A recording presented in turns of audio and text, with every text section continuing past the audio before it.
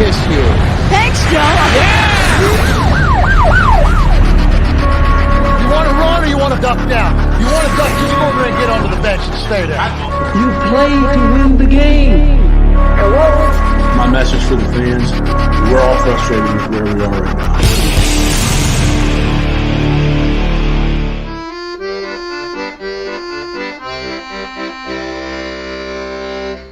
Jets, Jets. All right, what's good? Jets, Jets. The laughing will cease to exist in mere moments. My good brothers and sisters in pain, the Jets are about to show the world we've been pissed for a long time, and we're out for blood. I love it. Welcome to the Thursday thick of it. I've been looking forward to this one. I am GreenBean, and I'm happy that so many of you are here. We're going to have a good show tonight. I want to start by saying the show is sponsored by Manscaped, everybody. What do you think of that? We're going to just jump right into that real fast. I'm so happy that you guys are here, and I'm so happy that Manscaped likes to sponsor the show. Guys, you can save 20% when you head to manscaped.com by merely using the promo code GreenBean. 20%, man. And that's in addition to any other sales they have going on. They always have something 10% off here, 12% off there. You can tack on this 20% to everything. It comes with free shipping. We're talking about the Lawnmower 4.0. We're talking about the Weed Whacker ear and nose hair trimmer that I love and use literally every single day. We're talking about the Beard Hedger and all of the new beard line products that I do right now. There is Manscaped beard oil in this beard that was trimmed with the Beard Hedger. Come on. All right. Save yourself 20% using the promo code GreenBean. The link is in the description of this very video. And with that all said, I'm going to get into this tonight. We're not going to drag our feet. We're going to jump right in, and we're going to say hello to our co-host, Mr. Gunny from the New York Jets Situation Report. How are you, sir? I am doing outstanding, GreenBean. I appreciate you for having me as always. It's a pleasure to freaking be here. Yeah, man. Right now, it's all kind of exciting. It's a bit jittery. I keep refreshing Twitter. I'm sure you're doing the exact same thing. Just waiting any moment refreshing. Now. Right. Refreshing. Man. Yeah, just a little rattled, but overall, doing great, man. How's everybody doing tonight? Yeah, well, look, I'm glad that you're here, dude. We've been on the edge of our seat. Let me say it that way for the entire last, I'd say, 48 hours almost now. Yes, we found out that the Jets were given permission to talk to the New York Jets or to Aaron Rodgers. Then we find out that Woody scooped them all up, threw them in a plane, and whisked their whole crew out to California for a brunch. And they met at a restaurant. A New York Jets fan from Jets Twitter, once again rising to the occasion, staked out at the friggin' airport, filming Aaron Rodgers walk into Woody's jet. Dude, we are the absolute best. We are undefeated on Twitter. If there's any question why New York Jets win Rookie of the Week every week, it's because of the way we are, who we are, how we do it. We are not here to play games. It's about time this team gives us what we've been giving them. And Aaron Rodgers, man, he's been your number one the whole time. Yes. Would be doing just that. Do you agree? Facts, 100% facts. I think this could be literally, we could do nothing else in the offseason, and this would still be a win in my book in regards to this offseason. I just, the impact Aaron Rodgers can have on this roster with the current talent as is just immeasurable. And I'm for one very anxious, and I'm really hoping that we find a way to go ahead and close this out. I'm getting nervous. I'm not gonna lie to you. I was expecting for us to know by today. I saw somebody ask me, like, how's my wife doing? She's on edge as well. She's adamant that, like, it's not going to happen. And then she's also convinced herself that she doesn't care whether or not it happens. Right. So she's trying to go ahead and kind of get that pain already over with. She's like, if it happens, whatever, I don't care. Yeah, Jordan Love, might be good. We don't know. I'm like, wow, you're already starting to go ahead and grasping onto some hope. So she's hanging in there, but she's as stressed, if not more stressed than the rest of us. Right? How could you? Now, if you guys don't know, Gunny's amazing wife is a diehard Packers fan. Yep. So diehard, in fact, that most of Gunny's offspring are Packers Packers fans. fans. Right? He lives in a Packers house.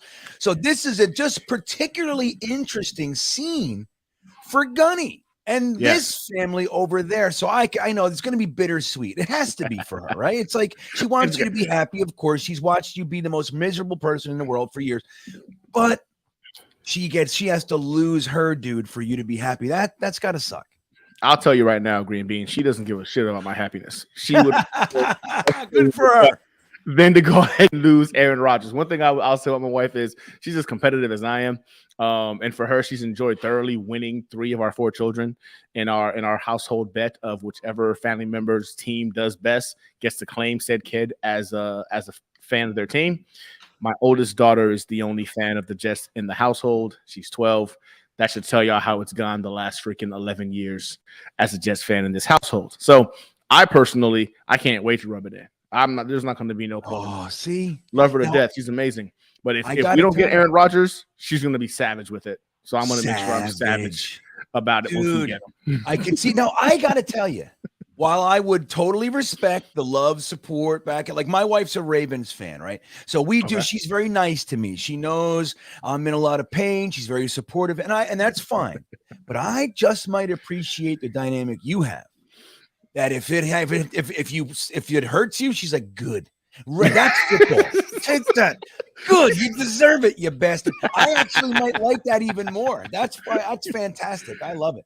So yeah, man, this is going to be a big deal for the Gunny household. Now, Gunny, I want to tell you a couple things. Now, number one, we have 2 guests on deck for tonight. Now, the first one we're going to bring on in a second, but I just got word. Now, we're going to make of this what we will.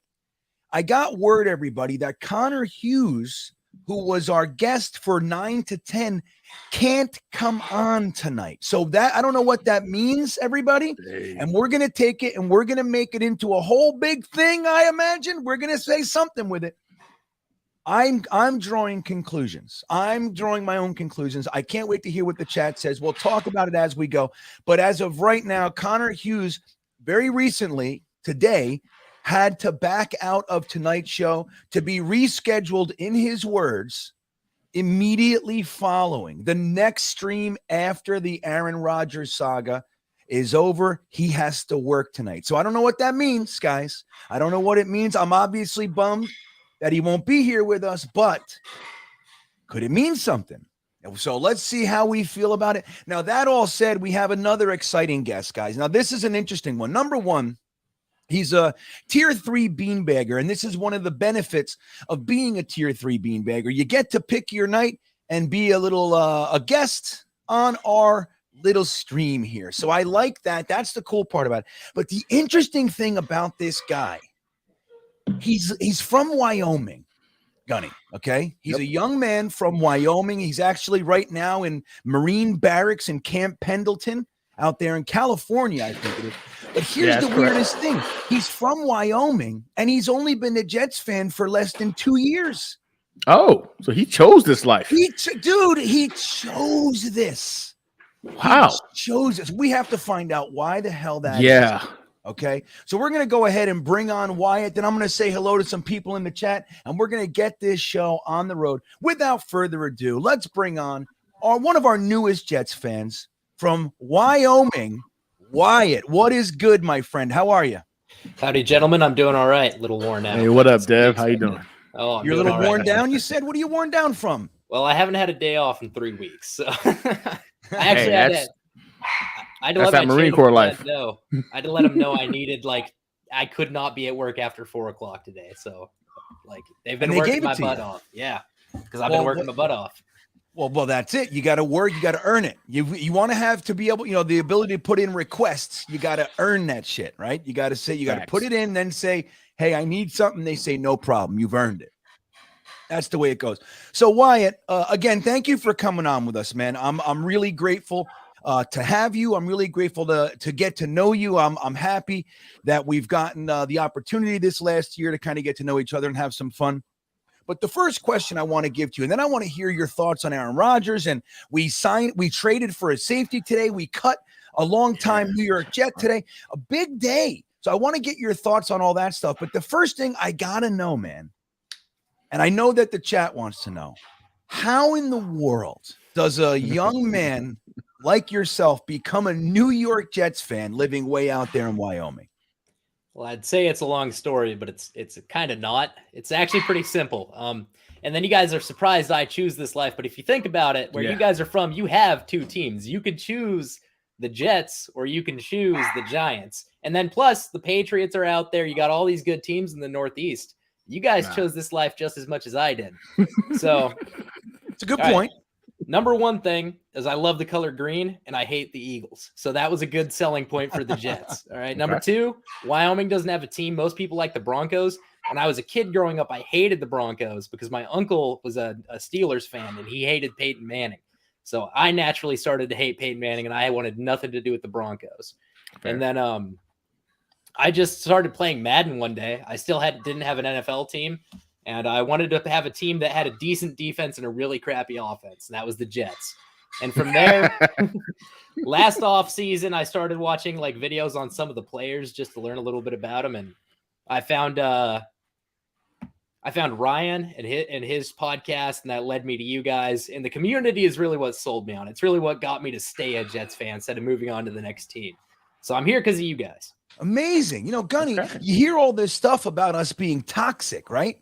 That's what we hear. We hear all that we're the worst. We hear that we're, that we're negative. But the truth is this community attracted a young man like Wyatt. Look at this guy. He is, I mean, come on. Is there a better looking kid that you would want to bring into the fray? Look at him. He's amazing. And we get him because of our community. Can you believe that shit? It's shocking to me. I ain't gonna lie to you, especially talking about he decided to join this community in the turmoil that has been the last couple of seasons. And you're coming in right now at the bottom. So I think it can't get much worse is the way I look at it, right? Like if you're coming in when we're at the bottom, I think you're one of those guys that rides with us to the top, man. And I'm ecstatic to have you as a fan, brother. I'm also ecstatic to have you as a brother in arms as a Marine.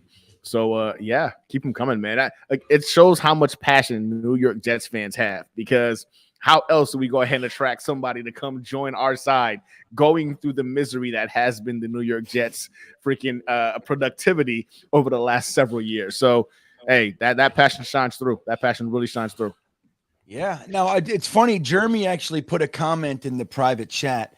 And Ed Wyatt, just so you know, you do have access to that. If you look on the right-hand side of your screen, I believe it'll say chat and private chat. So you can still see the YouTube chat and you can see the private chat.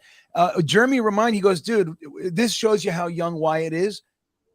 When he said Peyton Manning, he said Broncos. He pointed out the Broncos. It's funny because when I think Peyton Manning, I think the Colts. I think Colts. Yeah, same here. So, all right. So, Wyatt, you talk about the Jets fans. You talk about, obviously, you've been here for a little bit now. We have not been a very, very good team. We've shown some promise. We've shown some hope. I think more and more Jets fans are starting to buy into this idea that Joe Douglas might be a pretty good GM. Like, it's not perfect, right? But he might be. What are your thoughts coming on fresh, man? Like, you're not here because, you grew up here. Your dad made you a Jets fan. Like, you're coming in with fresh eyes. Joe Douglas, what's your overall thought of what he's doing, how he's building the team, and where he's got us going? So I see a lot of Jet fans that are really impatient, and I get it. You guys haven't seen success since 2010. You want it now. You don't care what we have to give. You guys want to see something today. I don't have that mindset. I just got here, and I'm looking at it, and the Jets are a team that are doing everything they possibly can. Like, everything they're doing is the right move. They save a lot of Joe Douglas saves as much dead cap as he can. He doesn't want players on his team that are going to cost him later. He has really good ability at trading and getting really valuable picks, as we saw with what's his name, Clark today, Chuck Clark, for that seventh rounder. Like, he's a thief in the night. So I think his ability to get good players for cheap is amazing. And then I just think the Jets are doing everything right when it comes to slowly building a team. And what I want the Jets to do isn't win a Super Bowl next year. I don't want them to make the playoffs next year. I want them to become a true dynasty on the level of the Patriots or better. I want them to be a long-run team that everybody is worried about playing for the next 30 years. I don't want next year. I want the next 30 years. So I think Joe Douglas has done a fantastic job with that. Did he mess up with Zach Wilson? Sure, but what else has he really made mistakes on? And Zach Wilson say what you want about the kid. He looked good. We weren't the only team going after him. So I love Joe Douglas. And honestly, to the players who say they'd rather have a different guy, who would you rather have as your general manager that isn't already taken? Like, who would you trade him for? Right.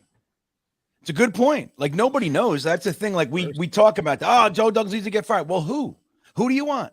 Get somebody from the Ravens. Well, he's from the Ravens. I mean, where do you want? Get somebody from the Steelers. I mean, what are we going to do? And nobody's guaranteed to do anything. That's the great thing about the NFL. It sucks because we always, we usually end up on the negative side of it. But the best thing about football and NFL is that it doesn't matter what somebody did last year. It doesn't matter what they did in college. It doesn't matter what they did on their last team. Anything can change from year to year. You know the old saying, anybody can be beat on any given Sunday. It's really true. Now, if we find out the NFL is making narratives and scripts, that's a different story. But let's leave that. We'll leave that aside. So I like Joe Douglas too, man. I think that, we look at what he did today, Wyatt. Joe Douglas, look, we're all waiting for this Aaron Rodgers thing to pop, right? We're all waiting. We're hearing words like imminent and on the brink. We're seeing that the Jets are on the brink of signing 4-time MVP, blah, blah, blah. But while we're waiting, all of a sudden, I think it was Rappaport just goes, oh, yeah, by the way, the Jets just traded with the Ravens for a starting safety, Chuck Clark, for next year's 7th round pick. Now, I don't know what you might or might not know about Chuck Clark. I mean, he's been pushed off the roster a little bit by Kyle Hamilton and Marcus Williams. That's fine. But he's a starting caliber safety on a team where safety is a weakness. So we brought somebody on for literally chump change. What do you think of that move kind of while everything's going on? He's cutting Berrios. He's renegotiating CJ Uzoma. And then out of nowhere, oh, yeah, by the way, I went out and got us a new safety. How'd that make you feel? Well, the minute he cut Berrios, I stopped caring about Berrios. The minute he signed Chuck Clark's my new favorite safety. I mean, from what I've heard, he's damn good at tackling. It's what we need. Whether or not he plays strong safety or free safety, I don't care. What I'd be curious to see if they keep him and the other couple safeties and they rotate him in and out because it's a rotating defense. But either way, he got him for a 7th round, which is next to nothing. And he's a good player. How often do you get good players for 7th round picks? I haven't seen it before. So it's rare. Say what you want about Joe Douglas. Is anyone else? I don't see any other general managers doing this stuff. So I love the Chuck Clark thing, and I love defense. So go ahead. Yeah, I think what's crazy about the whole thing is we got him for a 7th rounder next year, right? Chuck Clark was ranked 9th in tackle efficiency in the NFL. Out of 69 potential safeties that have enough reps, he was ranked 9th. This guy doesn't miss. Do y'all want to know where Jordan Whitehead and Poyer ranked? Right. 58th and 59th, respectively, in terms of tackle efficiency. So to get him for a 7th round pick and strongly improve the safety room, I'm baffled that Joe Douglas continues to just rob people like this. Like I kind of wish he didn't do it like this soon because now the Packers are going to sit there and be like, well, damn, he just got them for a starting safety and literally a NFL caliber starting safety for nothing for a player that will most likely wind up being a freaking practice squad player down the road. I don't know how Joe keeps doing it, man, but I don't understand why anybody would want to get rid of this guy. He's been nothing but great with the exception, of course, of Zach Wilson, which remains to be seen. Maybe under the freaking wing of an Aaron Rodgers for a couple of years, he might become a solid starter in the NFL. But nonetheless, yeah, man, I'm with Wyatt on this one. I think Joe Douglas is a G. I'm glad he's our GM. You bring up a great point, man. Maybe the fact that Joe Douglas kind of swindled. There's no other way to look at it. I mean, 7th, and not even this year's 7th, next year's 7th. Man's a thief. Which, if we know about the conversion rate, next year, like this year's 3rd is equivalent to next year's 2nd. So it's like, it loses value, going for, maybe I said that backwards, but it loses value every year that you go. So it's less than a 7th, really, as far as in today's currency. And it's funny, maybe the Packers go, wait a second, maybe whatever deal we're agreeing to, maybe we're being had. Wait a second. We got to relook at this. Joe Douglas has that like force field around him. When he's talking to you, you go, yeah, man, yeah, everything sounds great until you hang up the phone and then you realize you got screwed over. Well, and he does it consistently. What's the name of that running back? We basically stole him too. And then what he did is he said, if he runs this much, we'll up it to a 4th round pick. And then the minute he was approaching it, they pulled him off the field. Like Joe Douglas he swindles people. I'm surprised anyone even answers his phone calls anymore. I would not. Well, that's the thing. I mean, look, and clearly, right? It's funny because you're not the first person to say that, Wyatt. A lot of us feel that way. Like it's gonna come to an end. Like people are gonna stop taking his calls. But the truth is that they do take his calls because he has strong relationships all over the NFL. Now, one of the things I'll say, a lot of people just let this kind of slide by. But 2 years ago, Joe Douglas did something that a lot of Jets fans just kind of, oh, okay, whatever. But what Joe Douglas did was he took really good aging vets on the Jets, and we were on a sinking ship with Adam Gase and everything, and he sent guys like Steve McClendon down to the Tampa Bay Buccaneers for a song.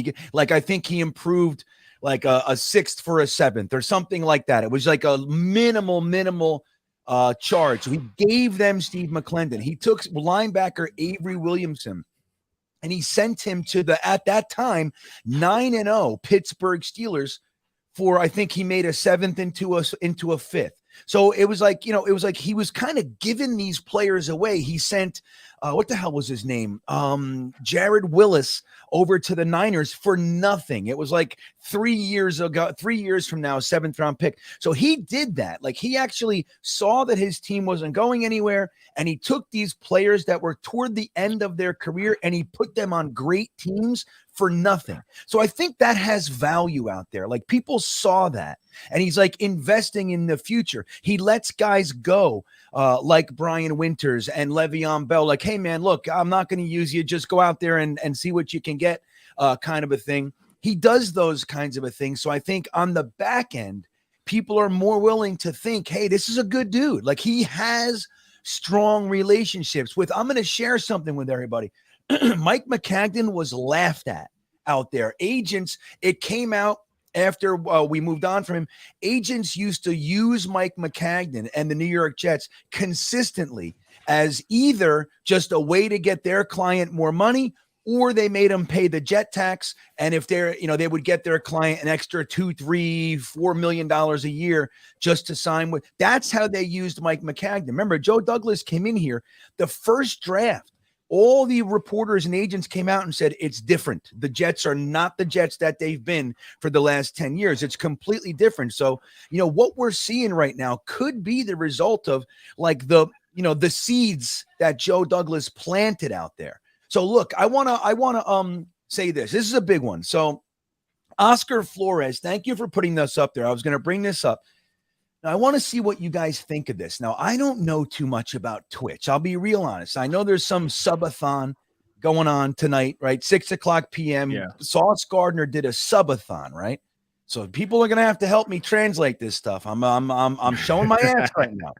But what I got do you, know, GreenBean. I got you. You got okay. This is good. Gunny knows. All right. So he said that Garrett Wilson and Breece Hall hooked up with Sauce Gardner tonight for their subathon, and he said that the Aaron Rodgers trade is coming with package deals. That's what he said. Now, like Oscar Flores is saying here. Now, I have an article here. I'm going to try to find exactly what he said. Let me see here. I don't know. Yeah. So, okay. Zach Rosenblatt of The Athletic said Gardner had something interesting to say on his live stream. Appearing with receiver Garrett Wilson and running back Breece Hall, Sauce said that if Rodgers joins the Jets, it's package deals all over. I can't tell you who, but just know. What the fuck does that mean? What are we talking about, Wyatt? You hear it. What do you think that is? And Gunny, I want to hear what you think, and then I need to hear what the hell a subathon is too. You got to help me. Wyatt, what does it mean? What is Sauce talking about? Package deals. Well, it makes me worried personally. I mean, you know me. I don't like Aaron Rodgers. I like him as a quarterback. I think he's a fantastic quarterback. But if I could have gotten any other quarterback, I would have chosen another quarterback. And it's not because I think Aaron Rodgers is bad or he's not going to take us to a Super Bowl. It's just because I don't like Aaron Rodgers. That's because he's from Green Bay. And tell him why. Right. Tell him why. People where I'm from never shut up about Aaron Rodgers. It's like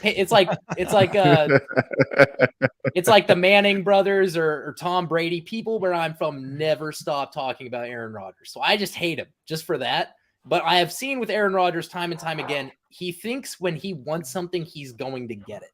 So I'm worried that when Sauce says it's coming with package deals, he thinks when we get Aaron Rodgers is going to have a couple stipulations like, hey, I want this player to come. I want this player to come. I don't care what you guys have to do to get it. And that's what I'm worried he means. But I couldn't tell you. I don't know Sauce that well. Like, I wish I did, but I don't. All so right. that's my guess. Well, we're all still getting to know Sauce, right? We don't know this. I mean, we like him. He's got personality. He's given us nuggets, but we don't know what he means yet, right? He said earlier, Gunny, he said something like, what did he say? He said, I know things, but I can't say anything. Remember that one? Yeah. Everybody said, oh, Yes. What does he know?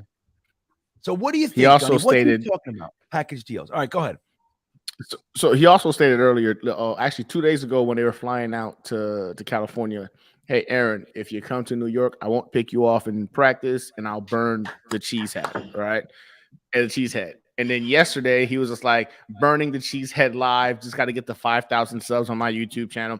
Just to reiterate, a subathon is pretty much he's on Twitch trying to build his following on his YouTube channel. So he's going to be on Twitch all day promoting it. It's a subathon. The whole time it's him promoting his YouTube channel while he's on Twitch playing video games. It's called a subathon because he's trying to push more traffic towards his YouTube. So that's He'll just him probably have playing rewards video and games stuff as he goes too. if they reach certain Exactly. limits. Exactly. What do they do? What'd you say? One of the They'll give rewards at certain subscriber thresholds. I know because I stream on Twitch. I have 2 followers, not to brag, but no, they'll like stream all day. Like they'll do an insane amount of time that they shouldn't be doing, like 24 hours. I've seen 48 hours, and the whole time they'll have the subscriber count at the top. And as they reach certain thresholds, they'll do special things to make people feel like they're contributing to something, which they are. And that's what he's doing. That's what a subathon is. All right, so there you go. So there's a subathon. All right, I'm understanding. I think I should do it. Should I start Twitch and do a subathon, or should I do it here and try to No, because if you do a subathon, someone's going to be like, once you reach this set of subscribers, you got to shave your beard. And if you shave your beard, I'm unfollowing you. Oh, so you think that's what's going to happen? People ask for some weird stuff, man. I wouldn't be surprised. You'll unfollow me for shaving my beard. I like that. Until it grows back. Until it grows back. Important. I want to say hello like real quick, and I want you to continue your answer, but I want to just take a second. Of course. My buddy Ryan is in the chat, Jets Talk 24/7. Ryan, I'll send you the link in a second if you want to pop on. Ryan's been streaming almost for 24 hours straight. I did I did a stream earlier. Ryan and Matt O'Leary came on with me. Then we went right up till Matt O'Leary's show, and then we both jumped on Matt O'Leary's show. And so, Ryan, I'll send you the link in a little bit, and you can hop on and say hello to our boy Wyatt, and then obviously our good friend and co-host Gunny as well. Oh, Hugh, I think you had on last week, right? You were on Ryan's show, right, Gunny? It was awesome. Yeah, I was on there. It was awesome. Awesome. I want to acknowledge Dylan Terraman from Jetnation is here as well. The fantastic stat head of the future. He's just getting started. That one, he's fantastic. Very impressive. You'll love him. He's the host of the Jetnation Radio podcast. And we also have our good buddy DK in the house from DKB Jets. Is that how you say the channel, Gunny? DKB, right? Yeah. Yep, that's my guy. That's my guy right there. That's right. So he's in the chat as well. So thank you guys for hopping in. So Gunny, okay, now we're talking about package deals. You brought up that. I mean, Sauce is great. He said, "I'll promise not to pick you off, make you look bad, and I'll even burn the cheese head," which is interesting. But so, what do you think he's talking about with package deals here? So in terms of the package deals, I do believe that when it came out that I think his name is Hermie, he also wind up going with the Jets to California to sit down with Aaron Rodgers, and he's our cap guy, right? So Hermie's our cap guy. He wound up going out there as well to go ahead and be a part of this process, and it's becoming more and more clear that he was there to explain to Aaron Rodgers how they're potentially going to create more cap space to make this work. I do believe when they're talking about a package deal, yes, we're going to include some picks. I still don't believe a first round pick is included in this whatsoever. I don't think it's going to be the 13th pick. I don't think there's going to be a first next year unless it's a conditional pick. But there are going to be a couple of players that I think would potentially sweeten the pot for the Packers, which also allow us to have some salary cap freedom to go ahead and bring on Aaron Rodgers. So when you're hearing him talk about a package deal, what we were all originally assuming wasn't going to happen, I think now there's a couple of players potentially on the hot seat Just coming off the top of my head, I'm thinking anywhere from Carl Lawson, Corey Davis, maybe potential options be packaged together. I don't think our young core is going to be impacted, hence why they're so happy and they're just kind of laughing it off potentially on Twitch. Yeah. But I do believe they're not worried. They're not worried. They're safe. They know they're safe, right? So I think in terms of that, potentially maybe an Elijah Moore or Denzel Mims, one of our younger wide receivers. But I do believe one of those 4 guys will be included in a deal to go ahead and get Aaron Rodgers here. And again, I'm going to reiterate, the deal's done. I believe wholeheartedly the deal's already done. The only thing we're waiting on right now, in my opinion, is one, Aaron Rodgers, are you going to give us more than 1 year? Because I'm sitting on this. I believe wholeheartedly the only reason they went out there was, listen, Aaron, we're about to make this trade. But damn it, man, we need a commitment that you're going to play more than 1 year. Could you kind of like give us – if we got him and he did the 1 year, would we eat the dead cap the year after? Yep. Yeah, that would be all on us. It's unacceptable. Exactly. Which is why I think they went out there to go ahead and try to get a reassurance aspect that he would be here for at least 2 years. But right now, I think it's just on Aaron Rodgers giving them that warm and fuzzy about potentially playing for 2 years, and that's all we're waiting on. I think the deal between the Packers and the Jets is done. That's already been discussed. And I do believe in terms of how much they're going to eat up in cap space is going to dictate which package they get. Hence why, again, Saul said packages. There's multiple packages depending upon like how much salary cap they're going to eat as well for them to go ahead and get what. So I'm excited for it because right now it's just a waiting game to figure out, hey, when are we going to hear the news so we know we got a new quarterback? I want to order my Aaron Rodgers jersey. I'm ready to order it. You're ready? Oh, my God. Oh, yeah. Gunny's a glutton for punishment. He buys jerseys after jersey. Now, look. See, I'm wearing I'm afraid. I'm over here terrified to buy shit. I don't know. My brother bought me a Garrett Wilson shirt, not a Garrett Wilson, a Zach Wilson shirt at Christmas, and Zach Wilson was already bad. So the minute I opened it, I was like, man, this is awkward. But it's the only shirt I got, so I'll wear it. And I've got a New York Jets super fan. He said someone's stealing my clothing. That was my roommate. I live in a barracks. I did lock the door, but there's only so much you can do when he has a key. He's locking it on the way out, so we're good to go. I bet. Well, look, man, we talked about Ryan. We said, hey, Ryan, come on the show. He said, sure. And then out of nowhere, this happens. Look at this. Oh, hey, O'Leary. What's up, on? O'Leary? How you doing? I'm doing pretty good. I know it's no Conor Hughes, but hopefully I can make you guys happy for a little bit. I'm telling you, man. This is very much appreciated. Right. Just as special. Even though we spent a large portion of this very day together already, it's still just as special to have you on. Thanks for jumping on, man. Yeah, I'm starstruck, Matt.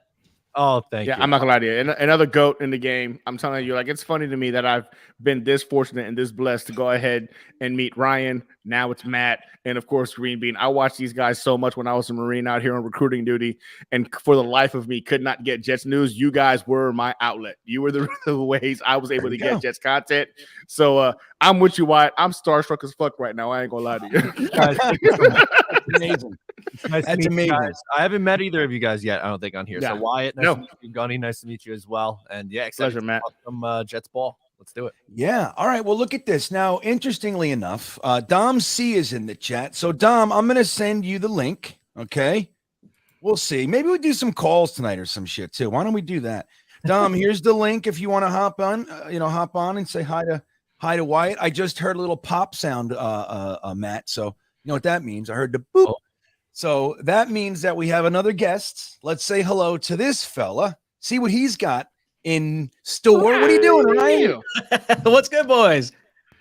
We're just hanging out with Wyatt here today. I might have to go, man. I'm about to like pass out or something. Well, Ryan, just so you know, Wyatt here, he's experiencing his level 3, tier 3 beanbagger benefit being a guest, but he's a brand new Jets fan out there from Wyoming. You were essentially his introduction to the Jets. You're the guy who roped him in many ways. That's awesome. That's really cool. I heard you mention it before, and I was like, I heard the community aspect of it, and I love it. That's absolutely the coolest part of this whole Jet YouTube community is like everyone's linked up. It's fun. It's the best. So now look at this. This is interesting because out of nowhere, we get a super chat from Steven, better known as Sack Exchange. He's out there too. He's chomping at the bit. I got some texts from him as well. We all know Sack Exchange from the Jet Lounge, and opening day we had a nice festive time with him in the rain watching the Jets lose to the Baltimore Ravens, and I was so mad. I remember that guy Aaron Butler who was coming on all of our chats. Remember the Ravens fan? And he was on every single show. I wanted so badly for him to, and even more than just the Jets to win, I wanted to make that kid unhappy. That's what I wanted. And as soon as the game was over, I came over to him and he was in my damn chat. I'm like, get out of here. I kicked him out. I don't want you here anymore. But it's good to have you here, Sack Exchange. Thank you. He says, Bean, it's coming. Can you feel it? We wake up tomorrow to the news. Let's go. Love you. Well, I love you too, man. It's nice to see you here. And what do you think? I'll start with you, Matt, real quick, and then I'll go around the panel. Realistically, I know we talked about it earlier, but time is elapsing. You know, you start to think a little different as time moves on. Do you agree with what he's saying here? You think tomorrow morning? You think tonight? You think next week? What are you thinking, Matt? I have no idea anymore. I'm just so mentally drained from all of this, but my stance has been that something's going to be done by the end of the day on Friday, and I'm going to stick by that. I just don't see how this carries over into next week when the legal tampering period starts up on Monday. So I think the conclusion's coming, but man, the waiting is really starting to get to me. I know. I know, and it hasn't been that long, but it is. It feels Forever. Like forever, dude. So Ryan, what do you think? You agree with Matt? You think maybe a little longer? You think they're going to drag this out? Where do you stand? I said I'm hoping it comes today. It's probably going to come tomorrow because I'm going to be working. But that they the magical part, it could happen at 12 p.m. on Sunday, March 12th, where Rodgers wears number 12 because Namath turns it over. There's too many 12s involved. Yeah, 12. I like that. That's an interesting way to spin it. I don't want to wait that long. No, neither do I. No, I like please, it. God, no. Wyatt, what are you thinking? Don't count your chickens until they're hatched, man. I'm worried that maybe this doesn't go through. I'm excited for it. They're probably going to drag it out. It's the Jets. I count on the worst case scenario, even though I love this team. So I think next week sometime. I doubt it's going to be done before then. Oh, look at this. Ryan's in the chat talking about, are you talking about getting Wyatt a t-shirt? Hell yeah. Let's send him an ejected shirt. Why? Get me your, shoot me an email after this. Jets Talk 247. I'll get you a shirt. We got to swap out that Wilson shirt. There you go. Right. All right. All So right. that's Dom C too. Dom C and Ryan we're talking about it. Yeah, we can't have that, man. You can't have it. Now look, keep it. Like I still have my Muhammad Wilkerson. I think I still have a Sanchez somewhere. So you keep them just in case something happens later. But yeah, you can't wear it. You can't wear it. And we got to get you a good shirt. That'll be great. That'll be fantastic. My brother got me this for Christmas. All right. Yeah, it's all up. Maybe in 2 or 3 years it'll be It'll be worth something. Yeah. Exactly. Keep it around because, hey, man, if Jets Forever has any say, Zach Wilson's going to come out of this and literally lead the league in yardage, receptions, touchdowns, kicking field goals. He's going to do it all, and he'll be the legend of legends. So you'll have a great shirt. Hey, it'll all work. This is actually my most naive, probably least realistic take that I genuinely believe. I do think Wilson, after Rodgers is gone, is going to pull it back. It's probably not going to happen, but I'm actually with Jets Forever on this. I like Wilson. I really do. I don't think it's over for him. I'll tell you what, I fully support it. I'm with it. As long as you're not on number 2 this year, I really think that would be a mistake. Gunny, where do you think? I mean, do you think we're going to find out the news tomorrow morning? What do you think? I think we're going to see it potentially over the weekend. And I think I say that because Aaron was adamant about saying he wanted to go ahead and kind of get the news out there before the start of free agency. I think Monday tampering officially starts. And I do believe he wants to have a say in which one of his friends get to come to New York with him. And I think because of that, we'll probably get that news over the weekend. I would love for it to be tomorrow. I would. I think we're all over it. I'm literally refreshing Twitter right now while we're on this show to be able to tell you like, hey, it happened. But unfortunately, it hasn't. I'm looking at all of y'all. All of y'all are on Twitter right now. I know you are. Right. Everybody's on Twitter. Everybody's looking face like this. Come on. Come on. So I don't think it's going to happen tonight, and I don't think it's going to happen tomorrow either. But something tells me over the weekend we'll actually get definitive news whether or not Aaron Rodgers is a Jet, and I do believe it's leaning more so towards him being a New York Jet. Yeah, well, I will say this about Twitter. I agree. I know that at least 3 of you are refreshing Twitter right now, so that means I don't have to. That's good. We got you. I don't We have got you. one less thing to do. I want to say hello to our good buddy Ab Lab Studios popping in the house. In addition to Emanon and FM, and I see you guys all pouring in. GreenBean's burner in there, reminding everybody it's really nice if you go ahead and hit that like button, what we like to call the milk thumb. Go ahead and milk those thumbs and get that thing going. YouTube likes it, and it is appreciated. I saw another there he is, Leo Vernacchio, recent winner of the GreenBean t-shirt. Oh, you know what I'm going to do? I'm going to give away. I keep forgetting to do this. For every super chat tonight, Jeremy's going to put you down. We're going to give away 2 things. I'm going to give away a t-shirt, and we're going to give away a full bag. I'll show you right now. Hold on. One of these, a full bag of sponsored liquid IV. You can pick one. This is the Energy, and this is lemon lime hydration multiplier. I'll send you one of those as well. So everybody that sends in a super chat tonight, you're all entered to win one of those things, a t-shirt. And Leo won his t-shirt last week. So he says this package is not going to include Elijah Moore, right? So let me say it. So Wyatt and Gunny and myself, we were just talking before you guys hopped on about Sauce's comments about the package deals, right? He said it's going to be package deals, but I can't tell you what it is. Now, we don't know, right? Sauce, he could just be marketing like a Jamal Adams, just making him, making the world think he knows stuff. Who knows? But let's say he does know something. You think that there is a package deal? Ryan, I'll start with you. And do you think Elijah Moore would be involved? Maybe a Corey Davis? What do you think if it's true?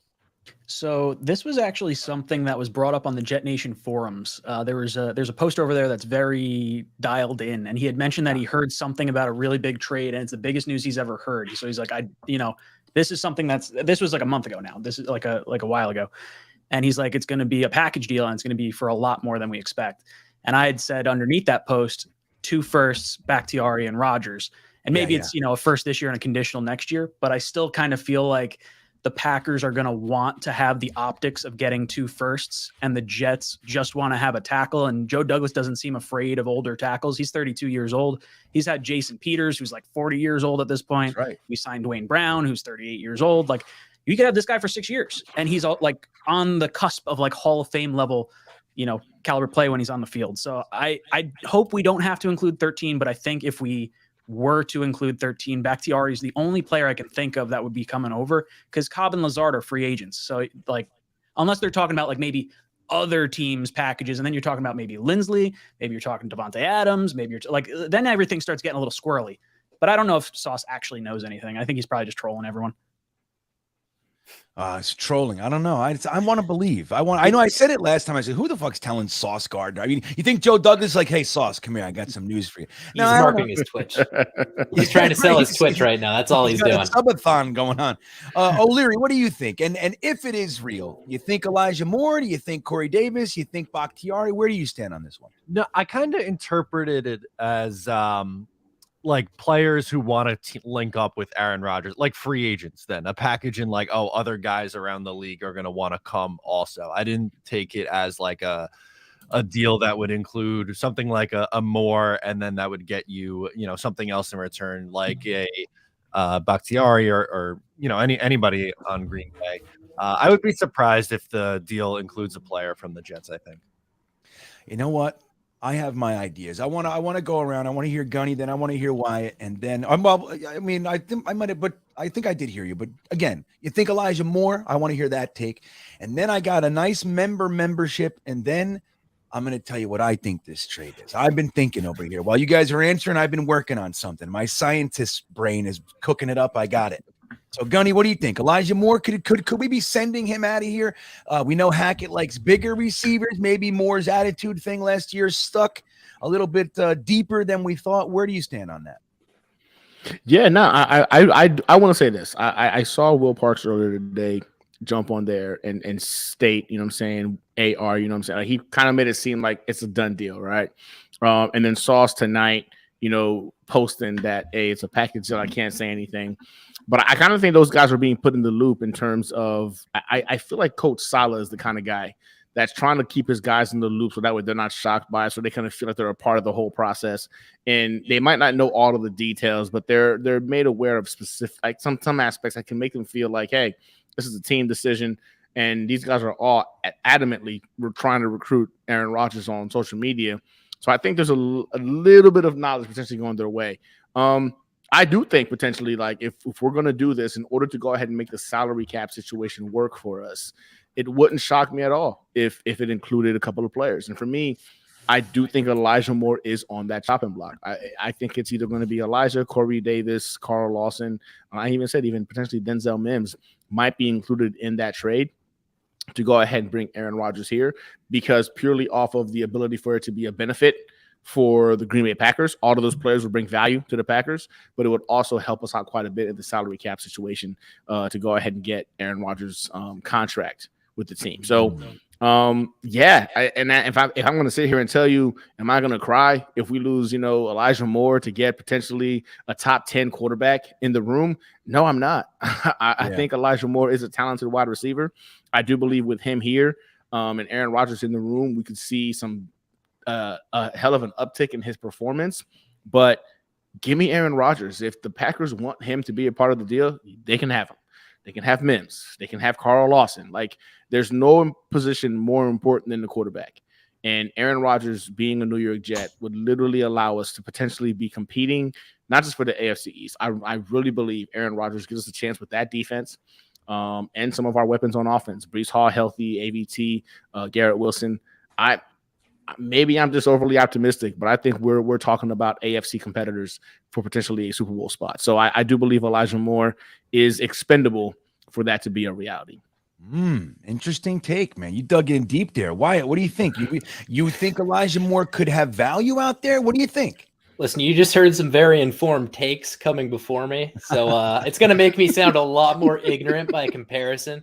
But I'm going to say what I'm thinking, and obviously I'm looking at the Brady trade when I look at this Aaron Rodgers trade. Brady had players he wanted going with him. He took Gronkowski everywhere he went, right? I'm thinking maybe there's going to be a few players, Aaron Rodgers, and maybe that's why he's holding out so long. He's saying he doesn't want him going. He probably has a couple players he's saying, if I'm going, they're going. Maybe that's why he's holding out, because he has leverage right now. He can say, no, I don't want to go to the Jets. I'm retiring right now. So he's probably saying, hey, the package deal is if I'm going, these guys are coming with me. So you're not just paying for me. You're paying for these guys as well. I don't know who that is because I don't give a dang about the Green Bay Packers. But, like, whoever it is, that's who it is. And we're going to pay for it, them as just as well as we're paying for Aaron. So maybe Moore's a part of that. Maybe, sadly, I hope not, but maybe Carl Lawson, he's a heavy cap hitter. Maybe the Green Bay wants some big name players. Maybe we're going to give them up. Who knows? All right, here's what's really going to happen. Okay, you ready for this? All right, so the Jets are going to end up they're offering and the Packers are going to accept. They'd like Corey Davis. They like Corey Davis. They also like Elijah Moore. They feel like they're going to lose Lazard. They're going to, Cobb's going to be gone. So they're going to do that. They also want Carl Lawson. So they want the whole package. We're going to then take all the money from those guys. We save, what's that? Almost $30 million with Moore thrown in there. They're going to take all of them. We're going to get their pick number 17. That's the way that we're going to get Rodgers and 17, and we're going to use 17 to backfill the Carl Lawson thing. So we're going to get Aaron Rodgers, keep 13, get an offensive tackle, get it deep. Jalen Carter is going to slide to 17. We're going to take him, and that's the way it's going to go. Joe Douglas will be applauded and raised above the crowd on his golden throne as we carry him down the street. That's what it's going to be. That's what I see happening, and that's why I don't use drugs anymore. So I want to put this up there. We have an interesting comment. Is it too big? No. A member, William Sprague. Did it go up there? Let me see. Did my comment go up there? Where is it? There it is. William Sprague. He's a new member or 2 months of Stream Beaner. He's a new Green Bean bagger. But he's got a big announcement. Listen to this. He says he found out 3 hours ago that his oldest son's wife is in labor with his first grandchild. So congratulations, William, on that one. Congrats, man. That's awesome. Amazing yeah. balls. But here's the twist. Irony would have it, his wife's maiden name is Rodgers. Name him Aaron. Name him Aaron. Name him Aaron. It only makes sense. It makes William, sense. congratulations. But Are the they magical Jetfans? mojo of all that, you see the Rodgers energies just flowing into the Jets paradigm. That's what's happening, Mr. Sprague. I love it. Thank you for sharing that with us. Thank you for being such an amazing supporter, bro, and just heartfelt congratulations. Look, I'm only my oldest kid is 15. Hopefully he waits until he's 29, 30 before he has a kid, but I got to be honest, I'm already kind of looking forward to playing with a little grandkid. I don't know. It's weird. Like I never even wanted kids. Now I'm already starting to think, I could hang out with a grandkid. Like, what the fuck happened? What happened to me? I don't know what happens. You get old, guys. It's real. It really happens. But that's amazing.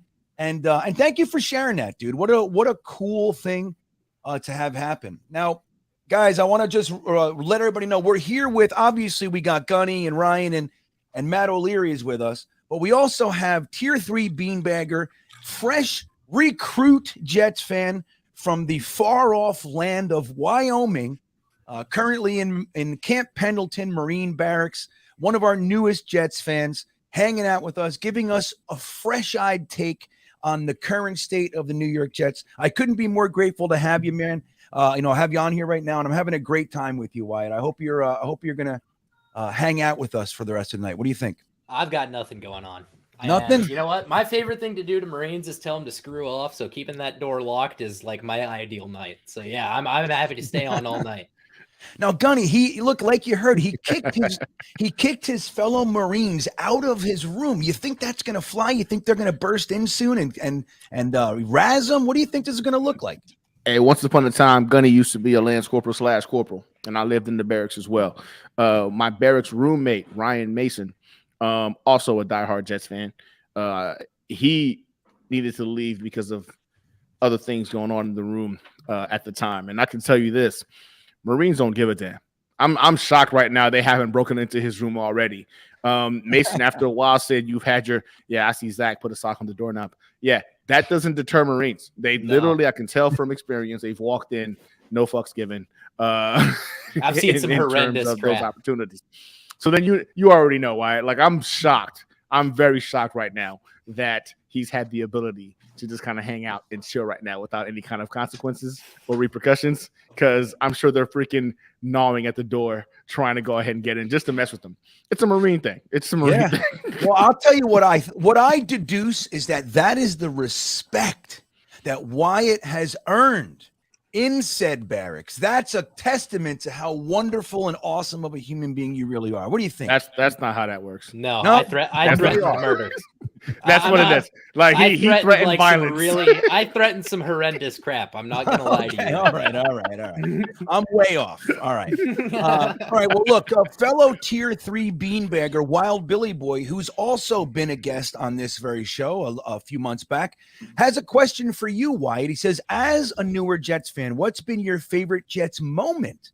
And then, if we have time, he'd like to ask maybe Gunny, Ryan, and Matt the same thing. So, Wyatt, so far, you're newer, but you've watched some football. What's your favorite moment so far? Oh, it's not even close. It's easy. I can tell you my best moment, my worst moment. I'll start with my best just because, I'm going to start with the worst because I don't want to leave with a bad taste in my mouth. Okay. And it's actually tied. The Jets losing to the Patriots because of a freaking return on special teams was probably the worst moment. But it's tied with Braxton Berrios dropping that pass and the touchdown. Those two are tied for the worst moments. I think the return on special teams is even worse because I watched that entire game from the beginning in the Chow Hall, and I watched our defense do everything in their power to win that game, and our offense let them down over and over and over.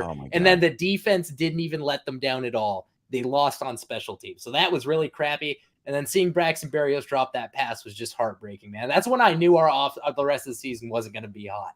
When he dropped that pass, I think that was a turning point. Well, I'll tell you what, he just got cut for it. Yeah, honestly. yeah. And he could tell too. You could see it in the way he played the rest of the year. He knew that was the end.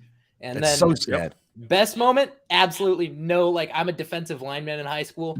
It's easy. When Quinnen Williams scooped up that football, shoved Tyreek down. He not took even mine. close. Dude, that is made fantastic. me so happy, man. I was like screaming. That's like the best moment of, and like my favorite football moment in history. Like, I loved it. Dude, come on. Now, is this guy one of us or what? Dude, you belong, 100%. dude. 100%. You belong. So, Gunny, he took yours. So, I'll bounce it to Ryan. I'm going to give you a second to rethink. Ryan, what's your favorite moment? Let's say this season with the New York Jets. Ooh, for this season. All right. So, worst moment. Oh man. Okay. Did I say worst or best, whatever. Well, I'll say worse than best. There you go. Okay, we're keeping. I'll do worst moment. Probably.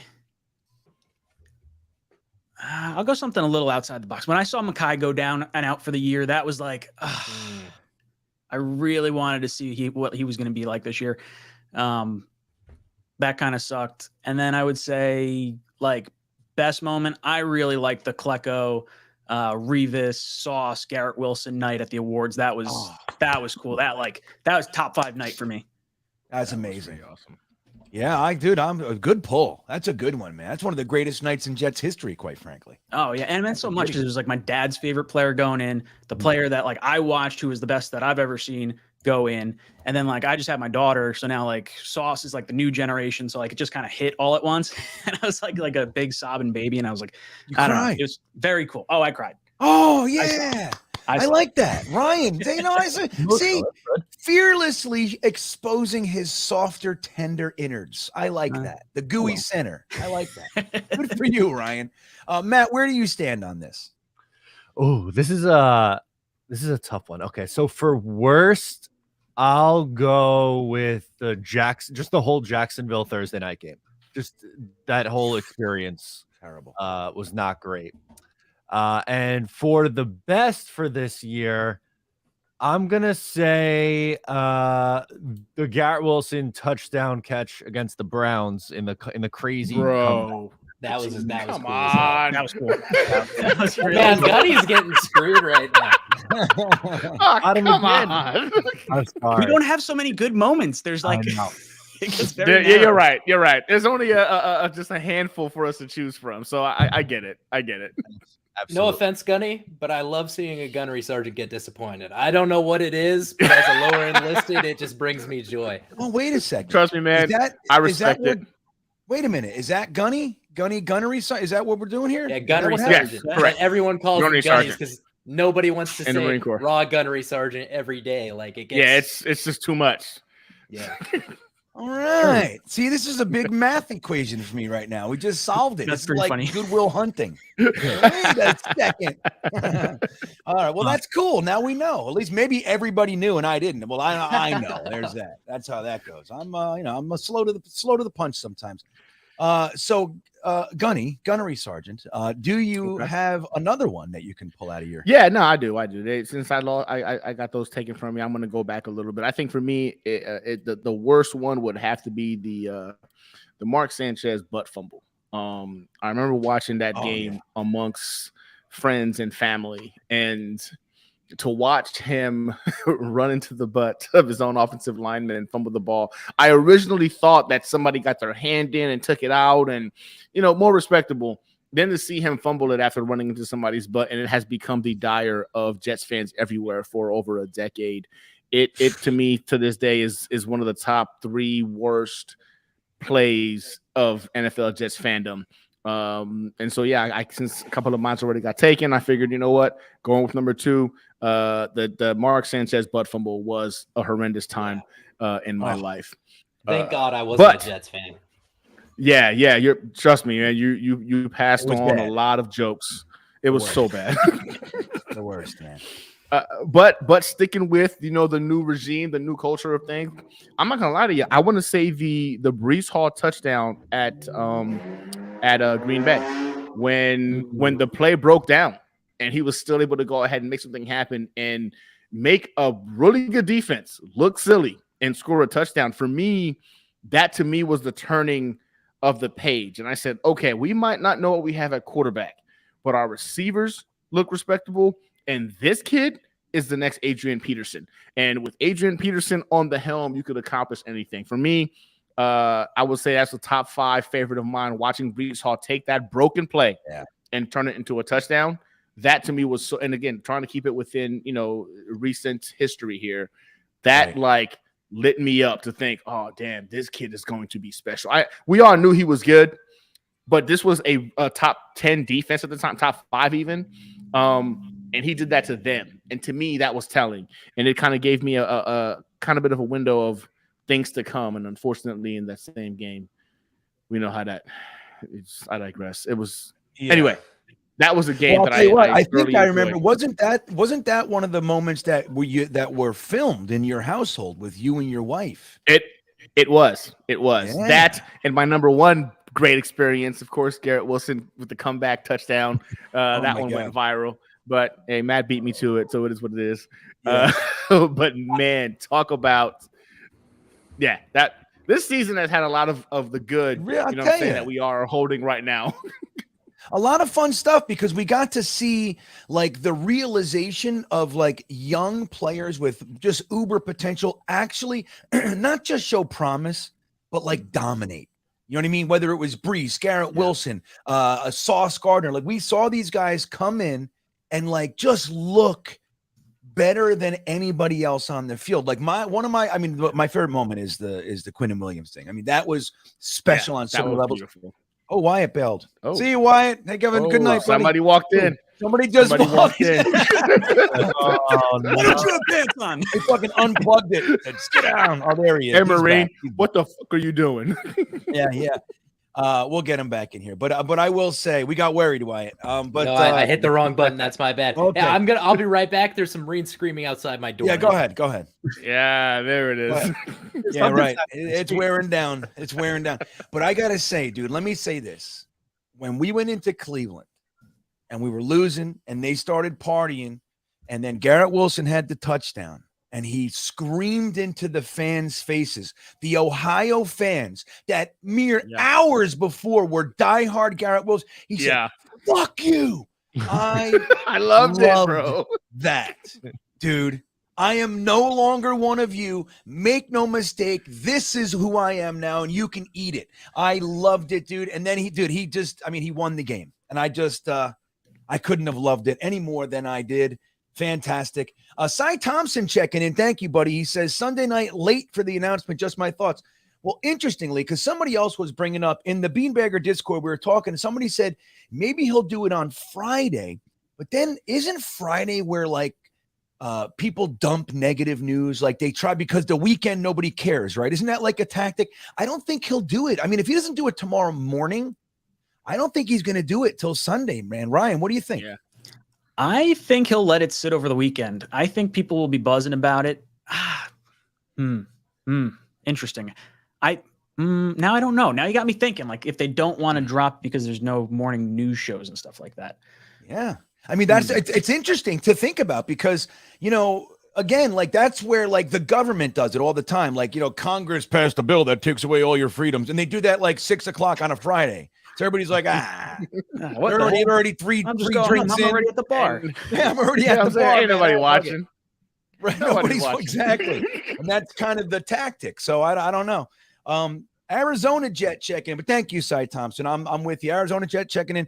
2 players, 2nd round, and conditional 3rd next year seals it. Conditional 3rd. Well, Matt, you think if there's a conditional, right? Do you think that it would more than likely go up to a 1st, depending on like if he's Super Bowl or all that stuff, or do you think that it would be capped somewhere around the 3rd? No, I think it could go up to a 1st, depending on whether you want to make it that he's back on the roster in 2024, or if you want to make it like they reach, the Super Bowl, or he plays X amount of snaps, whatever it is. I think it's going to be up to a 1st. So maybe it turns out that like if it blows up, God forbid, if it blows up and ends poorly, maybe it does end up being a 3rd round pick going back their way. But I think there's a chance it could be like a 2nd and then a 1st next year going back their way. But unfortunately, guys, I got to run, but it was fun hanging out with you for for a few minutes. Gunny, nice to meet you officially. I've seen you on these. Pleasure many, meeting many you, times. Matt. And guys, we spent all day together. it All feels like. day. One of the best days I've had in years. It's great. Yeah. love Well, Matt, listen, thanks for hopping on, man. Enjoy the rest of your night, buddy. All right, enjoy, guys. See you. Good night. And Matt leaves, and Wyatt's back. There he is. Wyatt, now we were worried. Gunny said, oh, they're coming. Are they coming? They were coming. I don't think they'll be back. Oh, that's so funny. I tell you, man, you could totally tell Gunny knows exactly. He just knows exactly what you're dealing with, right? They won't be back. Well, good, man. I'll tell you. So look, Wyatt, I don't know how much you've been paying attention to the specific players in the draft. Maybe I bounced this to Gunny or to Ryan. Jalen Carter is who he's talking about. Some people are saying the only truly elite player in the draft. At minimum, he's among the handful of elite players in the draft. But he had that kind of bad moment, leaving the scene of an accident that people died, and he might slide. Now, if he slides to 13, you scooping him up, a truly elite player that slides to 13, Wyatt? Here's two things about Jalen Carter. Number one, and more importantly, I don't think he's good enough looking to be a Jets player. So if I was drafting him, I wouldn't even take him.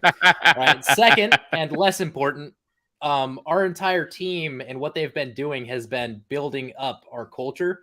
And I don't want to throw that away by drafting some jackass. I mean, pardon my French. I don't know if I'm allowed to say that on this. You can say whatever you want, buddy. But I don't think drafting somebody who ruins all the culture building we've been doing so he can come into our locker room, make a mess out of things, make Joe Douglas look bad, make our coaches look bad. I don't want him. I don't want him at 7th round. I don't want him at all. I don't care how good he is. It's a good take. It's important, man. Look at the culture. That's why when people say like, hey, we should go get OBJ, or I don't want it. Like, talent is great, but it's scary, man. Like, we really do have a truly changed and altered culture here. And you got to give that credit to Joe Douglas, but also to Robert Saleh. I don't think he gets enough love for that because we focus on some of his inadequacies, right? Like, some of the stuff like his time management or excuse me, what have you. But I think you got to look at it. This team 2 years ago before he came here was a completely different scene. And just 2 years later, we're talking about the Jets flying out to have a private dinner, lunch, whatever, with Aaron Rodgers. And it's realistic. Like 2 years ago, Aaron Rodgers isn't coming to this team. Never. He'd say, no, it's not even on the table. So I think Robert Saleh should get a lot of credit for that. I think you raise a good point. I don't know, Jordan. I think I would look, you got to vet him and you got to check it. But there was also some other kind of character-y things with Jalen Carter before this too. So I am, where there's smoke, and sometimes it's just not worth it. It's just not the worth it. Raiders have him. Right. I wanted to say something. Now, what the hell was it? I wanted to tell everybody. Wyatt, by the way, guys, Wyatt drafts when he does his mocks.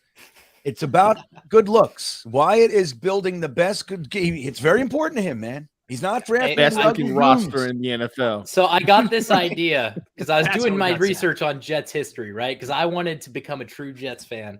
And what was the name of the quarterback who won the Super Bowl? I don't know. It slips my name right when I want to think about it. Namath, Joe Namath, one of the most handsome, like just a rapscallion, just a solid fella, good looking. He had the nightlife. Dude did a commercial in pantyhose. I freaking love him. He's my idol. So you know what? I want that to be the Jets thing now. All right. It's not just because I'm a vain person who likes good looks. I think the Jets could build a genuine, like, people would want to come here because if you're on the Jets team and you can say, I'm on the New York Jets, we're a team of models.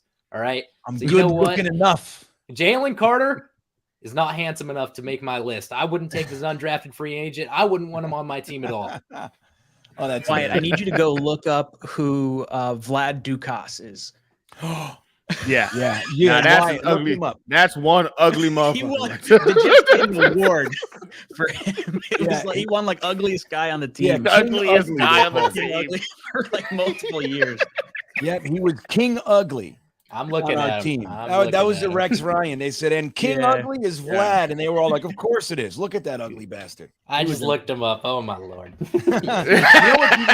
What's even worse about Vlad Dukas, I don't know if everybody remembers, but we had a future Hall of Fame left guard on our team named Alan Faneca, who played well. I mean, he was clearly not the dominant guy that he was maybe 3 years earlier, but he was still good. We drafted Vlad Dukas in the second round and cut Faneca the next day, I think it was. Faneca went on to the Hall of Fame. Vlad Dukas was cut from our team after just complete failure. For like, I guess 2 or 3 years we held on to him. He did end up managing a mid-level career. He hung around in the NFL for a few years, Buffalo Bills, I think Vikings maybe. But overall, a big whiff by the Rex Ryan, Mike Tannenbaum Jets. But they succeeded in drafting a truly, truly special guy in the ugly department. So there it is. And I guess that's important. Dark Soldier, my good buddy, checking in. Isn't it nice that everyone is saying the Jets are Super Bowl contenders with Aaron? No longer the same old Jets. Now, Ryan, do you think, like we were just talking, I alluded to the fact that we could get him is not same old Jets, but do you think that this is real? You think that the whole NFL, we get Aaron Rodgers and it's done, like we are not the same old Jets? Yeah, I think you'll see a lot of that on the talk shows and everything. I think a lot of fans may say, "Oh, they're going to get like a washed 39-year-old quarterback," and it's same old Jets. They're desperate. They're just trying to do this. But it's like it makes the most sense for like everyone involved. And I think you're getting a motivated Rodgers that is like upset that Green Bay's kind of throwing him out with the bathwater, and he's just going to be like, "All right, you know what? I want to be loved," and then all these guys are reaching out to him, Sauce and Conklin and Hardy and all these guys. And I feel like he's like smitten with this. And I think he's going to be pissed off. He's going to come back and torch everything. It's incredible. Like, I really think it's going to happen.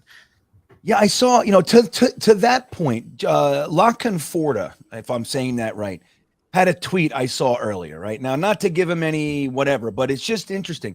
He said, so the Jets are going to trade future assets and spend $60 million on a broken down Aaron Rodgers. It's the most Jetsy thing in the world, and that's why Woody Johnson is in favor of it. And it's like broken down. I mean, Gunny, do you think, are we looking at a broken down? He's 2-time MVP literally 2 years ago, and he threw for 3,795 yards, 26 touchdowns, and 14 picks last. Are we looking at a guy broken down in your mind? GreenBean, I swear to you, Jets fans, sometimes as passionate as we are, I feel like logic escapes a great deal of our fans. Yeah. You're talking about a guy that still was a top 10. He put up top 10 quarterback stats with a broken thumb, fractured ribs, and no wide receiver one. And he's a scrub. He's trash. He was top 10 playing on one leg last year. And he's trash. I don't get it. I don't understand the logic. Aaron Rodgers, legitimately, if he wanted to, could play 5 more years in this league, and I believe would be a top 10 quarterback in the NFL. He stays healthy, 5 more years, he could be a top 10. I just don't know where it's coming from. A broken down guy that decided to toughen it out and lead his team playing injured when he could have easily sat out. He got his money. He could have easily sat out, but still played and put up top 10 quarterback numbers with no wide receiver one. It's him and friends playing football. And friends. But he's washed. Like, I don't get it. I don't get it. It's mind-boggling to me where this comes from.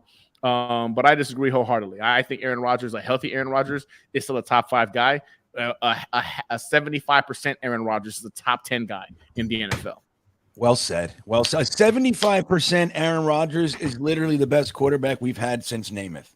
Sad to say, facts, but it's true. But it's the truth. And I want to just say, Christy Marie, I just had Tyson on last week, right? Wasn't that last week? Yeah, right? that was last week. Yeah, we had. That's right. So, Chris, sorry you missed the show, and I appreciate you bringing those guys up. I happen to love that show. It was one of the first Jets podcasts that I ever listened to. There was obviously Jetnation Radio, which, interestingly enough, Tyson started. I don't know if a lot of people don't know that. Yeah, the one that Dylan is the host of now. Tyson started that before podcasts were podcasts. But then there was that one, and Boy Green, who's going to be on with us next week. We're going to have a little pop in from one Boy Green recently. One of the primary focus points of the new documentary from the New York Jets film crew, Diehards, talking specifically about Jets Twitter, our good buddy Richie from Jets Media, who's been on the show, Boy Green, who's been on the show. We had NYJ Mike, who's been on the show. Matt, I don't think I've ever had on the show. We were on together, Ryan, with him on Richie's show, I think. But I've never had Matt on, but I've had Mike on the show. So it's so great to see all those guys. And then the girl Christy Levitas, the one who tweeted at the Jets every day for 3 months to sign Berrios last year. Remember that? Yeah. So all those people, those great Jets fans, were kind of given some a little homage by the New York Jets, which is just so cool to see. So yeah, man, it's very cool. I'm going to reach out to Mike and Matt and Richie, but Boy Green's going to come on next week, and we'll have him on. But yeah, we just had Tyson on. I got to get Primetime on. He doesn't seem to leave the bubble, Ryan. I don't know what that is. I've never had him on. You don't want to I've go always out. invited, like when I talk to Tyson, it's like, Tyson, come on, bring Primetime on. Primetime. I've never seen Primetime on any other show but his own. That's right. Yeah, I said the same thing. I said, hey, and let Primetime know. I'd love to have him on, even if it's together with you or separately. Yeah. And they just kind of leave that one. You know who you need to get on? You need to get Johnny on. That's who you need to get on. Oh, so I think, O'Leary was working. Yeah, on he did. Johnny. I saw. So I don't have the cred to get Johnny. You're not high enough up there. GreenBean, we're in discussions. We're in discussions. There you go. I love it. Now, speaking of in discussions, I think it's a good time to. Wait a minute. Sorry, I'm gonna bring you on, but we're gonna continue saying. But we have another amazing special guest coming on with us right now. The one and only GreenBean Jets fan, professional NFL film analyst, Dom C himself. What's up, Dom? Hopping What on up, the Dom? stream. Gentlemen, I had to pop on. I got the invite earlier, Bean. I was out and about, but I wanted to just stop in very quickly and amongst all the great Jet content creators and say how good this show has been, and what an honor it is to be here. So all these great content creators, and I'm telling you, man, and all the great content creators and Wyatt. No, I'm kidding. Hey, look, Wyatt, I'm with you, Wyatt. I'm right there with you, bro. That's awesome. Well, listen, thanks for coming on, Dom. And I believe you're going to, I don't know if Ryan extended it yet, but I think you'll pop on. But what I'm going to tell you guys, I'm going to remind all of you out there right now that we are once again doing the biggest show of our year over on Ryan's channel, Jets Talk 24/7, the Talkin' Jets panel draft coverage, where we go live from Thursday night to Sunday morning or to Sunday night. We essentially sleep for a couple hours in between, but we are live the entire time. I think we had 90,000 people on with us last year, right, Ryan? Yeah, I think it wound up being like 93,000 or something when I look back at it. 93,000. So we're doing that again. As I just mentioned, that'll be over on Jets Talk 24/7. But to remind everybody, we have a list of people coming on. It's everybody. It's everybody, man. Everybody's coming on. I'm still reaching out to people too. Right. We're still working on. Right. We're still working on some guys. It's been a process. Yeah. Well, but I think most people know about the show, and I think if we extend it, I think most people, if they can, would love to come on with us for a little while. But yeah, we're excited to do it, guys. So don't forget, that's where to be. Rather than watching the draft at your house by yourself, put us on and hang out with us, and you see some crazy ass reactions. Let me get a reaction, Ryan. Let me see what. Let's see. You want to do? Last year's first round was. Yeah, might have been one of the best nights of my life. Let me interject here, Bean. I sent you a super chat when I was in the car while my son was at guitar lessons. So look at my super chat and then play that if you're talking about last year. All right, that's a good point. Let me get to a couple super chats because I'm a long-winded fella, right? And time just keeps ticking. And I apologize. I greatly appreciate all the super chats and the support. Again, I'll remind you, every super chat tonight is going to be entered to win a GreenBean t-shirt and the bag of your choice, full unopened bag of the Hydration Multiplier Liquid IV. You can save 20% on your order at checkout by using the promo code GreenBean Jets Fan. Link in the description. We're giving one of these away tonight as well. It's a big, big night. It's Aaron Rodgers night, everybody. But so Leo, Speaking of Aaron Rodgers, GreenBean. What happened? Oh boy, here we go. Yeah, since Dom is here, this is from Fowler himself. Currently talking live with U Stadium, breaking down some stuff, stating that the actual package deal is Aaron Rodgers wanting some Green Bay players to come with him to the Jets. And right now, it's just about freaking getting the money right to make it happen from what I'm seeing right now. So I just saw that and I'm like, Dom being the guy I always talk to, like, hey, can it be done? Like, can we go ahead and find ways to? I figured it would be a good time since Dom is on here to kind of break down the possibilities of entertaining an Aaron Rodgers and him bringing some of his friends along for the ride with the New York Jets. But I just wanted to put that out there. I just saw it. I didn't want that to go ahead and get missed. That's crazy town. All right, we have so much. We're going to stay live tonight until 3 a.m. At midnight. I'm going to open up the phone line. We're going to do that. Wyatt will be here all night with us, too. I'll be here as long as I can stay up. All right, so let's Leo, thank you for the super chat, and I'll get down to Dom's, and then I see Chris KV and a few others. We're going to get to the super chats right now, everybody. Thank you so much for sending them and for your patience.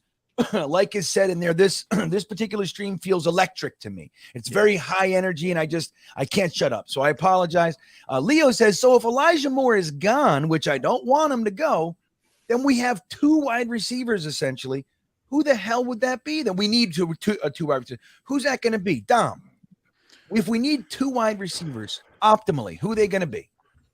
I'm sorry, repeat it. If we need if we end up getting rid of Elijah Moore as well, so we end up needing to replace Berrios, Elijah Moore, and maybe even Corey Davis. But who's the 2 wide receivers that we're bringing in to fill these holes? Well, I think one of them.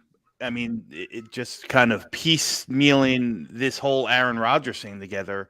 I think Randall Cobb has to be in the equation. He's a free agent, low price, can fill the role that we just lost in Braxton Berrios as that, safety valve, 4th wide receiver. We know that Aaron Rodgers loves him. We know that he could bring a veteran presence in the locker room for any young kids. And then, Aaron Rodgers has a, penchant that supposedly not to like rookies. But, I mean, at some point you have to bring in a rookie. You have to bring in a young pipeline piece to kind of backfill some of these aging and older players. I mean, if you attack it in the draft, it's a question on where are you going? At what stage of the draft do you target it? Is it the first round? Probably not. Is it the second round? And if so, there's guys out there that I think really fit the bill. Jaden Reed from Michigan State is the first one that comes to mind because of what he can offer on punt return and kick returns as well. Senior Bowl riser had a very, very moderate season, but it wasn't it wasn't due to his lack of skill. It had to really surrounded around like how bad the Michigan State offense is. Right. But he's a good separator. He can play in the slot. He can play out in space in the flank. Very interchangeable piece that offers beautiful hand separation, good size. He's a middle round target, that 3-4 round. Then if you want to go bigger, you can always go, towards one of your favorites, Jonathan Mingo, who, really showed out the combine. Bigger boundary receiver, not as quick and agile, but kind of that go-to possession type receiver that right now the Jets lack. So if you're looking for the veteran route, I think it's a no-brainer that you bring in Randall Cobb. I think he's coming. Yeah, I think Ryan was talking about that earlier. It just makes so much sense, especially with Berrios being gone. The guy that kind of gets you that first down. Comfort level is through the roof with Aaron Rodgers and Cobby, as he calls them. Once you get a nickname like Cobby, they're good. They're tight. You don't call him Cobby if you ain't comfortable with what player do you think's coming over though? That's the thing. Like Lazard and Cobb are both free agents. I think Bakhtiari. That's what I think. That's just it. Because he's mentioned. Maybe Mercedes Lewis. Mercedes Lewis is the guy that Rodgers always makes sure he talks about, saying he's the best player that he's ever played with. Mercedes Lewis. Now I could be wrong, and somebody, if you want to look it up, I think he's unrestricted though. I don't know if he's under contract either. I'm not sure. I know Mason Crosby is someone he's mentioned. I know. I guess it would be. Bakhtiari. I mean, it's got to be Bakhtiari, right? That's got to be the. I think so. I would assume it's Bakhtiari. Do you think? Now, let me say this. But let me say that if it is Bakhtiari, they need a tackle, right? But listen, if it is Bakhtiari, now granted, he's got some injury concerns or anything, and Dwayne Brown said he's coming back. And we obviously have Becton hoping he's going to do good. If you get Bakhtiari with those other two and Max Mitchell as well in-house, does that take tackle off of the first round docket, you think? I mean, what do you guys think? I'll answer first, and I'll say no. Maybe it doesn't become as much of a need, but you got to remember Bakhtiari, and I think Ryan was the one who said it earlier on the stream. You know, he's at the precipice of really like having an all-world career. Still only 32, Right. but has battled the injury bug, you know, for the past couple years. So you don't know how much gas he has left in the tank. I mean, if all the cards play out well and he's healthy, he can play for a few more years. Absolutely. You have a 39-year-old Dwayne Brown. You have a 32-year-old often injured Bakhtiari. You have Mekhi Becton, who looks like, you know, he's trying to, you know, fill, you know, Corey Davis's spot at wide receiver the way he's looking right now. You know, but Right. still a question mark himself. Is Max Mitchell going to play? I think it would be kind of short-sighted to just say that it's still not a need, you know. And maybe it's one of those things where, okay, it's not 13. You don't have to, but maybe you can trade down and feel a little bit more comfortable. Okay, I'll take that second tier, or we like a couple guys in that second tier, and I'll look at the offensive tackle in the, you know, in the second or third round, and have one of those pipeline guys to build up if it's Bakhtiari or Dwayne Brown leave. Interesting. I mean, there's a lot to toss around. That's exciting. I like it. If that's really what's going on, that's exciting to me. It means like I like what I'm going there, but I'm bringing the troops. We're gonna get this done. It's exciting, man. Mm-hmm. So, all right, listen. Now, I'm gonna go back to my Talking Jets panel draft day ad. Because then real quick, go to Dom C. He said that his favorite Jets moment from this year was Matt O'Leary's reaction to the Jermaine Johnson. So let me pull that up for you guys real quick, and then we'll get to the rest of the Super Chats. Again, we're going to start with Chris KV. You're on deck. But here we go. Can you guys see it? Let me make sure the volume's up and all that jazz. And here we go. This is our reaction to the Jets trading back into the first round and grabbing Jermaine Johnson. Let's see what we felt. With the 26th pick in the 2022 NFL draft, the New York Jets select Jermaine Johnson. Joey D, baby.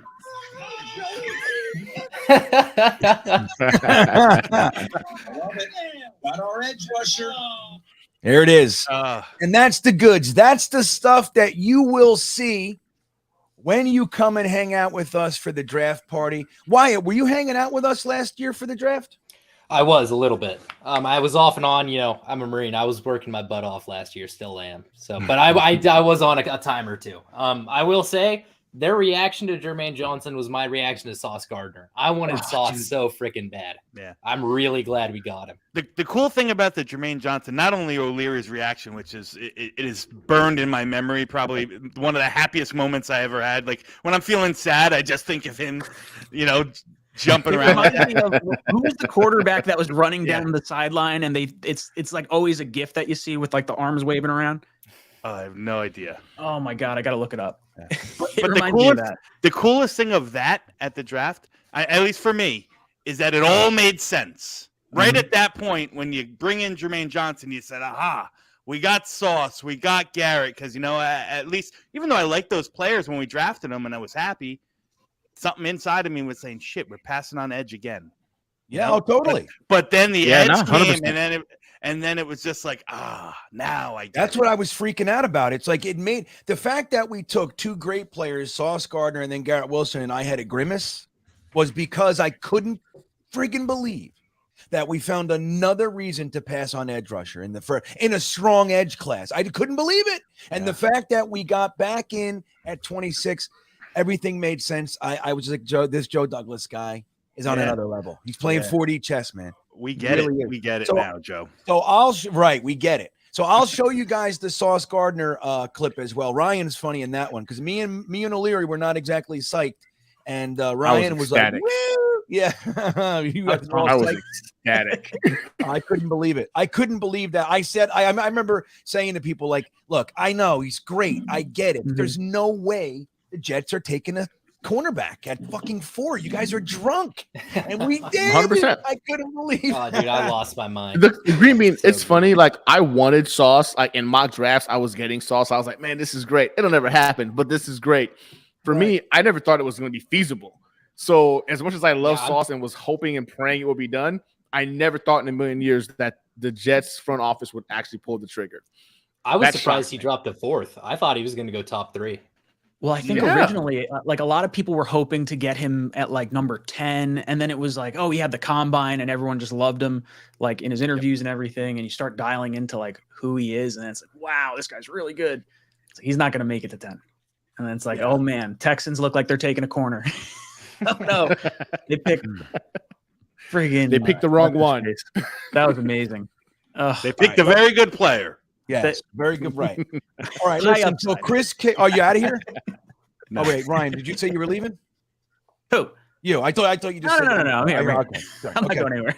All right, good. Chris KV, thank you for the super chat, buddy. He says Rodgers equals veteran interest. Guys like D-Hop, Mike Evans have got to be interested in catching passes from Rodgers. I mean, think of Evans, dude, coming from Brady and going to Rodgers shit.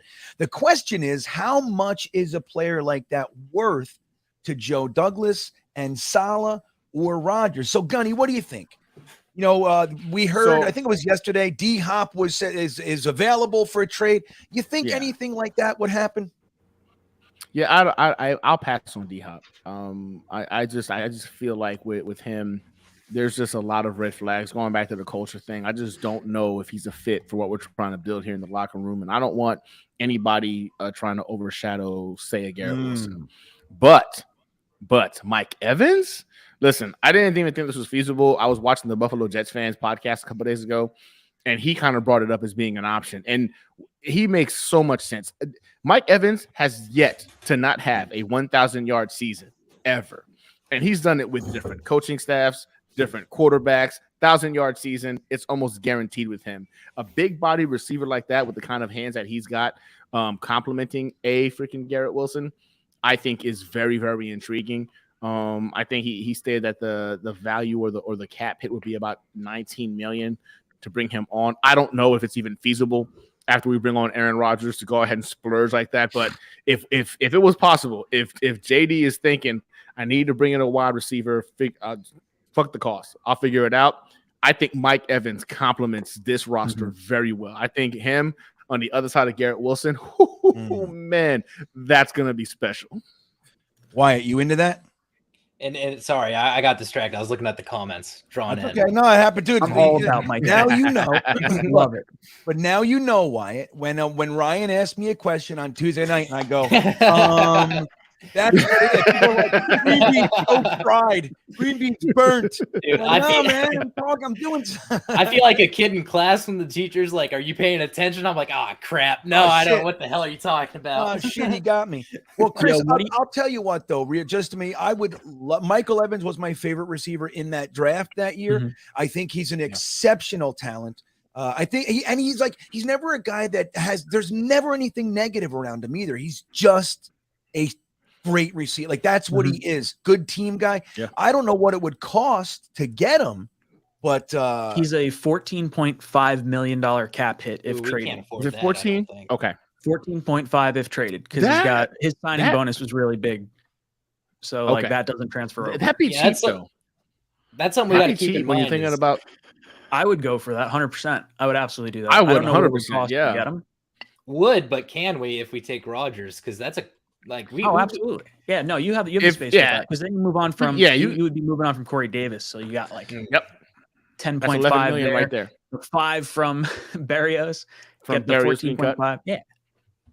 Love it. Yeah. Oh man, You get I'm still bummed out about the dead cap from Barrios, the 3.2 million next year. That's not that's peanuts, dude. That's peanuts. That's Compared peanuts. to where we were. That's nothing. Compared Oh my to God, where we yeah. were. Hey Dom, I don't know That's if you fair. know, but he's new to the game. He's only been a Jets Oh fan yeah, I for a know. while. I know Yeah. Wyatt. Yeah. We Oh, chill okay. out the beanbaggers, man. Oh, okay, Yeah, cool, I cool, know- cool. I know Yeah, Wyatt so well. We Yeah, know how Wyatt- bad it Dom was might a few know- years back yeah, Dom might know Wyatt better than all of us actually. than everybody else. Yeah. Dom's So, doing yeah. like draft reports on me right now. We just don't know it. Going back to my high school finish. Let me say this though, Chris, just to wrap this one up for you, man. I do think that we're going to be looking to do something with Corey Davis. If we end up cutting him, fine. But I think that Joe Douglas just might be able to find some value there. Maybe add him to something to get something else. That'll be great. But either way, I do think, look, we have to fill Berrios, right? We got to do that. Jeff Smith is gone, so we're going to fill that lower end of the roster stuff. Corey Davis is essentially our number 2, so that's going to be somebody. It's going to be somebody that we think can be at that level or greater. Corey Davis never really manifested here, man. We like him, good blocker, so much potential, some really fun moments, but 34 and 32 catches. That's what he gave us over the past 2 years. Not enough for a number 2 receiver. Garrett Wilson is clearly our number 1, but I think brace yourself. I think we could see maybe an exciting name or two, even if it's just a young buck from the draft. It might Denzel be Mims. Oh, yeah, dude, don't get me started. Don't get me started, man. I'm all about the Mims train. I think this is it. We're going to see. Look, Denzel Mims' trajectory was up from freshman in college all the way till his second year here. LaFleur came in. He fell off a cliff, and everybody just thinks he sucked. He doesn't suck. It was LaFleur. Here's the thing about Mims. Yeah, I agree. He's a receiver, and he can't catch the freaking ball. No, dude, but listen, Wyatt, listen, I'm just going to say something here. Denzel Mims over the past 2 seasons has 6 drops. It's actually 5. It was 3, but that's it. It's minimal. It's not like It's not it feels like he's. I know it feels like that because we're blowing everything out of proportion, man. He had 279 plays in 2021, and he had 2 penalties and 3 drops. Now, granted, still not what you want to see, but they really screwed the guy. Now, and putting everything behind us, he showed last year that he has value. Remember, he came in for injury, and in Robert Saleh's words, he worked himself into the active 53. They couldn't sit him. He was too beneficial, even if it's just for the running game. And he's, dude, you got to let him be out there and get comfortable. Like, they put him out there for 3 plays. He gets a penalty and they fucking bench him. There's no good reason on any planet why Tariq Black should be on the field when a healthy Denzel Mims is here. It just doesn't make sense. There's more to it. You've sold me, GreenBean. You've there sold you go. me. Right. And I did not realize he dropped that few passes. I mean, it felt like last year. Formats. It felt like last year he dropped so many. Nah. They came at inopportune times.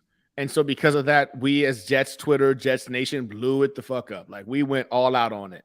So it made it seem like he was just a dropping machine. But no, in all actuality, when you sit back, calm down, and look at the statistics, there were very, very minimal drops from Denzel Mims. Yeah. And again, the penalties, I think he got penalties at bad spots too, but it's going to sound like an excuse. I know it is. But when you look at the penalties too, they were fucking ridiculous. Like the one game when he got 2 penalties in a row, dude, it was absurd. There wasn't even a penalty. It's ridiculous, man. To be fair, I'm still convinced they are trying to, they're like, the call on the sidelines on the punts, I'm telling you, they look for things to call on us, and then they look at other teams. They can hold the hell out of Carl Lawson, smear Mike White's face across the ground 10 seconds after the play's over. Wouldn't matter. They wouldn't call a dang thing for the Jets. And that's what, like, I'm excited to have Aaron Rodgers, because with Rodgers on this team, they're probably going to stop. They're going to cut that crap out. Rodgers just makes too much money for the NFL. Well, now it's going to be with us, but you're so right. Remember I never seen anything like that before. That they just decided, nope, we don't like what you're doing. Get their offense back on. They gave them a free drive, and we still kicked their ass. So there's that. At least they didn't call us for excessive tackling during the Broncos game. I was real glad that they missed that call. Still real grateful for that one. That was fantastic.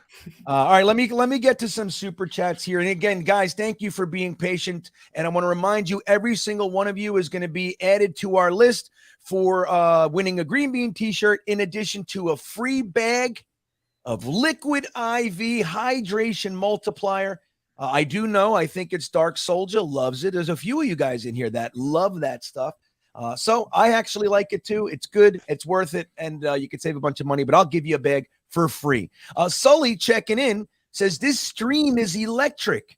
Love you all. It's time. Well, thank you, Sully. It's nice to have you here. You took a little bit of a hiatus. I seen you the last week or two, maybe. It's nice to see you around. And I agree. This is a lot of fun, man. I just sent a couple other people the invite link too. Let's see if they hop on. I know it's all short notice, but I sent it out to some folks. Said, hey, hop on. It's electric because Dom C made it. I'm telling you, that orange sweater, it's lighting up this stream and it's getting everyone excited. Yeah, it may be. I think it's you, Wyatt. Honest to God, I think it's Wyatt. That's what I think. I think, Wyatt, you're a slam dunk guest. It's nice getting this just a different angle, man. It's like it's different. Like we're all seasoned. We've been here. We can be even jaded to some degree. Yeah, sure. We know more stuff, maybe because we've been around. But Wyatt's take is fresh. It's nice. I like it. It's welcome to me. Isn't it nice? It's pure. It's pure.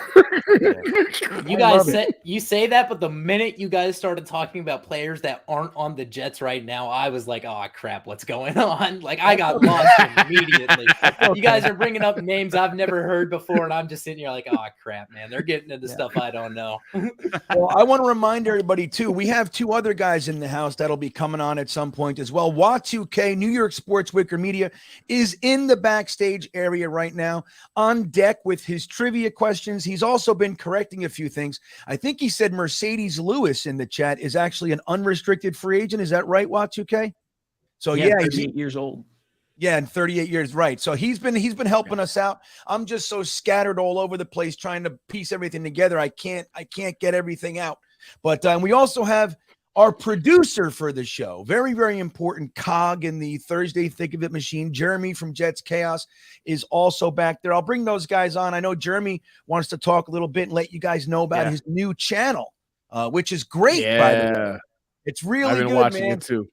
I watched it. It's really fun. Jeremy's a great dude. And I think look, his Jets love is fine. And obviously he's a great 49ers guy, but all that shit.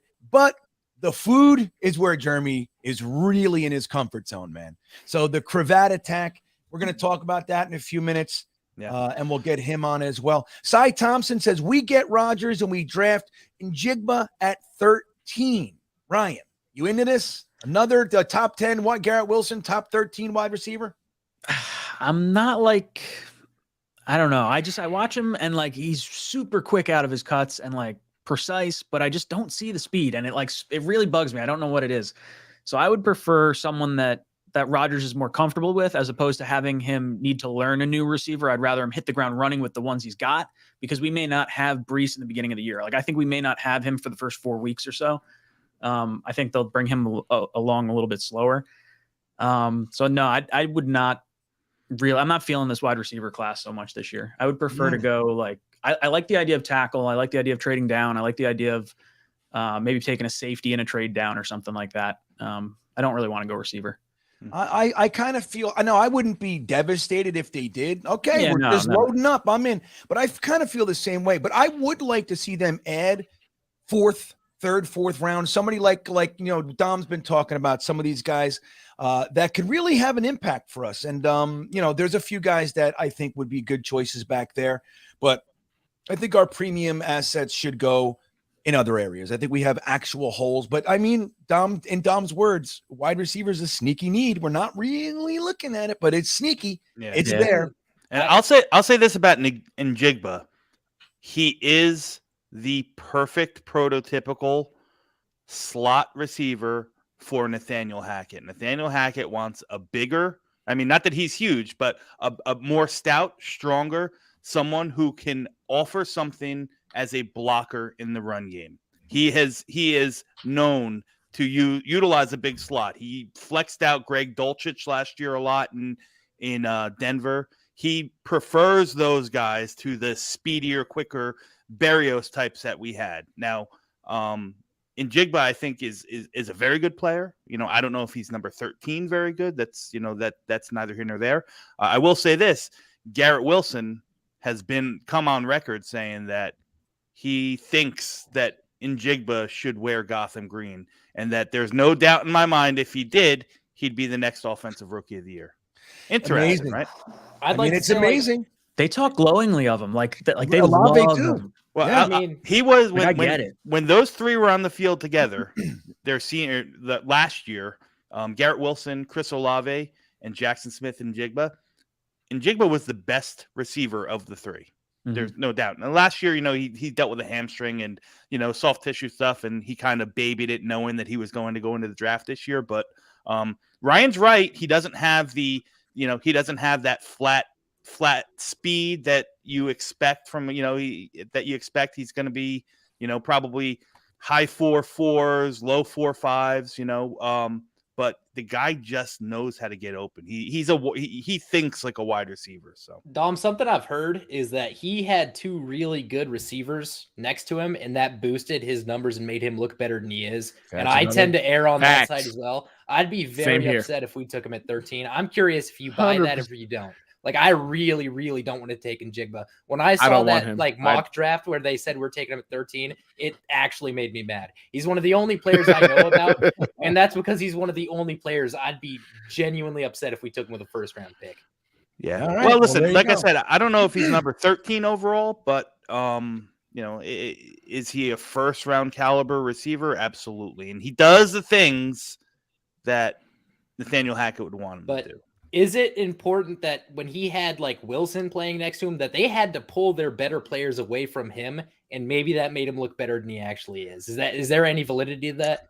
Listen, anything's possible. You stack the skill positions like Ohio State does year after year. You got to pick and choose. The defense has to pick and choose which one they want to, focus on or cover. But, if you talk to the guys that he played with, Chris Olave, Garrett Wilson, Marvin Harrison Jr. in particular, they'll say without a shadow of a doubt that he's the best of the bunch.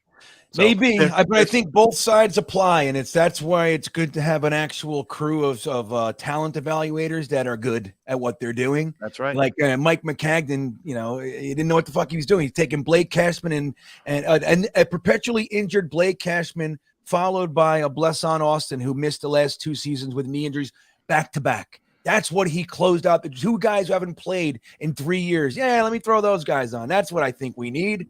2 guys that'll never be healthy. So it's nice to know that that the guys we have are more than likely going to figure out whether he is that guy or if he was benefiting from having 2 studs next to him or not. That'd be interesting. Clifford Canty checking. He says, I agree, GreenBean. Corey Davis and Carl to Green Bay. Jets keep Mims. Now, Gunny, about Mims, I was just talking all my shit and everything. Do you really think that he, like Hackett, we know leans towards big receivers. Do we think that Mims is part of the equation moving forward, like that he's going to have that opportunity, like I was just talking about, to be a part of the offense, and that maybe he's, an important piece to their plans moving forward? Now, are you referring to like with the Jets or with the Packers? No. Like Carl, assuming we get rid of Corey Davis and Carl Lawson, that massive, awesome trade that I mentioned earlier, where they send us a first-round pick, maybe that happens. Okay. But as far as Denzel Mims, like you said, Jets keep Mims. I was talking him up and everything, but there is the potential that they're done with Mims. Saleh could not like Mims too. It might not have only been LaFleur, and they could want to move on. Do you think Hackett is going to want to keep him, and that he would be maybe one of the top 3 receivers on the team on their list here? I personally think if Hackett doesn't want to keep Mims, there's something wrong with his philosophy for somebody who appreciates a bigger receiver. Listen, there's some things you just can't teach, and speed and size are 2 of those things you just cannot teach. And Mims has them in abundance. And for me, I'll sit here and I'll die on this hill that I think that Matt LaFleur didn't take advantage of the weapons that he had, putting them in positions to be beneficial to the max of their abilities. Mims can be scary in this league. When we drafted this kid in the 2nd round, we were all sitting here like, how the hell did this kid fall to the 2nd round? His freaking catch radius is ridiculous. His speed his size is ridiculous. He's a great blocker in the run game. He does a lot of things you wish more receivers could do in the league and can't. He has to learn every position before he can get more game time. To me, it was just ridiculous. I think it makes no sense. Like, you're an offensive coordinator, cater your offensive scheme to the benefit and strengths of your players. Remember, Gunny, this is the guy 4th and 1 came in with an empty backfield. We need to keep that in mind. Yeah, that's what I'm saying. Like, for me, I 100% that's what I'm saying. I think for me, Denzel Mims is going to show the league what he's capable of doing, especially with a guy like Aaron Rodgers throwing the ball. I think Nathaniel Hackett's going to use him to his strengths. I would love to have Mims on the field. I think he could do more than Corey Davis could. The guy is faster, he's stronger, he's also as effective in terms of blocking in the run game. I love Mims. I'm also a Mims truther. Call me a Mims truther. Yeah, I but know. Again, there's two things you just can't teach, man. Size and speed. You just can't teach somebody to be faster. Hey, we're going to teach you how to be bigger. You can't do it. It's impossible. So for me, the right coach utilizing his strengths goes a long way. And I think Coach or Matt LaFleur was just not that guy. I think Mims has a lot in the tank that we just haven't seen yet. I love it. I agree, Cliff. I'm with you. Now, here we got Tony Alexio, the president of the Streveler fan club. Here he is. He says, Ryan, I'll bounce this to you. It's interesting. The Jets are pursuing Rodgers. Will JD go over the Favre deal, a third and a conditional fourth next year, since we are frequent buyers with the Packers? What do you think? Is Joe Douglas going to be able to pull some magic and get something similar like the Favre deal? Fleece them.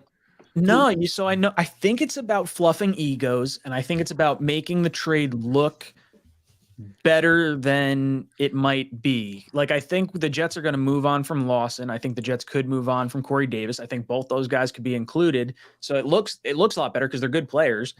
I think you're gonna then it's probably like the shell of like a second round pick and a conditional third next year, and the conditional third will be like the Favre deal where it goes to first if you get the Super Bowl. I think it's going to be like window dressing sort of, and they're going to fluff it up as much as they can.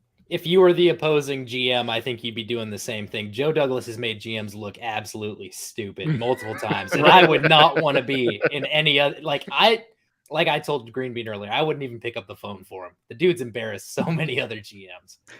Yeah. Well, it's funny. Remember with the Favre deal, I don't know if a lot of people know this, Wyatt, you might not know it.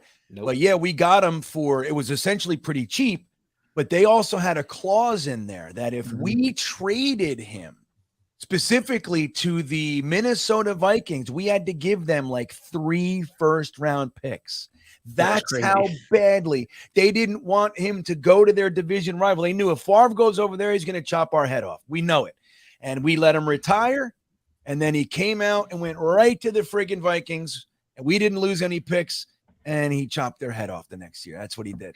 But that's crazy. I've never seen anything like that. 3 first-round picks if we trade him to the Vikings. That's insanity. Maybe they'd have to give us 5 for it. You give us 5? We'll do it, because then we got to give them 3 of them. So there you go. That would be a deal. Sneakers to Boots, thank you, buddy. I appreciate you. He says, appreciate you guys giving us Jets fans endless content. Truly endless this week. Truly. Can't wait to happily wait 2+ hours in traffic out of MetLife with Rodgers and some W's. Who's going to – I know, Dom, you have season tickets. Yes. Gunny lives in Texas. Wyatt's in California, but he's from somewhere else. Ryan is the only real other candidate. Opening day and game, like if Rodgers is there, you think you're gonna go to more games? Are you talking to me? Yeah, Ryan. Sorry. Yeah, I think so. I mean, I like being home. I like having like the on the couch experience. I like being able to make some of the videos. So that's sort of like the downside of some of this stuff. But having Rodgers, when we get a primetime game, I love going to primetime games. Because you're going to get back so late anyway.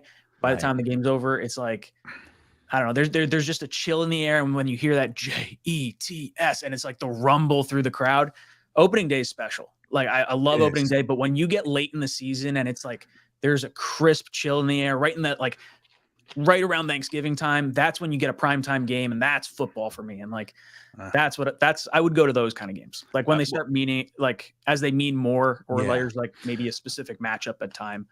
But yeah, I bet I'll go to like 2-3 games. I'm the complete opposite. I don't go to any of the primetime games. The late night, the Monday nights, late night, Thursday nights. Ryan, I'll give you my tickets. You can have them. I don't want them. I know. I haven't been to a late game, dude. I can't even remember. I'm telling you, I can't even remember when. The last game at Giant Stadium was against Buffalo. Great. I've traveled up from Florida. I'm very happy. I got to see the legendary 5 interception Mark Sanchez game. That was great. That was a great last game in Giant Stadium.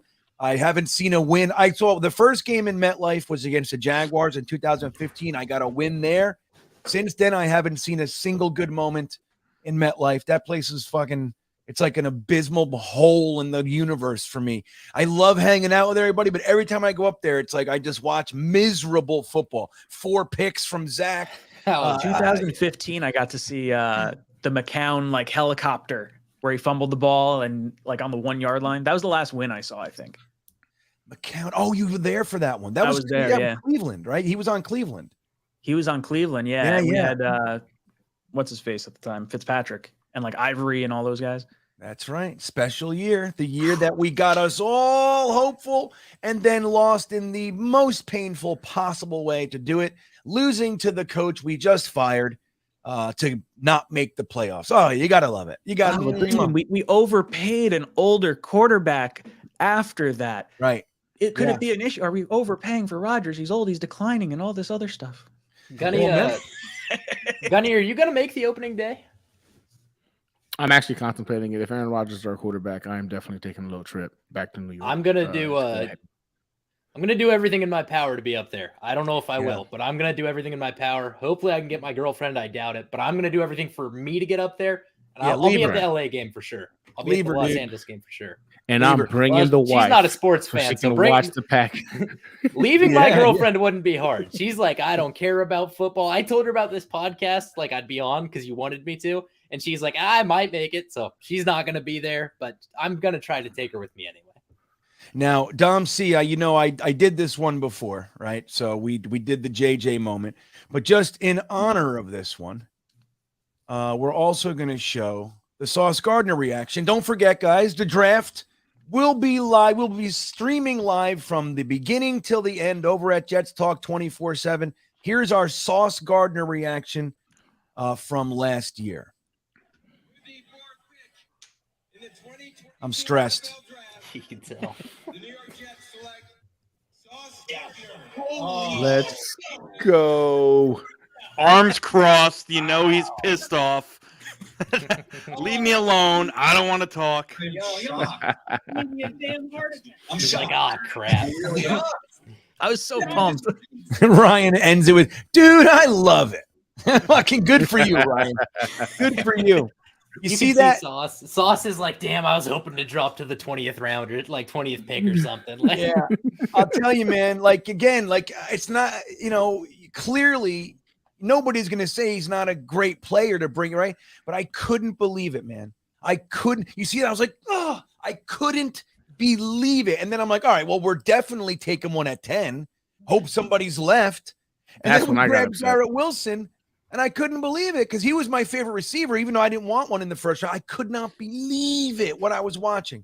Dude, you and I were on the same page. We were saying like second round wide receiver, like it's got to be an edge rusher, and then I wasn't really sure what they were going to do at 10 at that point, but like I thought it was an edge. My draft would have been Kayvon Thibodeau at 4. Then I would have either picked Devin Lloyd or Kyle Hamilton, depending on which way I went, but probably Devin Lloyd. But then I would have taken George Pickens in the second. So it still would have been a very strong draft, but I like Garz better. I still do like what Joe Douglas did better. And it was like our mock drafts couldn't even be better than the actual draft we had. Yeah, which is insane. I went Jermaine at 10, and then I was like, oh, Pickens in the second round. I don't remember who my other one was.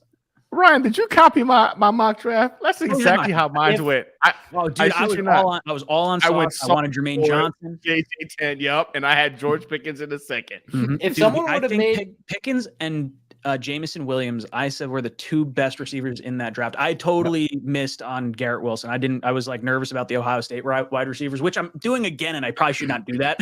That's probably a problem I have. But I only had one wide receiver with a first round grade, and it was Jameson as well. I thought Jameson was the only person worth a first round grade in this draft. Again, wrong, but I'm not a GM, which is why I'm not a GM in the NFL. Yeah, I was obviously wrong.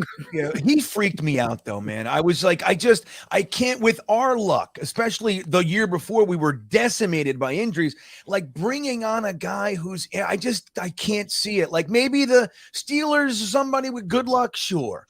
For us, I'm like, this is D Milliner all over again. I was terrified of Jameson Williams. If you would have showed me last year's draft as a mock draft, I would have called you insane. I would have told you that's the most unrealistic, hopeful. Like these guys shouldn't be dropping this far. Running back in the second round, and we gave it up. What, dude? I was pissed. I remember. I was like, what? The Kobe Dean. I remember like at the end of the draft, I was like, dude, I couldn't have made a better draft if you'd have told me I can get whoever I want. Like, it was such a good draft. Amazing. Truly, like you said, it looked like one of those mock drafts that we pulled together on PFN with crazy trades and shit. That's what it looked like. All right, Pure Adrenaline Fantasy Sports. That's our boy John Postman checking in. He says his worst moment of the season. We went 4th and 1 versus the Lions. Oh, terrible. Yeah, that was a bad one. Terrible. Then the favorite was the onside kick in Cleveland. Oh, that was that was a rush. Yeah, that was cool. That was the highlight of Braden Mann's entire career. Got that? That was like we're winning. Like, we're winning that game. Oh yeah, the momentum, we had it of all circumstances. Yeah, you could see the look on the Browns' face. Like, all their players were like, "Oh." The fans were great. Oh, the best. They noticed it. They're like, "It's happening." Oh, my favorite thing was they like, what was it they aired on the game? They were like, the first time the Browns have won a home game or something like that. Oh yeah. And then they lost right after that. Like, oh my lord. It was like a 99% chance of winning. Arsenal showed like the probability. It's like straight down. Yeah, I'm going to show you guys something. But yeah, dude, and not only that, like, so they were doing the graphic. The head coach brought his wife and kids to the sideline. Oh, they were celebrating. Oh. Yeah, come on. Here, come on, kids. Let's watch Daddy make an epic mistake in front of the entire world. Come on. We'll learn. Now I'm going to show you guys this. This was the best of all the reactions. Postman, this is for you. Here we go. This is the best one that I found, and I watched probably 10 of them. This is the best. I remember this one. What just happened?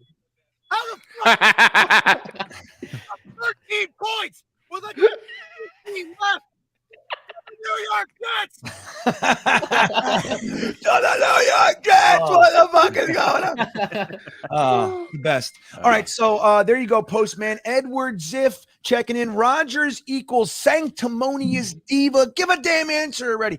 I'll tell you what, Ed, you're not alone, buddy. You're not alone. I don't like Aaron Rodgers. It's one of the reasons. That is why it's been saying it. But let me say this, Ed.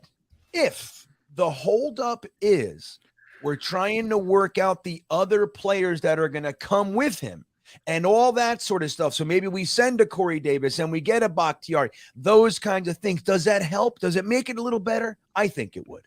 I think it does. Yeah. Now, look, we still have a whole bunch of super chats. Let me cut you off there, Bean, because I am going to say that. I am going to hit the road. I have like 2 hours of Servassier Dennis to break down now. So there you go. That's on my agenda. I'm really trying hard to finish up and get my draft guide out so it's done before April 1st. That's my goal. So I still got some film to go over. I just wanted to come and pay respect to GreenBean, to Ryan, to Gunny, definitely to Wyatt, most importantly, for being a great Jets fan, and tell you that I love this fan base and I love this stuff, and you guys are awesome. That's it. Your work ethic is killer, dude. Yeah, Dom does a great job. And listen, just so you guys know, if you don't know, Dom's been doing a podcast, really draft-based, prospect-based. It's I'm releasing it on the channel. He's also doing some prospect breakdowns. He's got his own playlist on my channel, says Dom C Project Prospect. The episodes are up. I think there's 2 podcasts, 3 breakdowns. So if you're looking to learn some deeper stuff, it's all there for you. Give it a view. I think you'll like it. Dom C, thank you for hopping on and have fun, buddy. We'll talk to you later. All right, guys. Thank you. Always a pleasure, Dom. Take it easy, dude. So now let's do this, though, too. Let's Y2K has been patiently waiting on deck for his trivia. So we're not going to get to the trivia just yet. But let's say we bring him on. Let's say hello to the president of the Virginia Jets fan club himself, Y2K. Hello, sir. How are we doing, gentlemen? It's been a very entertaining show. Man, it's like if GreenBean's not on, Ryan's on. If Ryan's not on, Matt's not on. You guys should form your own network or something like that. All right. I'm not like coverage here, man. It's made 2 hours go by really fast. Not bad, right? Not bad. All right, let me see. I know I got some super chats on that, but let's talk about Leo's right here. Leo Vernacchio checking back in. Thank you, Leo. And don't forget, if you send more than one super chat, you get more than one entry into the giveaways later. We're giving away a Green Bean t-shirt in addition to the full bag of Liquid IV Hydration Multiplier. He says, I've been growing out my hair because Rodgers is my favorite player and is going to be a Jet. People think I look like him, and I love it. Go gang. I'll tell you, he's not the worst guy to look like, Leo. I'll tell you what, there's worse, like maybe Vlad Dukas. You could be getting that one. But what do you think? He's growing his hair out. The guy from the Europe game, didn't they show a guy that looked like Rodgers in London? That shit? Maybe that this was is him. Weird. You know, I'll tell you what, though, there are people out there. You guys ever heard of the Mandela effect? Like where they change things and glitches in the matrix? There are whole videos out there using that as an proof of time travel and glitch in the matrix and shit, that Aaron Rodgers actually showed up to his own game to watch himself and then wave to the camera. It was pretty amazing. Of course, it's a different person. The whole Bernstein Bears thing, it still trips me up, man. Dude, it's weird. Yeah. Now, listen, I grew up with the Bernstein Bears, right? When I grew up, I had every confidence in the world that it was EIN. And now it's Berenstain, STAIN. Dude, makes no sense to me. I still never don't say seen it. that I don't before in believe my it. life. I don't believe it. I still don't. Dude, they changed something. And the fact that it was always that, and I think the author's name is Berenstain. So, like, why would I make it Berenstain? And then the Luke, I am your father. Like that one too. It's like, I don't know that one. Yeah, wait, what was the actual like line then? I think he just says, "No, I am your father." Oh, no. That's right. It's not Luke, I am your father. Right. That's It's never been Luke. Tommy Boy. Luke. Yeah. Luke, I am your father. Right. Oh, good. My eBay item just went up another $50. Nice. Okay, good. Let's go. Yeah, there you go. So Leo, good for you, buddy. Grow out that hair. I'm in the middle phase right now. My wife just said it to me last night. Said, she growing your hair out? I said, I don't know. So we'll see. I go back and forth, but whenever I grow it, I hate it. So I don't know why I do it, but I do it. Now I want it. So I don't know. Leo, I'll grow it with you. I'll join the party. Joe S checking in. What's up, Joe? We all deserve this. Go Jets. Indeed we do. Why, Watch UK? You think you deserve it? Are you a good enough, suffering Jets fan to deserve some happiness, man? Yeah, screw us. We all deserve to suffer for the rest of our lives for making the choice to root for this franchise. This is one reason I don't believe in karma, because we deserve a hell of a lot better than what we've got for the last 12 years. I mean, the fact that we had the longest drought in professional sports for not even making the playoffs. I mean, I still can't believe the last time we were in a playoff game was the AFC Championship game in Pittsburgh. And we don't get players like Aaron Rodgers on the New York Jets. We don't get that. We get okay players. We might get a name player here and there, but not the type of player who's going to come in and people will immediately say, okay, that team is different right away just because of that. It might only last a year. It might only last 2 years. But like I told Jeremy last night, I believe it's going to happen by this week. It has to happen by this weekend. This has to go down before the legal tampering period, commences on Monday. So it's just, to me, it's just hours away, matter of hours. Hours away. I agree. I'd like to play devil's advocate. I don't think any team deserves anything, especially when you take into consideration these fans who are like texting Zach's mom and just yelling at our coaches after the games. Sometimes you got to remember that stuff, man. I mean, Jets fans have kind of done some pretty horrendous crap. But only because we're scorned. That's only why. We're it shows we care. Why? PTSD. That's right. Daniel Murphy checking in. Football gods overloaded with Jet fan prayers right now. I agree, man. I think this has really awakened the sleeping, Jets fan beast. Like last year at this time, we had 2 first-round picks, 2 second-round picks. We had all this stuff to talk about. This year, it's been like a lull to sleep because who's it going to be? Are we going to get a quarterback? Now it's become real. And then right on the heels of that, we restructure CJ Uzoma. We cut Braxton Berrios. We trade a 7th for a starting safety. So it's begun, man. I think all this stuff is we're awake. We're back.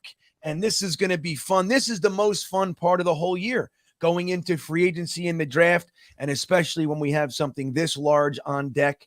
I think a lot of people are going to be praying. Yeah, I think that's probably accurate. Well, and it's like I said earlier, man. You got to look at this big picture. Look at what we've been doing. Our team has done every single thing right. We made one mistake with Wilson, but other than that, where's our team gone wrong? We're in the right direction. We haven't done anything incredibly stupid. We haven't sacrificed the future. I really have complete faith in this team. And if it's not next year, I'm convinced it's the year after. I really do think it's not this year or bust. I think we have staying power. I think this team is going to be good 5 years from now if we don't have our coaches fired for nothing, for no reason. That's the way Wyatt was talking earlier about a 30-year dynasty, Ryan. That's what he was saying. I'm into the 30-year dynasty, buddy. I'll fucking jump right on for that. Imagine I'm down with dynasty. GreenBean, real quick. Yeah. Sauce 10 minutes ago dropped his video. Oh, so where is it? It's on his page. Yeah, let's pull it up. It's in our private chat right now. Chat. Oh, is it? Let me see. In the private chat, I already put it in there. Okay. Gunny's on top of it. Yeah. Let me see. Yeah, he's like putting a a little 5 bit minute more. video. Yeah. Private chat. Apparently, he and Aaron Rodgers had a conversation directly. What a waste of cheese, man. All right. So it's a 4 minute and 54-second video. Hennessy, you're on deck. I'll bring you up right after this. I'm going to take your comment off the page just so I can. Shit. I lost it. God dang it. Wait, what is this? Are we getting spam down there? Who is this? Jets fans are imbeciles. Jeremy, did you get him out of here? You did? Okay, awesome. Fucking loser. All right. I didn't see that. We should set the chat to like must be a sub for like 10 minutes or something. So we have to sit here and like wait. You know what? That's funny. I might have neglected. I do that for every single stream. This one I might have forgotten. He was so excited. I was so excited. All right, there's Hennessy. All right, I'll find it. Hennessy, I'm going to take you off right here, and we will show this video here. Let me see. We're all going to watch it together. None of us have seen it. I hope he doesn't say any curse words, Wyatt. That's what I'm afraid. Listen, I'm a good Christian boy, all right? I'm a good Christian boy. All right, here we go. The Sauce Gardner video. Let's see what he's got on deck. You all know why I'm here. He's going to burn a cheese head, I heard. Here we go. If you don't, let me tell you about it. Matter of fact, I'm going to show you.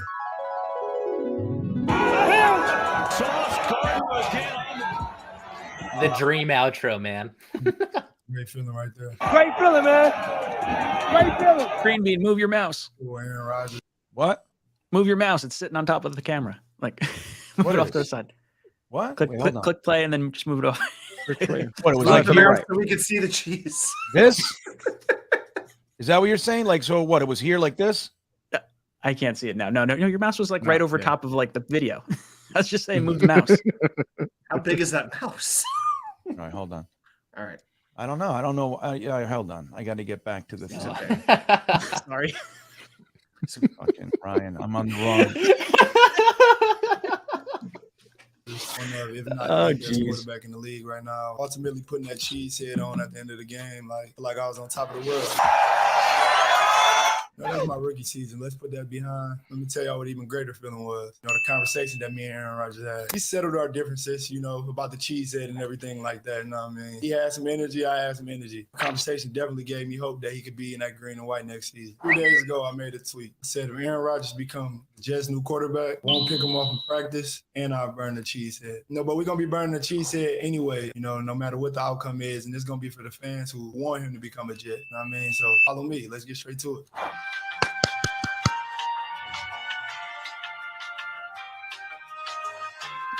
Man, nice house. Or like an elevator? Yeah. Like in an elevator or something. This editing is so we outside cheesy. right now. My dog, Very cheesy indeed. I caught that. We got Thank G5 you. over here, man. Not only is this the first time we burning the cheese head, this is our first time lighting a fire pit in it. We're gonna have some grilled cheese tonight, boys. Good, man. Good. Ready to burn it. Look at our young crew, We man. outside. We outside right now. Look at our Hold guys. on, let me get the camera. Let me see. Be in the comments are calling you a Gardner. boomer because you didn't know your mouse. A-Rod was on. Wait, hold on. No, I gotta hold on. Hold on. Did he have Garrett Wilson as his cameraman? He's there. You've all been hanging out. I love it. All right, wait. What did you say, I Wyatt? love Calling this. you a boomer in the comments because you couldn't move your mouse. Dude, I didn't know what he said. I didn't know what he said, you bunch of assholes. Am I wrong here? I was like, Ryan, I don't know where you're going, but let's take the ride and see where it goes. Yeah, well, listen. Let me explain something. Number one, I'm not a boomer. Okay, I'm a Gen X, so let's get it right. Number two, I didn't hear him. I know what. So if he's saying something, it must be important. I thought there was something off with the video, so I left and went back to StreamYard. Was it such a big deal at the fucking mouth? I don't know. Maybe it is. Maybe it is. You had the mouse in the middle of the screen, and the whole bottom bar was showing up. I was like, I want to see the whole video. Like, yeah, all right. So that's why I went over. I said, if Ryan's saying it, then it's important. Dude, I got literally fucking 12 tabs open. I had to go back to the other thing. It's not easy, man. Conor Hughes canceled him. This is what you get. We got to get you an ultra wide. Yeah, I got 2 monitors going. I got a bunch of shit going on. So again, I can't hear. I heard the video, so I heard Ryan say like GreenBean something. So I was like, wait, what's going on? Are they even hearing it? That kind of shit. Hey, it's all right, GreenBean. We're all gonna slow down with age. We understand. Like that's right. That's right, Wyatt. You'll see, buddy. You'll get there. Be smooth, Super Bowl. That's easy. Hey, how would you feel getting them dots? Man, I just know it's gonna be precise. It's the main thing I think about when I think about A-Rod. So gotta do it. Hey, come on, hey, I need this touch, bro. I need the touch. Hey, I need the touch. Touch of the cheese. Hey, when this go in there, this motherfucker gonna turn the cheese on. Come on. Oh. We're not. Fondue. Yeah, we're making fondue. Welcome to the melting pot. It's turn the cheese sauce, bro. Look, dude, these guys are why I love the Jets. I freaking love our players, man. Cheese sauce, man. Even there no more. We should have got some s'mores for real. I think it's healthy to breathe in. Eat good. Could have been eat real good. Hey, but look, one thing we can say, the Green Bay fans, they're not gonna hate me as much because they know I don't own the cheese head no more. I got rid of the cheese head, so if we get Aaron Rodgers, they're gonna hate us even more. I'm about to say the A-Rod, man. for the good in March out here, February. You see what you gonna have over here. You feel me? Like you see what you gonna have over here. You might as well make that move. So so Brees looks like he's looking good. Y'all expect me to just get the ball back? It's tough right there. Y'all expect me to get the ball back for y'all, and then you and A-Rod, y'all gonna cook. You feel like we right there. And we got Conk. I wonder why Jermaine Johnson's not with him. We got E-Mower. Okay. Offense. Okay. Hey, what's Sauce's defense? We're gonna talk about the defense. Yeah, Sauce's defense. TJ, Q, J. Oh, you're right. Yeah, duh. Big Quan, CJ, J. I know. It's really happening right now, man. And we should have got some s'mores with some Hershey's with the graham crackers. It's crazy. That can't be healthy. No, I'm thinking the same thing. Like the fumes coming off of that can't be good for y'all lungs. Y'all need to step this fuck back. After the fire goes out, they're in New York. Is that even legal in New York? I'm gonna collect the cheese sauce. We're gonna dip chips in the cheese sauce. Like that was the secret sauce, bro. Exactly. Oh my god. This is so bad. See them up. All right, we're done. Right? Yeah. Okay. Wow. Well, that was good. We got. What's the rest of it? What if something happens? This will not make one Jets drive. 1 minute left. This is Let's not see the if they official say. idea. Maybe they dropped the big thing at the end. Who knows? Let's see. Let's make this happen, man. This is me talking now. I ain't playing no games no more. I'm not playing no more. I was playing that first. I'm not playing no more. You see it in my face. I need you to lock in. I need you to come here so we can win the Super Bowl. Like, love it. Play no more. I mean, you've been playing a little too much. Hey, just chill. Just think about it. You still think about it, man. It's cold outside right now. When this pool cover come off, man, we could take a swim. Like we can have a little pool party at my crib, man. Hosted by you. You know what I mean? I can teach you how to get 32.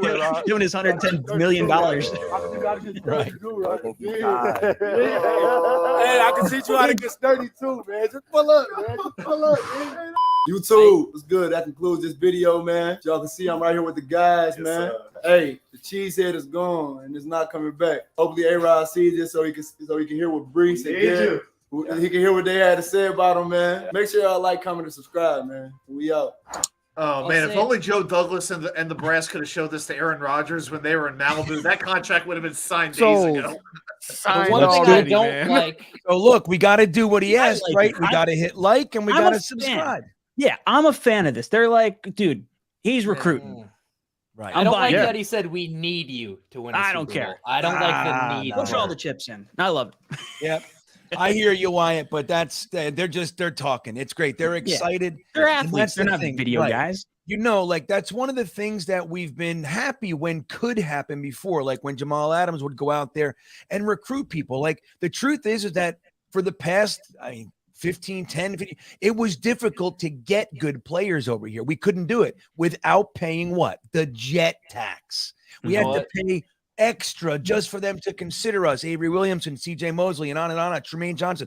They wouldn't have come here. The fact that we got 3 young studs on our team saying, come over here, you see what's up, you want to be a part of this, get over here and let's go take care of business. I think it's amazeballs. I love it.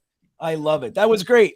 Now, like Ryan said, I can't help it. My whole time I was thinking, oh, that's fumes, terrible. Get the kids away. Yeah. Keep the kids away. Step back. Right. Take care of your lungs, guys. Take care of your lungs. Yeah. I know they were talking You about got a game in scores. Denver this season for crying out loud. You need oxygen.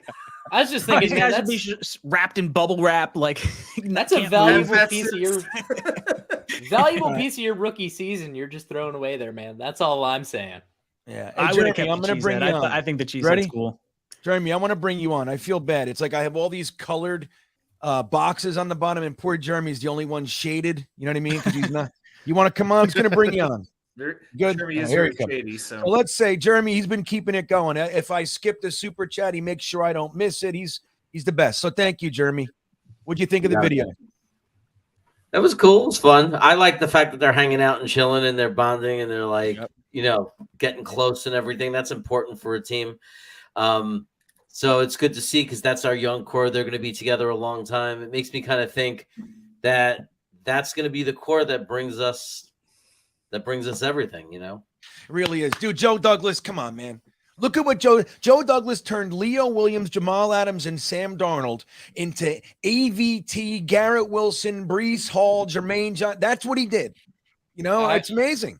I really wish they would have had Jermaine with them when they made that. Yeah, I feel that too. I do. I have to admit, it's like, he's the one guy, but maybe he's in Guam with his family, having he's doing something. Maybe that's what I think. But I hear you. I feel that too. I'm like, the one guy, bring him in. But then what about Max Mitchell? What about Michael Clemens? Michael Clemens like, I ain't coming. Clemens already said no. Yeah, like, no. I don't play around with that mess. It's just because I'm gonna be at the gym. That's right. I'm at the gym, Michael Clemens. I'm at the gym. Hennessy checking in. Thank you for your patience. He says, there's a good question. We're getting back to some football. He says, what do you guys think we're going to do at center? Big question, man. Do we bring back McGovern or can Rodgers play with a rookie center? Maybe AVT can play center. Gunny, what do you think? What if you have your druthers, what's your solution at center? Honestly, man, I think we're going to be looking at Lindsey. I think for some reason there's something in my gut tells me Lindsey becomes the center for the New York Jets here because I believe he's a free agent leaving the Chargers, if I'm not mistaken. No, has he been signed? No, he's under contract. He saves them $5 million. They're like I think $7 million under the cap right now, or over the cap. $7 million over the cap. He's 32 years old.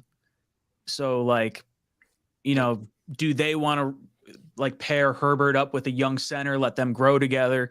I could see them cutting him and bringing in him at some point. I don't know if they might wait till the draft though to cut him. I'm not sure what's going on. I hope it happens soon because I would like to bring him in. I hope so now. too. Same here.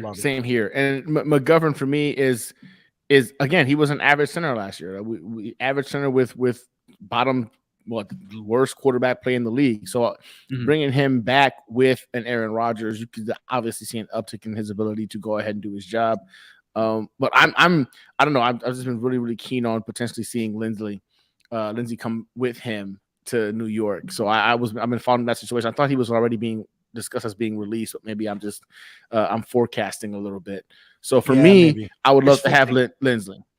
Yeah, think about it too, because then you can, if you don't have to draft a center too, maybe you draft like a guard or a center guard kind of combo, and then if Tomlinson sucks, you slide that guy over, and then you have that backup center playing with Zach on the backup team, like on the second team. Like, I think there's a lot to like in that. I love it. I tell you what, Lindsay would be. I mean, such a great move, dude. If we, I would throw a pick at it too. Like I mean, I would throw a conditional fucking 6th round pick next year. Why not? 6th round pick at it. If you're gonna cut it, yeah. Why not? I love it. And I say, hey, well, I know we promised Corey Davis to Green Bay, but you want Corey Davis? We'll give him to you too. Well, fucking everybody will give Corey Davis. They just restructured Mike Williams and Keenan Allen, so there you go. They don't need him.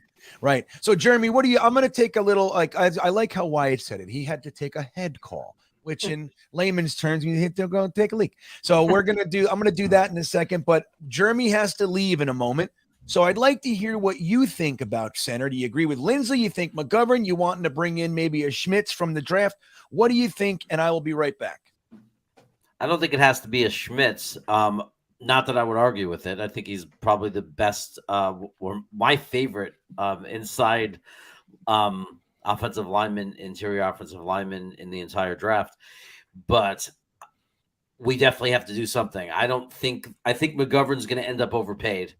For what McGovern is being said that he's worth, as Jet fans, we know that's too much. We can't pay him $9 to $11 million or whatever they're saying it's going to take.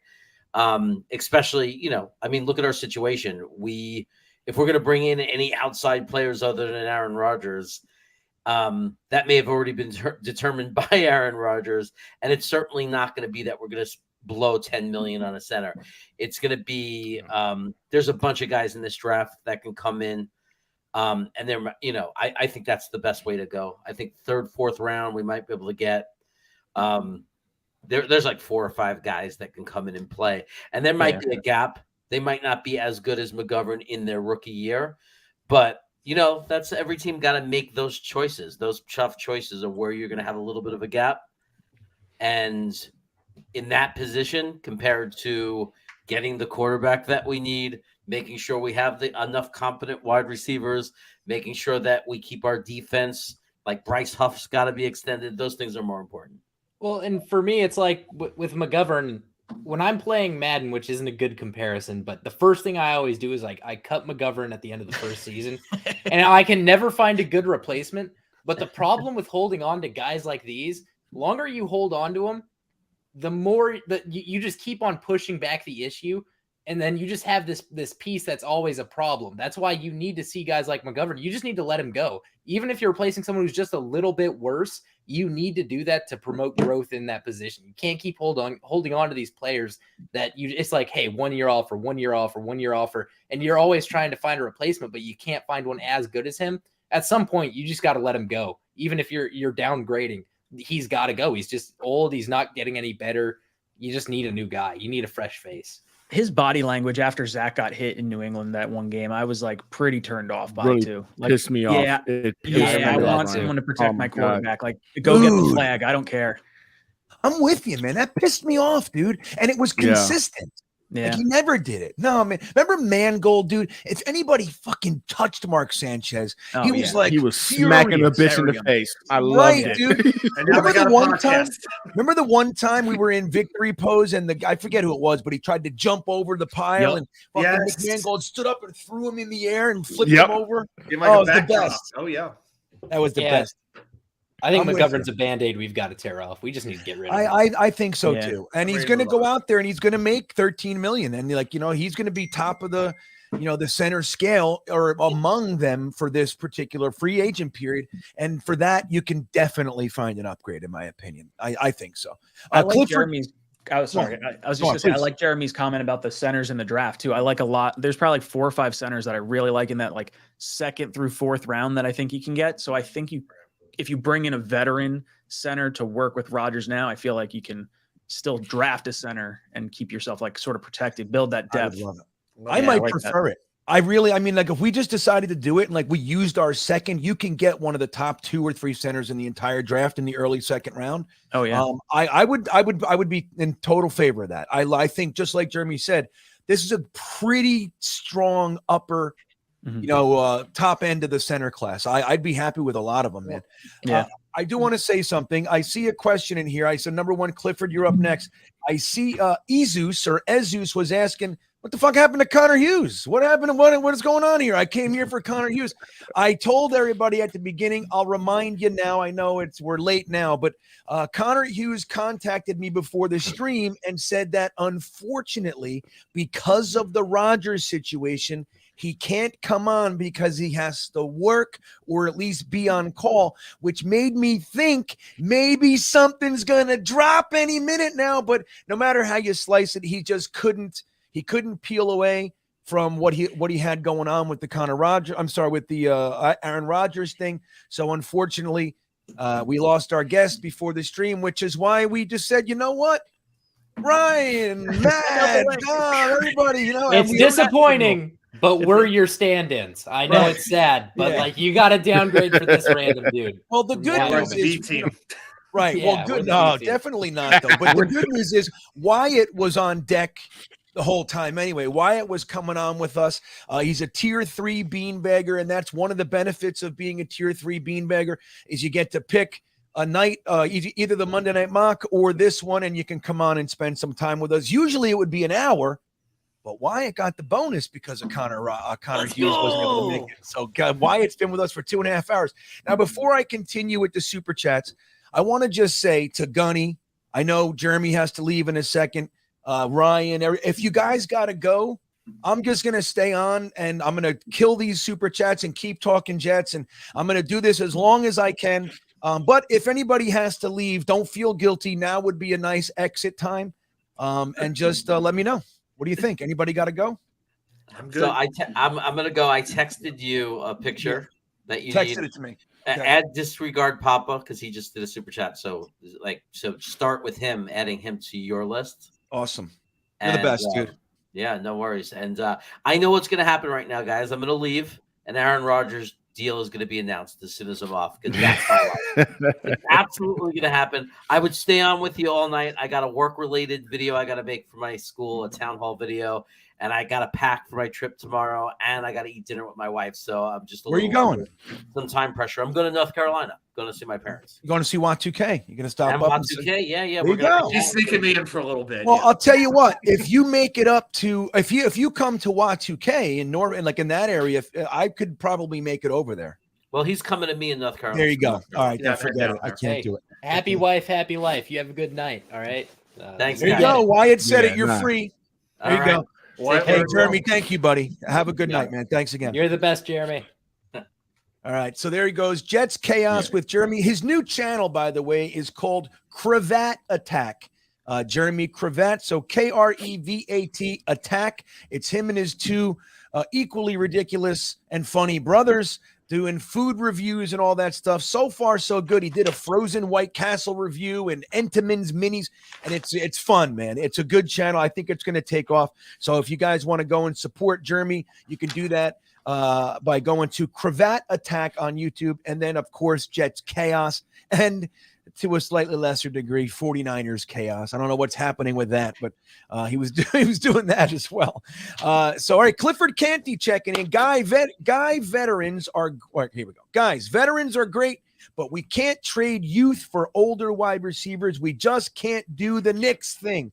Well, who do you think, Ryan, who's he referencing here, trading a young guy for an older wide receiver? Do you know who we're talking about? Yeah, so a few things. It could be, throwing like a Denzel Mims or an Elijah Moore over in a trade to get like not a Lazard, but to get like an older tackle or something along those lines. I think that's what he's talking about, or possibly the idea of trading.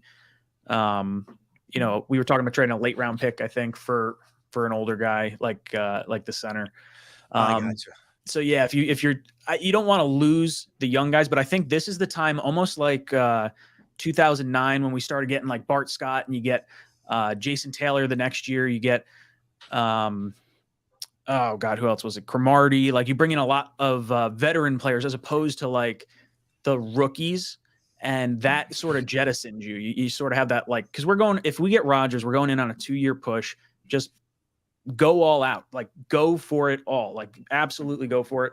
And I think you're at a point where you could still get the top end rookies at the top of the draft, but if you can toss a late round pick for a guy maybe on a contract that you could renegotiate because he's now here, I would like that. I think you can add talent that way.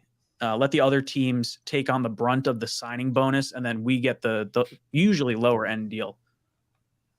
All right, well, that makes sense. I got to say, though, overall, just in general, especially with how it's being done right now, of course, we're bringing on a vet quarterback and maybe some other things. I think generally speaking, the mentality has been to do the slower roll and build it, younger core. And I firmly support that, dude. We have tried the quick fix for years. I mean, Aaron Rodgers is kind of that, but he's a final piece, right, Ryan? He's not like, the core of our team. Like, dude, we have a solid ass team right now. Dude, we're deep.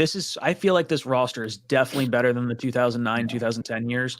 And like, if we get Rodgers, we're going to have a better quarterback. Like, I am very, very excited for what's about to happen. Speaking of Rodgers, do you guys think Carr played us to get a good deal with the Saints?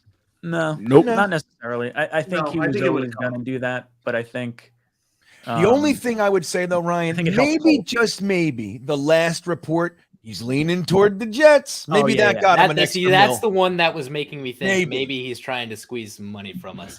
I don't think so. Think about it. Think about it. He literally he put out what he wanted for a contract, $35 million. He got 37. He got 37 million. There wasn't a thing he was going to go ahead and do out there. I truthfully believe we were his first choice. He wanted to come to the Jets. I think what it boiled down to was simple. One, we were not going to go ahead and get rid of Zach Wilson because we're trying to see maybe he could be the future still. Two, he was made aware from jump. Hey, bro, we like you, but you're option B. Aaron Rodgers is the superstar. And I think overall, when he realized he still wanted to be a part of the process for a team, and the Jets didn't bite on him saying, "Hey guys, I'll join for $35 million a year," and we were like, "Oh, that's cute." Yeah, just hold on a second. We're gonna see what Aaron does when he leaves the darkness retreat. And I think ultimately he realized, all right, these guys are gonna keep chasing Aaron. Let me go ahead and go with the people that do want me. You know what I'm saying? Like, it's the whole fuck, marry, kill thing. For us, we're trying to marry Aaron Rodgers. We'd fuck Derek Carr, and Derek Carr was just like, "Well, the Saints will marry me. One night So since stand, they're gonna marry me." You know what I'm saying? And I still had a. Ryan had a whole series for years. Do you still do that? Did you do it this year? I remember it. I don't think I've done it the last 2 years. It's pretty fun where I go through like the free agents and it's like, okay, fuck, marry, kill, like short-term contract. I remember it. I'll probably bring it back. I haven't done any free agency. Actually, I can't really bring it back because it's like right now. It's like, it's amazing. Free agency, I felt like creeped up on me because of all this quarterback stuff. Yeah, well, I know, but I think that's good, and I like how you just said that, Gunny. We marry Rodgers, although making sense as far as their careers. Maybe Carr would be the one to marry. Rodgers, we just decided to go get a fucking quick goodie. Yeah, we'll take the short-term marriage with Aaron Rodgers. But it may not be as exciting. I wanted Carr so bad. I wanted Carr so bad. I did too. I think I liked the idea of Carr. Obviously, there's the less picks, there's the less money, all those things. But I think the big ones for me were youth and the idea that we might just be able to have a quarterback for 5, 7, maybe even 10 more years. That was attractive to me. That's what I was thinking. I think Carr is very underrated in my opinion. People kept saying that we couldn't win a Super Bowl with Carr, and I really disagree firmly with that. Our defense, people kept saying, how's he going to outthrow Mahomes? It's like, dude, if quarterback versus quarterback was the only thing that mattered, the Chiefs would never lose a game. I really do think we could have made a Super Bowl with Carr, and I really do think he could have been our long-term option, and that's why I wanted him more than Rodgers. So I'm still bummed about it, man. I really am. Yeah, I'll tell you what, though, even from that mentality, though, Wyatt, Aaron Rodgers is not the worst consolation prize. I fully agree. I just don't like Aaron Rodgers. Not even remotely. I hate. You don't Aaron have to like his hair. You don't have to like his attitude. But put it this way: just if that's what all people can talk about is his character, about that he's a quirky guy. But you can't kill what he does on the football field. I did say that overrules everything at the end of the day. When the stream started, I did say I don't deny that he is one of the best quarterbacks in the league. I just do not want him on my team because I don't like him. I understand everybody else. Wins that first game. Wait till the first 60-yard pass down. It's like this. It's like it'll change. Right, you're right. Think about it this way: like you guys always said, I heard so many Jets players say, if we got Tom Brady, I would stop being a fan until he was gone. It's almost like that for me. It's almost like that. For me. I get it. I'm still gonna be a fan, but I'm never gonna like. Well Aaron played. Rodgers. Well played, Wyatt. Because I was going to say, Yeah. man, winning trumps all, right? And then you were like, oh, okay, well, then Tom That's Brady. the one exception. I was like, you That is the one slick exception. motherfucker. Right. It's a good argument. Brady It's a good is argument. public Argument enemy three, number let me one. pull it out. Yeah, I will offer though, but I will offer, no matter how annoying Aaron Rodgers has been to our young Wyatt, Tom Brady has literally sliced and diced our lives for 2 decades. Like it just, I'm so, but I'm with it. I think it's a great point. And hopefully, hey, you said I'm still going to be a fan. So we'll have Wyatt on board. Don't you worry. He's coming with us for the ride. Hey. He's on the train. The minute Rodgers wins 5 games in a row, he's going to be my favorite quarterback. That's right. I love you. Oh, yeah. You'll be getting the jersey. Wyatt's buying the jersey. I'm not. Hold on. I can't buy his jersey because there's a girl back home who I was talking so much shit about Aaron Rodgers to. So I can't buy the jersey, but I'll support it. Yeah, we'll buy it for you, and then you'll Don't have worry. an We'll buy it for you. Also, We'll send it that's to goes you. to Wyatt's Aaron Rodgers jersey. All right. So Bronx Kid checking in. We'll do this. But Gunny, do you have to go? Your wife might be needing a little bit of Gunny attention. We're doing a little movie thing tonight, but I got That's about right. 5 I more get minutes. it. I love this. I could do 5 more minutes. Let's All right. keep it So rolling. we'll do Keep it this. rolling. We'll do this super chat, and then we'll let Gunny do the right thing, man. Go and do movie night. That's Hey, you happy gotta wife, do happy that. life. That's what they say. That's exactly That's right. What movie is it? What movie is it? Now, if my wife wasn't already asleep, but she is, she goes to bed at 9, so she's toast. Then I would maybe have the same thing. Oh, she's gone. My wife's up at like 6. She goes to bed at 9. Between 9 and 10 every night, it's done. So there you go. Hey, Gunny, personal question: does your wife outrank you? Oh, fuck no. Nah, so she and I got married when I was a corporal and she was I'm sorry, no, I'm lying. I was a Lance corporal and she was a PFC. And then she wound up getting out as a corporal, and I just kept rolling, and I got the Gunny. So no, I'd be damned. As competitive as we are, if my wife outranked me, not just in the household, but in the Marine Corps, bro, I would never. We couldn't be together. We just I was just thinking, Gunny, because you're saying You have she an was ankle bracelet competitive on right now. The way Yeah. you were describing your wife, she was giving me first sergeant vibes. That's why I was thinking. Yeah, no, you know what though? I say it to this day. Like me, I think if we were both pursuing the career route before we had kids, she could have possibly gave me a. I mean, I was a 10-year gunnery sergeant. It took me 10 years to get the gun. I had 3 meritorious promotions. Seriously? Yeah, I was keen, man, on just trying to get there. But All right, I let me came get in later. to Though. All right, let me get to Bronx Kid here. All right, sorry, go ahead. No, it's good, man. This is fun, but his chat's been up there for I think 35 minutes, so we got to poor get to guy. it. He says, "Hey guys, great to see you. Hotel is booked for Canton in August. Who's going? I hope to finally meet you guys if you're coming." Well, China? I'm gonna say this. I think I told you guys. Sadly, the really good contact I had in the Hall of Fame is gone. So I'm now back to square one, which is not, it's just so, I took the wind out of my sails, but I'm still hoping to get something together and go on there. I'd love to be able to film in there and all that. But worst case scenario, I would like to go to the game and maybe even be present for the ceremony. But to anybody else, Ryan, are you thinking of heading out there? I'm going to be in Ireland. So then big no for Ryan. Big no.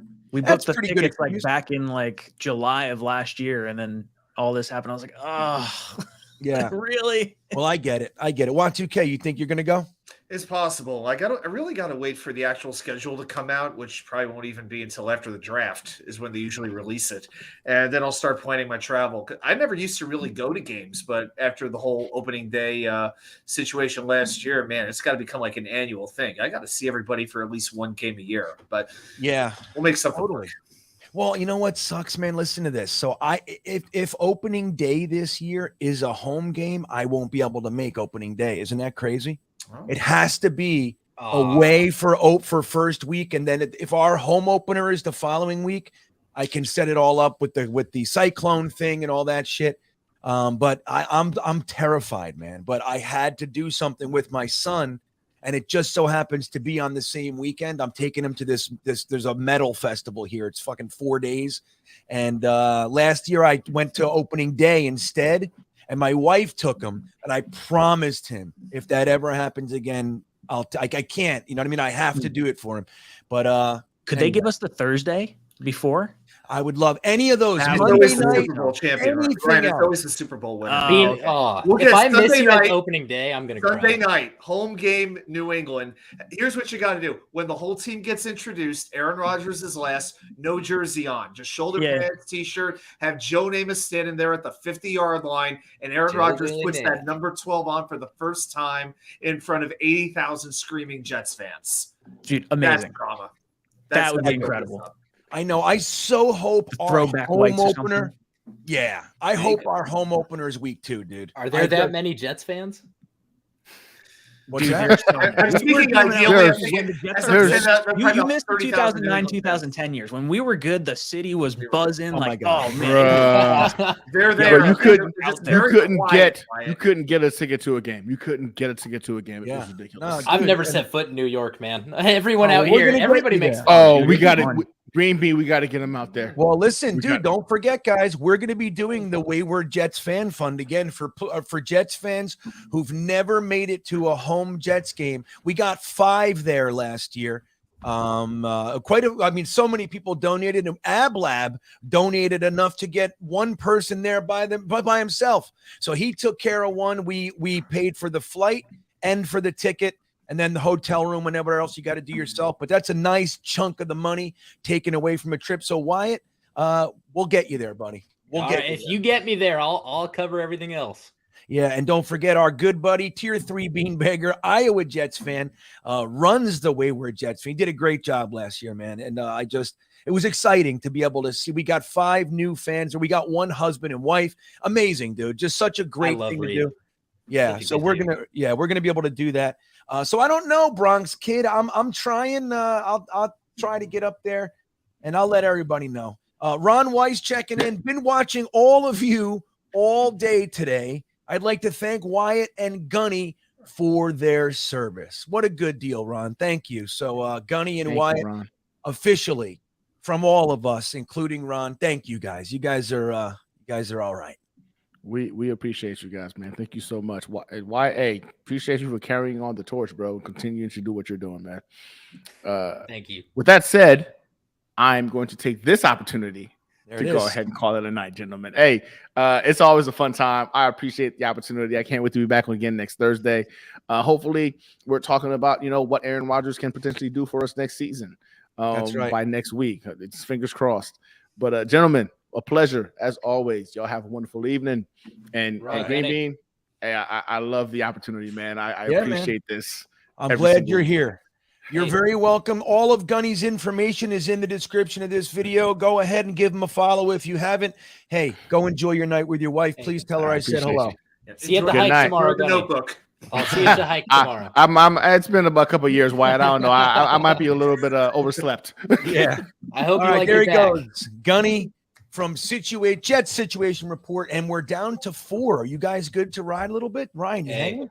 Oh, I'm good. Yeah, it's Ryan's good. I can't believe it. screw it. It's just fun. So my first day of work's back tomorrow, and I'm dreading it. I'm absolutely dreading it. Yeah. Oh man, that is tough. That's tough. How many months off were you? I was off since the end of October. Wow. Yeah. So family leave because we had Shay, and then I work in golf, so the course opens back up, Yeah. we start back up. Well, Ryan, think about this. I haven't gone to work since 2019. I'm bringing my laptop. I got my shit. It's going with me. You'll be doing live. He's going to be on a golf cart going, "Hey, man, here we." Hey, in the other direction, I haven't had a day off in 3 weeks. There you go. Hey, Wyatt, that was me. I haven't been working 3 hours, man. Okay, we're Hey, me too, covering me the too. spectrum. We're covering the spectrum. Believe me, it's funny that I say that. Even as I say it, I have a voice in my head like, "Bro, you fucking work 22 hours a day. What are you talking?" But it's different. Now I'm a homeschool dad and all that, so it's different. But I haven't actually suited up and gone to a job in a long time. I'm afraid if I have to do it, I'm going to be weird. I'm gonna be a whole weird hermit weird guy now. So Ezeus, again, I saw your comment before I saw the super chat. Thank you.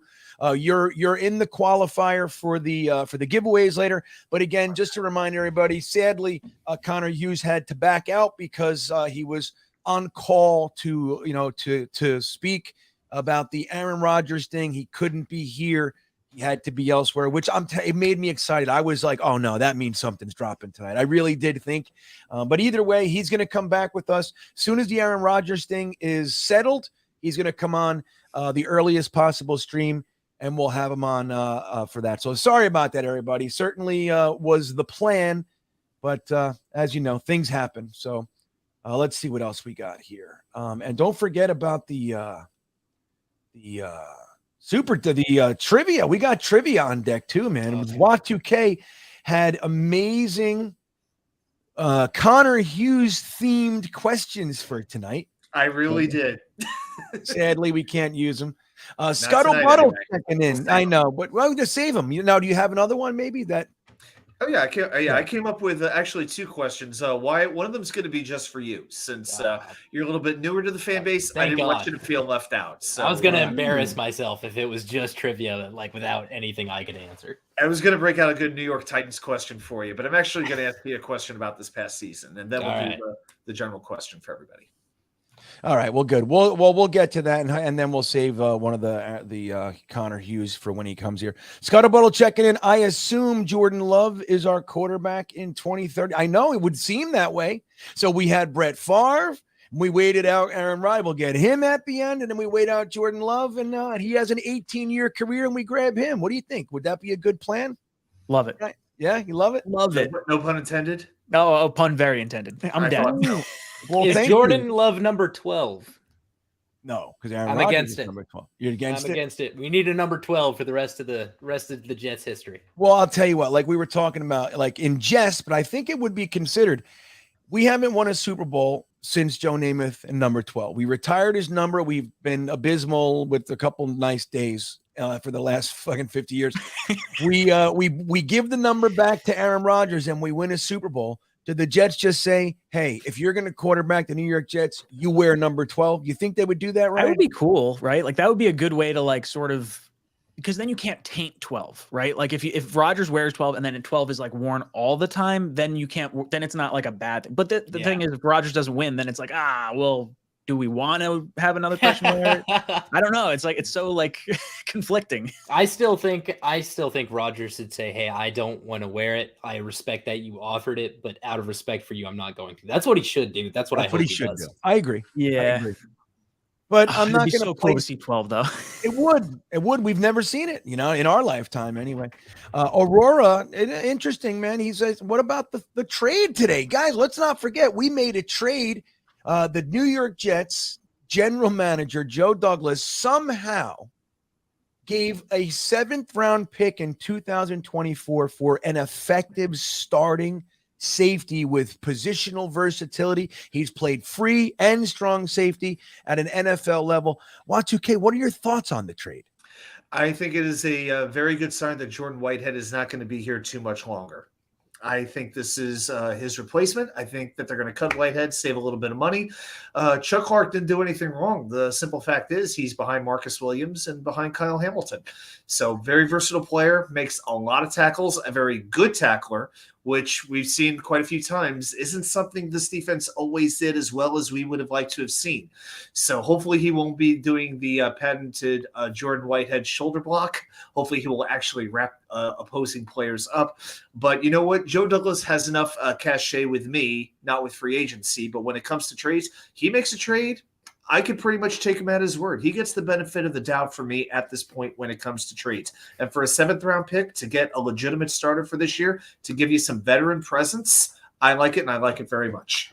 I think that's perfectly said. I think, right, Ryan? I mean, that was beautiful. I can't add anything to there's that. A bow. There's a bow on that one. That was perfect. The only thing I would say to that, then as a discussion point, or thinker, is that maybe, just maybe, they keep Jordan Whitehead and they, thinking like second year in the system. Don't forget, Sheldon Rankins is a great example of somebody that kind of was brought in, kind of looked like shit. Yep. And then most Jets fans were assuming that he was a cut going into this year. They kept him. He had a very, very good year. Second year in the system. Maybe sometimes we got to give these guys a second to breathe. We know Jordan Whitehead is a good player. Maybe they just think, hey, second year in the system, add Chuck Clark, and it solidifies it, as opposed to, bringing Chuck Clark in to, start again with the safety position and then going another direction. It's possible. It's possible. What do you think, Ryan? Is that possible?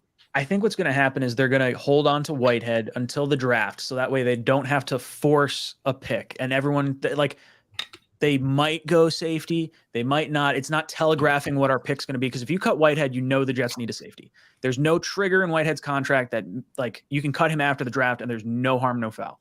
So I really like that move. I think if you trade down or middle rounds, because people are talking like Jordan Battle maybe in the third round, a Sidney Brown, someone like that might be kind of cool to watch. But I think you don't put yourself in a hole, because really, I don't know. I hate the missed tackles from Whitehead. I wouldn't mind seeing him a second time in the season if you don't get the safety in the draft. But the benefit is there's no trigger for that money. Right. I think the way you said it too is perfect. Like there's no reason to telegraph your moves unless there's a benefit to it. Mm-hmm. I think it's very smart. And again, that's a great position to be in, is that you have a player that you like. If you're able to figure out a way to replace him, you can save $7 million. That's a fantastic place to be in.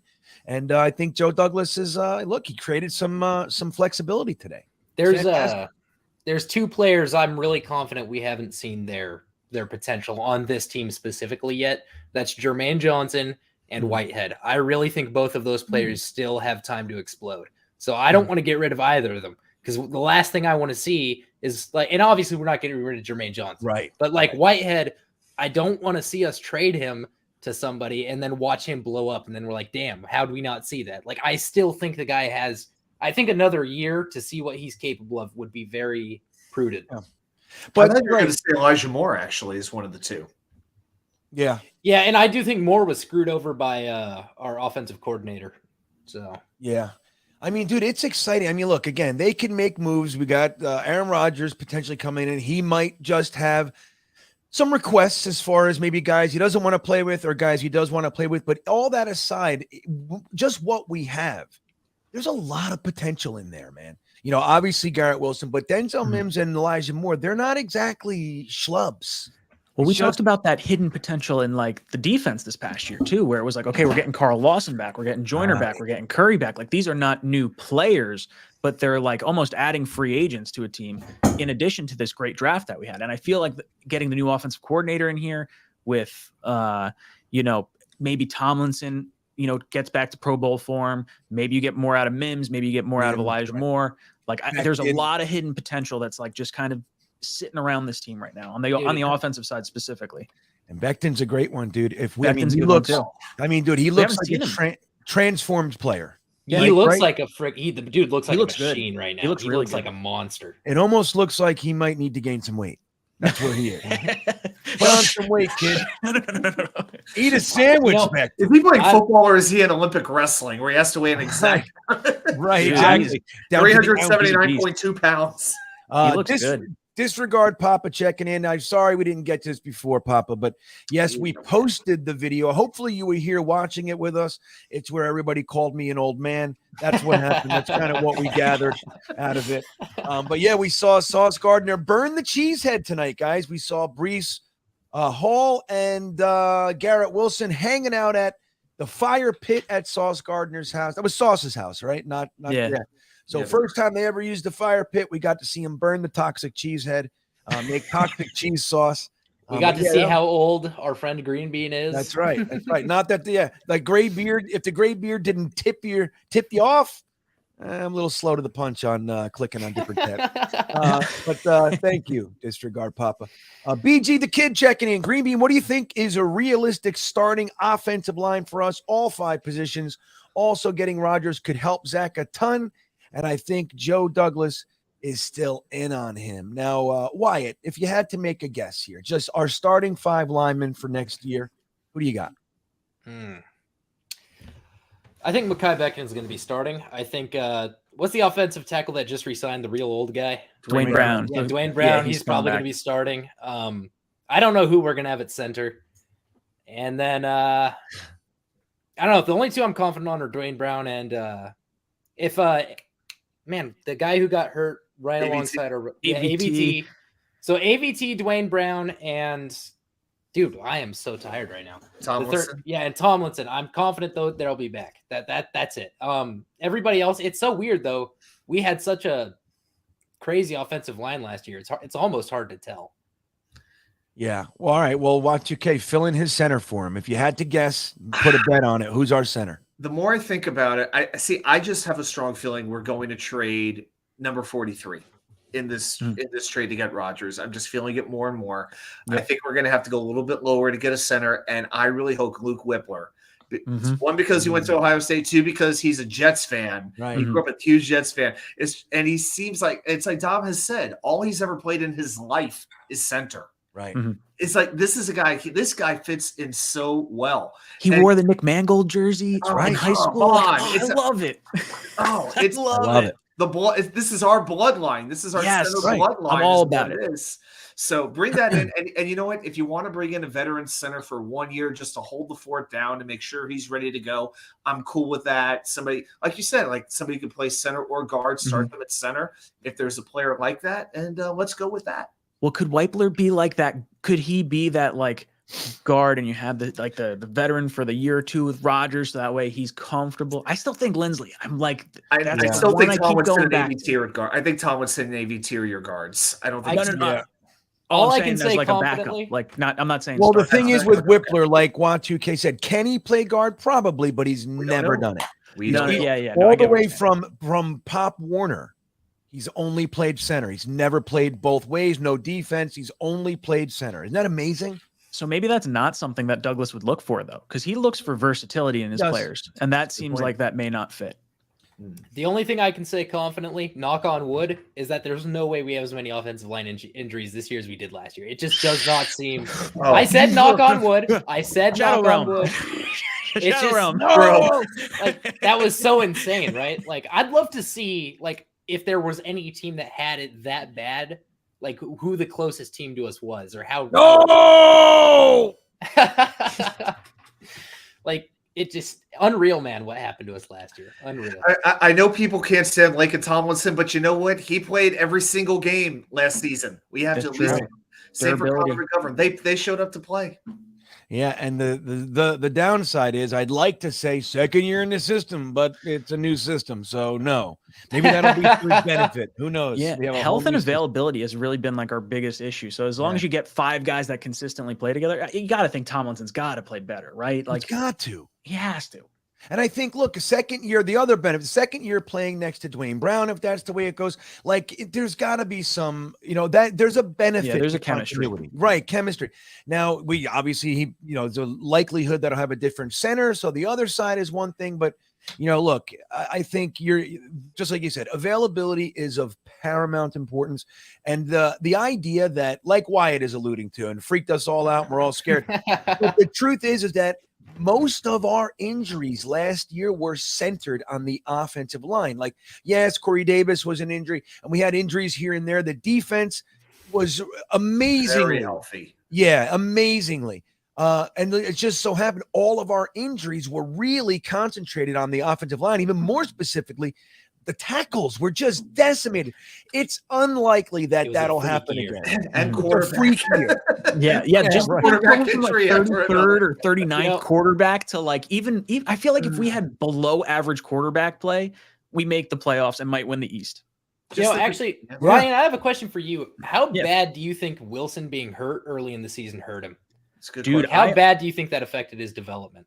In hindsight, this is going to sound really weird, and I guess it's not good because you want him healthy. But like if he tore his ACL, I'm 100% confident Jimmy G would be a Jet, and I think the Jets would have gone far in the playoffs this year. I was like, I had a video queued up, like I had to be at work, so I was like, I may not be ready for, if this news drops. So I was like, okay, if he's hurt, I think Jimmy G makes a ton of sense. They were going to try and ship him out. They were just afraid to cut him and have him go to Seattle, their division rival. So I think the Jets would have made a perfect trade partner. We would have got him for pennies on the dollar, and Zach would have sat and learned for a year. And I think that would have been an intriguing thing to have happen. But I obviously don't want to have him hurt because that kind of sets back, him going forward. But yeah, but it's interesting to ponder. Well, so you're saying that if he went down, then it was a torn ACL, was out for the year, the Jets would have made that trade. 100%. Absolutely. Interesting. I'd be shocked if they didn't. It would have made way too much sense. Yeah, I think that's a very strong point. The other thing, if Jimmy G was here, then he's our quarterback. You know what I mean? More than likely. It could have been 1 year thing because it was end of his contract, but then they might be thinking But you would have traded for his old contract because he restructured it to stay on San Francisco, at the last hour just before cut down day. Right. So you would have traded for it in August, which is fine. It would have been $25 million, I think, but you would have had, I don't know what his deal would have been for the next year. Right. Okay. That's a great point. So maybe assuming he could stay healthy. Who knows? Especially behind our offensive line, he would have gotten killed. 100%. Well, that's just it. But I think he would have gotten the ball out quicker. And I think part of our offensive line's issue is indecisiveness from Zach. And I think that's a little bit why maybe some of the offensive linemen like McGovern may not have liked it. Because I think he gave some of the offensive linemen maybe it made him look a little worse because he's holding on to the ball. He's not throwing it fast. And you see high sack numbers from guys like Russell Wilson or the guys that kind of run around. It's sort of that, I guess, is what we I'm had the fourth worst pass blocking grade as a collective offensive line last year. I know PFF can be annoying sometimes, but collectively that's where we graded. But Zach Wilson holds the ball over 3 seconds per snap. Aaron Rodgers is in the top 10 in getting rid of the ball. Plus he's in the top 5 in passer rating against the blitz and against pressure. Just those factors alone make a huge difference with this team going into next season. And on the topic of all these quarterbacks that are running and stuff, nobody wants Lamar Jackson. What do you think is going on there? Nobody's willing to pay him. Deshaun Watson ruined it for everybody. Yeah. Well, I also think the Browns. I thought that was a horrible contract. The Browns may have jettisoned an MVP quarterback from a division rival for the next 10 years. Think about that's what they did. That's what they did. How much is that worth to you? It might be worth $230 million fully guaranteed all day. Yeah, but that's giving them a lot of credit. You do know that. Oh, no, I know that. But they knew that contract was coming down the pipe, and they knew that was going to be an issue. And it's weird for Lamar because he's proven himself at I'm pretty sure he had the highest passing rating out of any quarterback in the league until he was hurt. And then I don't know. It just seems weird to me. I'm wondering how much it is that quarterbacks as a whole shouldn't be getting paid as much as they are, because it takes away from the rest of the team. And maybe when even if you're the best quarterback in the league, if you want 15% of your team's salary cap on a 52-man roster, maybe it doesn't matter how good you are. Maybe you're you're an asshole. Yeah, maybe you're a prick. Yeah. Right. And then how about this? I just need to feed my family. Well, but how about this? When they're offering you that 15% and you're still saying no. Yeah, that's, I think, the biggest one. Maybe there is some collusion, maybe just in general, what Ryan said about the Cleveland contract, maybe the NFL at large is saying, no, we have to reset this. We cannot let us go up from that ridiculous contract. And maybe it's just across the board effort not to let that happen. Maybe, but either way, man, when you look at it, they're offering him 4 years, $50 million. He has missed 31% of his games the last 2 years, left his team on the lurch 2 years in a row, and he's saying no. That's a bad look, man. I don't give a shit how good you are. Wyatt just said, maybe, just maybe, that's the bigger issue. Fucking dude, you can't build. What about everybody else?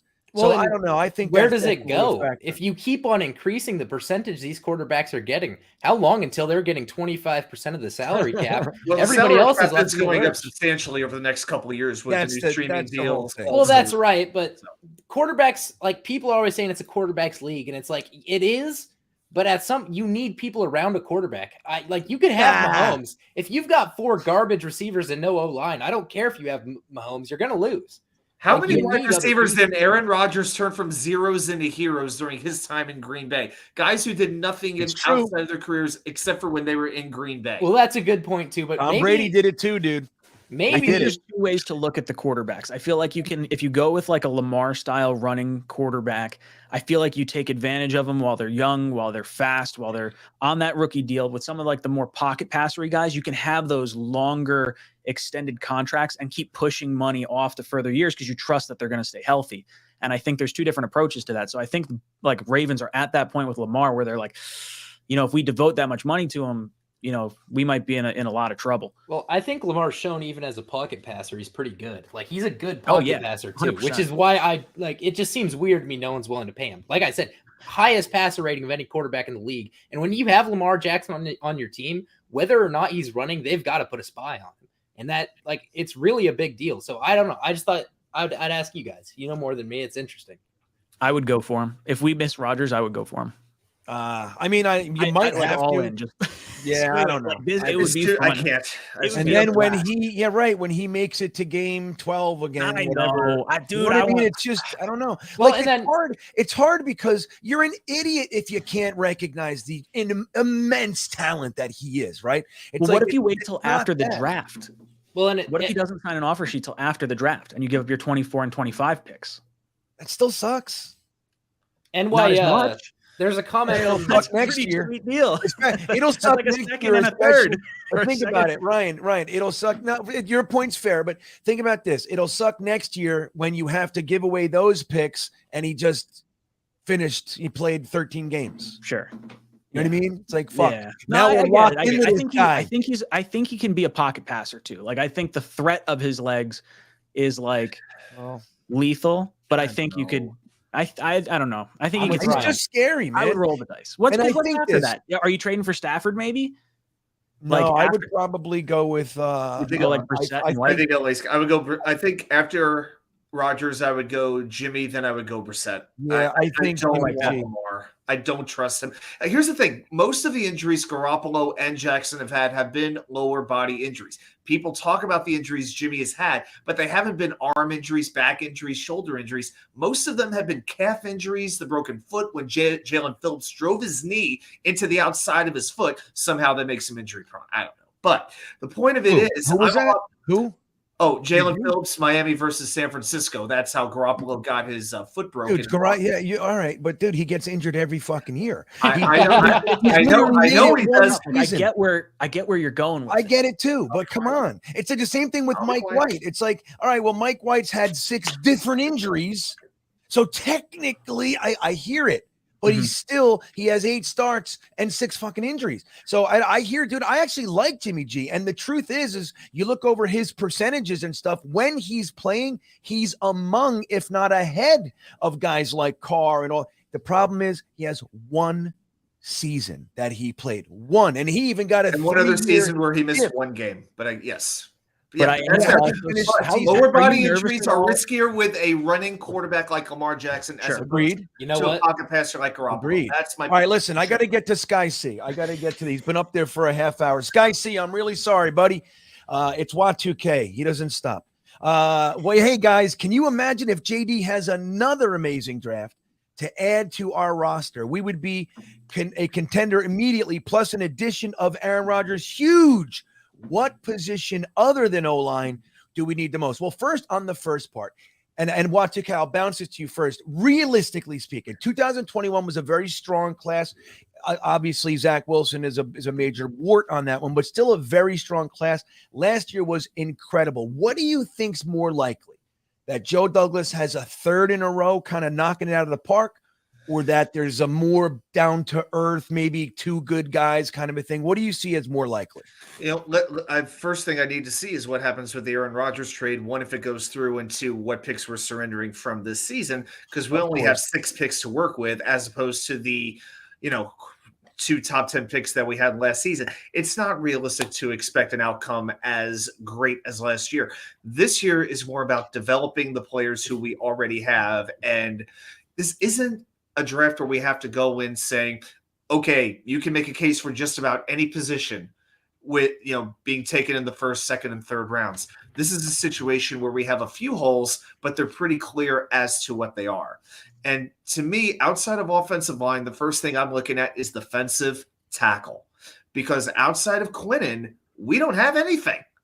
Thomas, free agent. Shepard, free agent. Rankins, free agent. Yep. So to me, we need a starter there.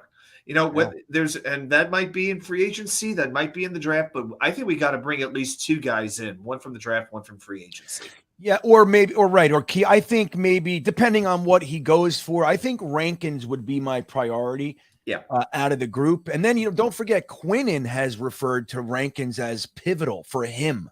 Like he said, he's like the guy that he leans on. So I'm with you. I think defensive tackle is an interesting one. Ryan, where do you see it? Do you think after offensive line, do you agree that it's kind of defensive tackle, maybe safety? Where do you go? Yeah, defensive tackle and safety are the 2 positions that I kind of look at. Before we restructured Uzama, I would have said maybe a trade down and maybe you think tight end. But I would prefer, an Antonio Johnson in a trade down, or if Jalen Carter fell, I think for me, a lot of it depends on how he interviewed prior to the news coming out about the arrest, because I think if he was not like fully truthful or honest at that point, I think you can't trust the guy, and it's not worth the risk. But I think defensive tackle is definitely going to be a need. Do you think Carter, even if he didn't lie, do you really think that putting him in wouldn't affect our team's culture? Like I think it would. I think they would spin it. I think his talent is so good. I think they would say, "Hey, we have a strong locker room. Look what our guys are doing. We're going to bring him in here and build him up." I think that's how they would spin it, because he's too good to let him fall at a need. Yeah. And the Jets have a history with doing that. Yeah. One of the most famous, quote, blunders, even though it's really not, it's only a blunder because of the way that it went. Kyle Brady was a very good longtime NFL tight end, numerous Pro Bowls.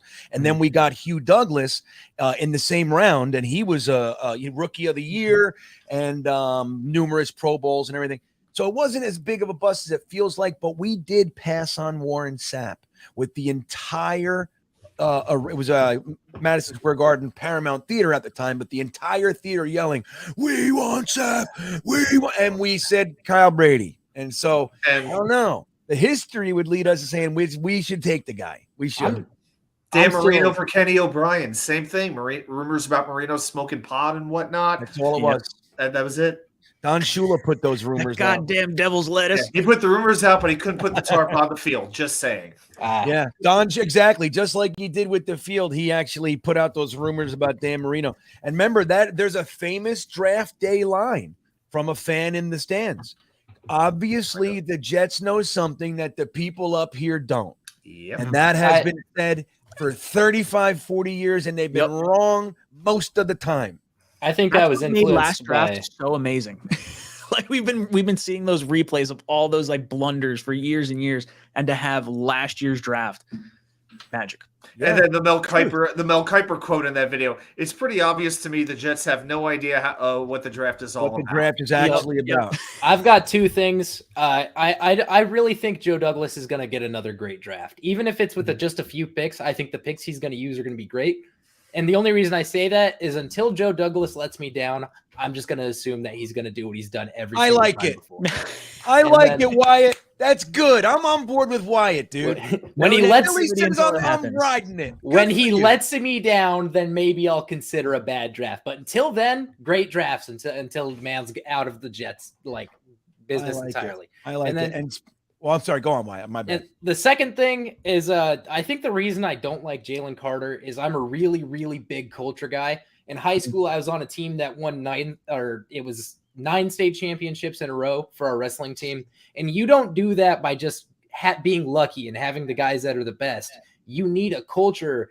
That way, guys who aren't the best play better than they otherwise would, and you are consistently on top. If we want to start making the playoffs for the next 5 years, the next 10 years, and we don't want to just win a Super Bowl and then do what the Rams are doing and fall apart the year after, it can't be. We just got lucky and got the best guys. We need to have a good culture to support it. That's why I don't want Carter.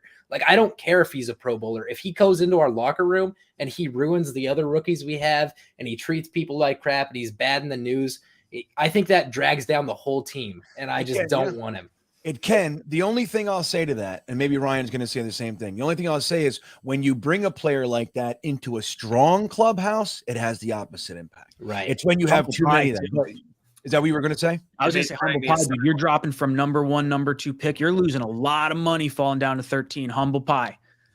Yeah. Now, look, this is probably the coldest comment of the night from Fat Gandalf, the beloved fact that Rodgers is going to wear number 2. Well, Brad, you can keep your shirt then. Yeah, let's go. Let's get some duct tape on the. No, I like I really do. I hate Gandalf. Yeah, he's doing a lot for the culture. Hatchet. Yeah. That's why I'm willing to wear Wilson's shirt. I really do. The nice thing about the next time Wilson might step on the field will be 2025, and we'll have, like, if the roster turnover is 30% each year, it'll be like everyone's totally gone. It'll be an entirely new roster with the exception of like Sauce, AVT, like the real key guys. So like at least that's kind of different, and he'll be the veteran guy, sort of sitting here earning his lumps behind Rodgers. Like I think there's a little bit to it. It's a Hail Mary, but like you're already paying the guy. You made the pick. Like, I agree. Hey, we hope that's the next time he sees the field. I'll tell you what. I mean, maybe not. You may cut him. Ryan, I've won one contest on your channel, one of the t-shirt contests, and it was a Wall Street Wilson t-shirt. I only wear it as an undershirt under another layer. Hey, I'll take it from you, dude. I like Wilson. No. I'm holding out hope. I don't want to feel like I'm giving up completely on it. Well, Ryan, what is the ejected show? I'm not sure what that one is. What is it? I don't know if I showed you that. Let me see. I introduced a new chicken for the like it launches from a different corner. You can actually see the chicken now. So what I did was I've been where it says ejected. It's got like big red kind of letters on the side, and it's got like the chicken. So for the call-in show, after 3 minutes, you get ejected from the cockpit. I mean, that's the best. You did that one early. You stumbled on that one early, and it was at that time, it was far and away the greatest thing you had ever done. I loved it. It was so much fun. The best. Because I hit the button and the satisfaction of hearing the sound of "you're out of here," and I'm like, it is fun to play sing along with Ryan. I will say, doing that, you've been ejected from the cockpit. Hey, I've been on a caller on Ryan's show. It's kind of fun to get ejected. It doesn't even make me mad. It's just like awesome. I was ejected. And the thing is, when you call, you know it. That's the great thing. It's like I set rules. You got the 3 minutes. That's right. That's right. All right. So Mike B. Hi-Ho Jets fan, thank you for the super chat. Checking in. A-Rod will be set soon, and he should come on your channel, GreenBean, with a round robin of Jets YouTubers. I agree with this, Mike. Go Jets. Thank you for all the content today. Well, look, thank you, Mike. Thanks for hanging out with all of us throughout the day, whether it was on Ryan's channel over here with Matt O'Leary. I saw Jets Media went live today. So wherever you were, thanks for hanging out with us, man. But I am a firm believer in what you said, that is exactly what should happen. Aaron Rodgers should be a guest right here. I'll bring everybody back, and we'll all just heap praises on him and tell him how good looking he is and all that shit. And we can do that for him. If Aaron Rodgers comes on, can I come on just for a minute? Just a real quick hello to old Aaron Rodgers. Be amazing. You'll we'll play the little snippet of him saying, "I fucking hate Aaron Rodgers." Yeah. So look, Knifey Spoony checking in, but thank you, Mike. How do we feel about Adam Thielen? Now I've seen that come up 5, 6, 7, 10 times today, give or take. Maybe a Corey Davis out, an Adam Thielen in. Ryan, how you feeling? Love it. Love it. Yep. Dude, it gives me shades of Eric Decker. Eric Decker. Love it. Dude, what a bummer that his injury thing started to, it took his career and ended it way early. Him Decker and Marshall together. You guys, that was such a tandem. 1 year, but it was a damn good year. Yeah. Dude, I would totally take Thielen. I think that would be a great move. When my son's first ever home game for the Jets, he had been to numerous Miami game. We went to every game in Miami. As a matter of fact, this is his first ever game right here. There's the tickets. My son, that's Miami. Literally, I didn't know, I wasn't doing this on purpose, but right there, that's the huddle. In that huddle, it wasn't this play, but it was right after this. In that huddle was when Antonio Holmes got into a literal shoving match with his teammates and benched himself mid-game. If we won, we were in the playoffs, and we lost. And so our captain. So that was my son's first game. Antonio Holmes fucking pushing and shoving in the damn in his own huddle. How great that is. In that picture, your kid looks like that meme of the girl who just burnt the house down. Like you all guys seen evil that and one? shit. Yeah. Right. It does. But Knifey Spoony checking in. He's how do we feel? Oh, yeah, we did that one. I'm going back. But I like the idea of Thielen too, man. Oh, but my point was my son's first game. Or he might be cut. Well, that's the whole thing I was going to ask. I didn't keep it. So he's on the cut list. Is there any guaranteed money? Is there anything like that? Are they likely to cut him, you think? So they reported today that they thought it was likely to cut him. So his let me look at his contract real quick. Signed a 4-year, $64 million contract. He saves them $6 million. $6 million. Yeah. And he's got a bonus due on March 17th of $11.8 million. That's they don't want to pay him that. That's what it is. So they'll save the 6.4. And he's still very productive. I mean, it's consistent production for sure. Yeah. It's crazy. He's 33 years old and he's like still good. It's impressive. But and I think he's hungry. I think that's one of those like veteran guys you bring into a young wide receiver room, and that's like your veteran presence with like a Cobb. Like I think that would be cool. Well, that's what I was going to say. So we got, you get Garrett Wilson, Elijah Moore, Mims. Second, third, fourth year guys, and then you bring in Randall Cobb and little Adam Thielen. That's not a bad mix. Not a bad group. And receivers might take a little less money to have Aaron Rodgers throw the football to them. Truth. Huh? So, question for you, GreenBean. Good point. These when you are an older player and you haven't won a Super Bowl yet, you start looking for teams that are going to get you that ring. If you think if we get Aaron Rodgers, we'll be able to get some veterans for a lot cheaper than we otherwise could, just because they are in that hunt and they think that we have the best chance of doing it with our defense and Rodgers. Do you think that's a thing? Yeah. It's a very real thing, actually. Now, a lot less, maybe not a lot less, but not 2 million here. Yeah, totally. Little bit. And then in addition to that, being willing to work it in a way that's beneficial to the team, and all those things become real, especially for the vets who have not won a Super Bowl. And, if they've either been on losing teams their whole career, or even they've gotten close and just never got there, those guys, if they know they got 1, 2, 3 years left, just like Ryan said, not only will they come for less, but they come hungry as shit, man. They're willing to put it all on the line. Play their asses off. Yeah, that's another benefit with this. And that's, honest to God, I think the Carr effect would have been there as well, at least a stable quarterback. But this is where Aaron Rodgers' impact far exceeds any other quarterback on the market. Him coming here, knowing it's his last 2 years, these players are going to want to come over here and get the opportunity to be the receiver to that combo. So I think it's absolutely real, man. I think it's a home run. I think if you can add some veterans to some of our younger groups, like our secondary is really young. If you could add a Jimmy Ward back there, I feel like that would be really good. Low price guy. I feel like you're going to be able to get a lot out of like some really veteran guys here. Do you think? And then the running back we got last year for the 5th round pick, I can't remember his name. We got him from the Jaguars. Do you think he's going to have a big impact this year? Because we have a lot of good running backs. Like we have a lot of good running backs. He's a restricted free agent. Restricted free agent. To me, it's all about Breece Hall's health. Yeah, it's $1.2 million to keep him, isn't it, Ryan? Correct me if I'm wrong. I think it's an original round tender, I think is what it's called. Yep. Or like okay. So, but this is the thing. He's already proven he can play at an NFL level, at a high NFL level. He played on a shitty team and was 1,000-yard rusher. He's also very, very efficient in the red zone. What's that?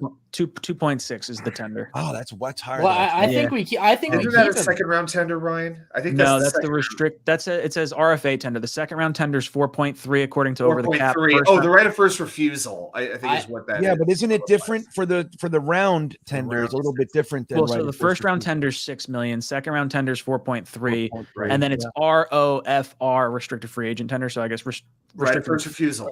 My thing is, I don't think we're going to let him go because we gave a pick for him, and I think Joe Douglas values his picks. I really don't think we're going to let him go a year after we got him and didn't even use him. I think we have plans for him.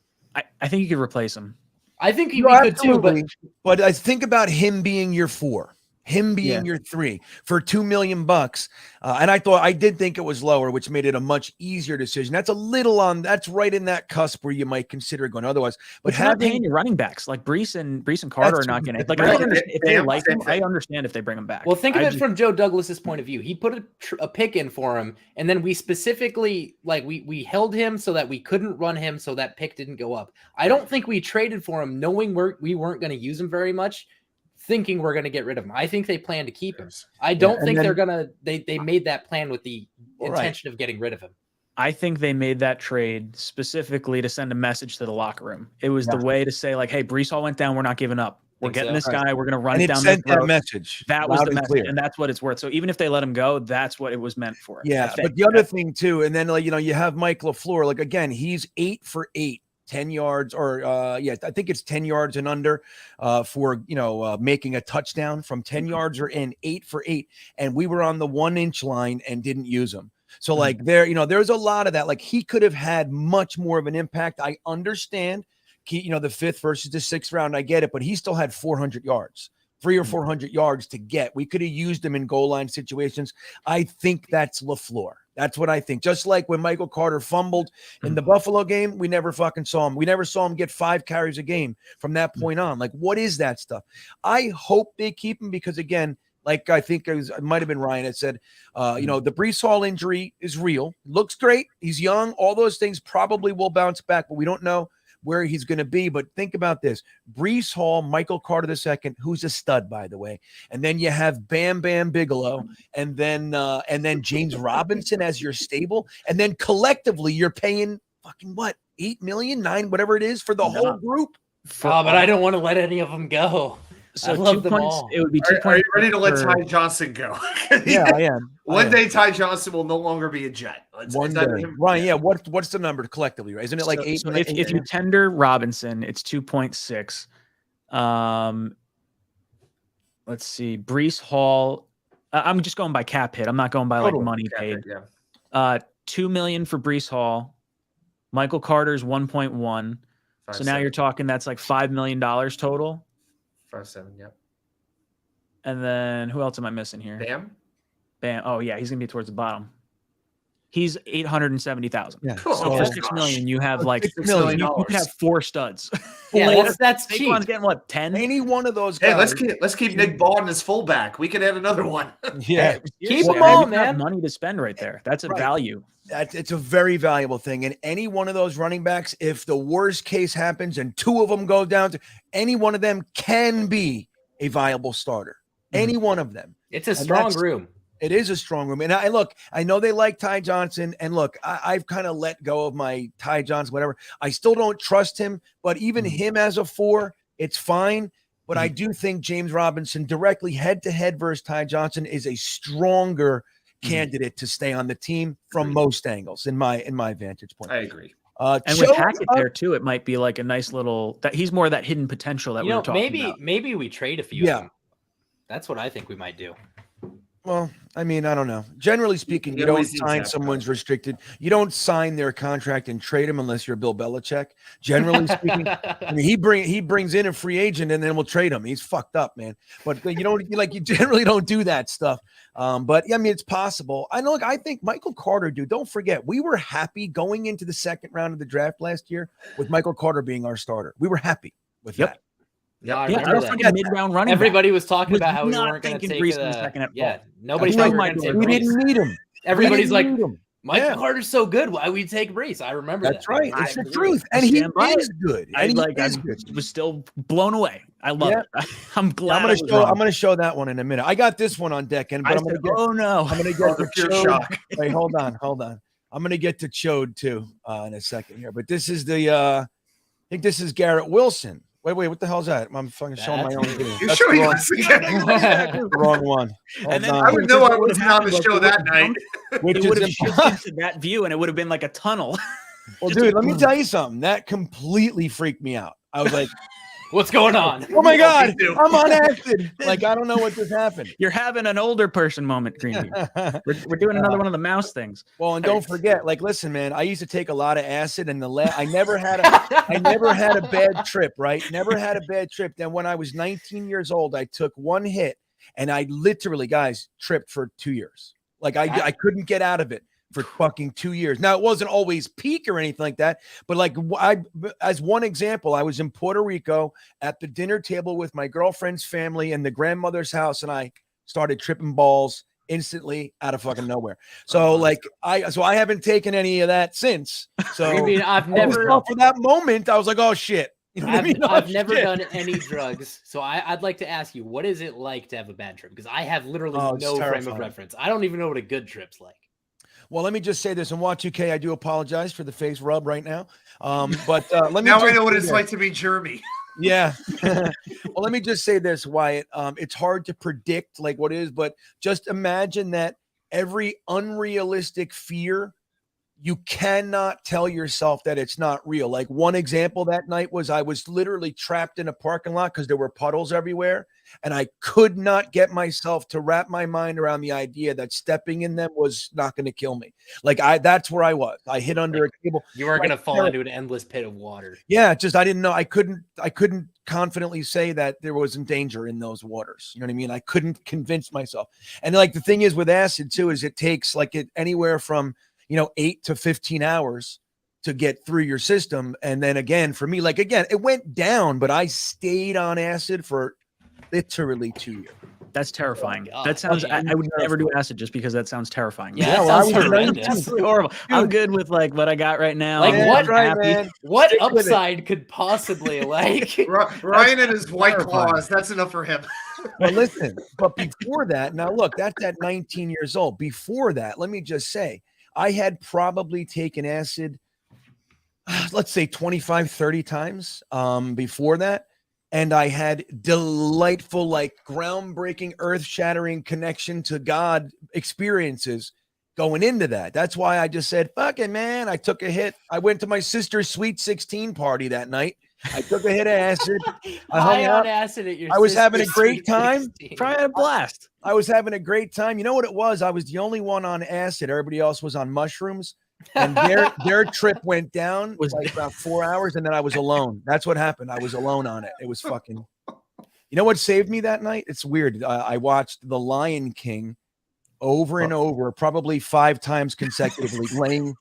I just watched Simba. Circle of life. Yeah, that's what I did, man. It was the only thing that worked. That and cranberry juice. Why? I don't know. That's what I was drinking, and that's what I. But anyway, here's Garrett Wilson's reaction. Here we go.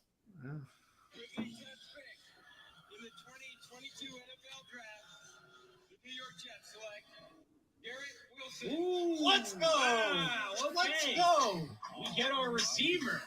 Wow. Let's go. Dude, I thought it was going to be Edge. I was so I couldn't- sure it was Edge. Ryan, like, look, you see, like, I loved Garrett Wilson. Yeah. And I was still, again, I couldn't believe it. Like, what a mixed batch. Like, just watch me for a second. Look at this.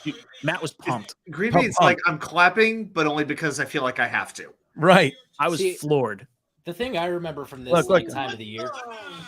It's like, yeah, definitely barely a very forced half. I couldn't believe it. The thing that I remember very specifically from that time last year was we got everybody you guys kept saying you wanted, except for like great. Thibodeau. Thibodeau was the only guy Thibodeau. we didn't get. Everybody else we got our hands on. I remember It's like- that very clearly. Yeah, it was like Trayvon Walker, nobody wanted him. Derek Stingley, nobody wanted him. It was we knew we weren't getting Hutchinson. True. So. Yep. It's very true.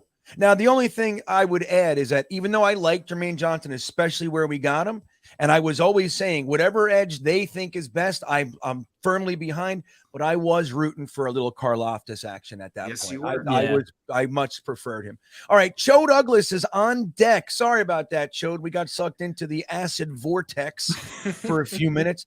I halfway imagine Lamar's contract negotiations as Mama Boucher from Waterboy trying to secure the bag for her baby boy. That probably is what it's like. Good luck with your foosball, Mr. Coach. That's right. The Ravens are the devil, man. The devil. That's it. The devil. Ravens are the devil. That's the best. That's a good one, Chode. Well done. Good movie. Well done.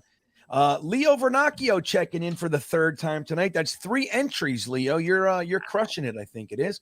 And I'm keeping track. Jeremy sent me the whole list, and I'm keeping track as they come in now. Vernackis. Y'all are bringing it tonight, man. Great job. I'll tell you. Yeah, absolutely. And it is greatly appreciated, guys. I want you to know that. Hey, it's keeping the stream going, so I'd like to thank you as well because I'm still yeah. Fucking dude, I told Wyatt I was going to get him off at 10 to 9. He was like, dude, you got 50 minutes and we're going to start winding down. I was like, all right, fair enough. I get it. Show business, baby. We And made then it he's 3 like- hours. Yeah, we made it 3 hours, 40 minutes. We clearly have to make it to midnight Eastern time. I should have seen I've it gotta coming. be at, Green like Bean 8 hours today. Green Dude, Bean you've been is on all day. always. Well, Ryan, what'd you do in the I was like morning? 9 to 12:30, and then I hopped on with you guys like 1 to 3. or Was 1 it to 3 4. hours in the morning tonight? Was it over 3 or today? I mean, was it over 3 hours? I did 9 to 12:30, and then Oh, I that's was why with- people. I was probably with you for an hour. Yeah, and then I was jumped probably on because I and saw we were- I Ryan was with hung Matt up. for probably 2 hours. Yeah. Oh my That's why gosh. people are yelling at you to go to sleep. I was Oh, dude, wondering. I'm I was like, are they exhausted. mad at him or something? What's shot. going on? You were yelling at Jeremy and I about not being in the live streams. I'm like, guys, we have jobs. Okay. Dude, I've been so out of it recently because, like, the last 3 weeks, like I said, I haven't had a single day off, so I haven't been watching. I didn't realize how damn tired you were. Dude, I'm Larry's back in the exhausted. It's chat. You guys are still live. All right. Well, listen, Yeah, we well, are. So Leo, now is he talking about Khalil Mack? That's The what I was running I back? knew who he was talking about. So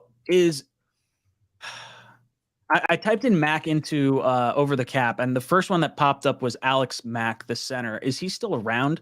Oh. I thought he retired. I thought he did too. 2021 was his last season, so I think he's done. I don't know what Hey. other Mac he could be talking about. He better 'cause I not be don't- talking about Mac Jones. Tell you that right now. I will say a couple things. Number one, Oh, Ali. Ali's in the house. Hello, Ali. Ali's going to be our guest on the 30th, I think it is. Whatever the Thursday is, that's closest to the 30th. Ali's going to be on. And I see on my other page here, the live YouTube, O'Leary's back. Yeah, I was gonna say he's in the And he comments. said, right you guys now. are you still here? That's what Can I we- said. Is it too late to get Matt O'Leary back Dude, on the show? O'Leary just went and lived an entire life, came back, and we're still here. Dude, can we get Hey, him Gunny, back when's on? the movie Is it too ending? late? Right, Yeah, Gunny. you need to get Gunny back on. We might Yeah. get Frankie out of the witness protection program. I'm Who calling it knows? at 12 Eastern Standard Time. I gotta go to bed. Yeah, totally, All right. totally. I'll You stay gotta 24 go. hours if I have Yeah, I'll to. stay. I'll stay as long as you guys want me I'll to stay stay. until It's I have to be trivia, at man. work at 7 tomorrow. I My saw wife that had- trivia.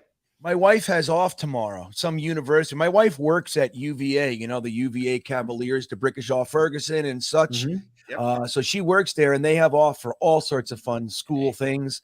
Tomorrow she has off, so she can wake up and take care of the house, my kids, and all that shit. And I'll just stay asleep till Hey, whenever this I would need not be the first day I showed up to work with literally no sleep the night before. I'll do it. I will. So, I'm usually all right. up till like late, but now I got like actual work again. I can't Yeah. stay up till 3 in the morning. Right, and you gotta do it, man. Right? Yes, you gotta have the cutoff because then you're gonna still have to unwind. It's not like we end this and pass out. You know what I mean? I No, like, no, it takes time. yeah. I There's need to, another, like- there's a wind down. there's I've got some something to help. Okay, little acid. Knock Little my ass acid. out. Okay, little acid. That's good. It helps. Leo Vernacchio checking back. And he says Hopkins has said he would restructure his contract. I Yeah. saw that. Do you think does that? I mean, to what end? To what degree? Restructure. What do you think? I mean, who knows anything about it? I don't want to give up a pick for Hopkins. That's don't sort of either. my thing. Like I like Thielen enough as a free agent that I would not give up the third for Hopkins or whatever you'd have to give up. Because I'm assuming the second's going for Rodgers. So what else are you giving up? A 2024 pick? I don't want to give up too much in that year. I like the free agent option. Even like I don't love Odell, but even Odell, if like they wanted to dance around with that, I think Thielen taking less money would be hungrier. Good impression on a young locker room that is seeing AJ Brown get a shit ton of money. DK Metcalf, like these are guys that are really close to Elijah Moore. So like, not that I necessarily think Elijah's gonna stay here beyond his rookie year, but like I think that influence of like him could be really good without having to give up the picks. Well, look at this though too. I was actually He's younger. surprised. He's like I 31. didn't. Let me see what he did last year. So Bernard. I always call him Bernard Bernard. I do it every 100% of the time. I will call him Bernard Hopkins first. All right. It's like Quincy Williams, Quincy Wilson. No matter which guy I'm talking about, I say the Well, other. that's like Always. Rappaport did this thing with CJ. He's like, oh, CJ Mosley got Mosley restructured. is Oh no, on it's CJ. Yeah, CJ he totally did, but he caught himself. So look Yeah, at no, this that was guy. good. Now, around this time, you guys can see this, right? I don't wanna Yes. go back. Yeah. So this is when, in my opinion, he was the best receiver in the NFL in my eyes, right? At this time. Yeah. But then like you look, obviously there was the suspension and injury and all that stuff. But last year, he played 9 games. Now, that was last year the suspension? Was that when it goes? Last year was what? 4 games, 6 games? It was Right. last So year. that's why. But he still had 64 receptions, 717, 3 touchdowns, and 35 first downs. He's so good. He's so good, dude. And he's not what you would call old. You know what I mean? He's older, but he's old. He's 9. Was that 10 years? He played Well, so 10 years. It depends on his money, right? Like, what is he going to renegotiate to realistically? That has so his deal is it would be 19.5 and then 15 million the next 2 years. So if you can maybe make it like you write it as a 4-year deal and you guarantee 1.5 years and you stretch it out and you do something like that, but he gets cut after 2 years.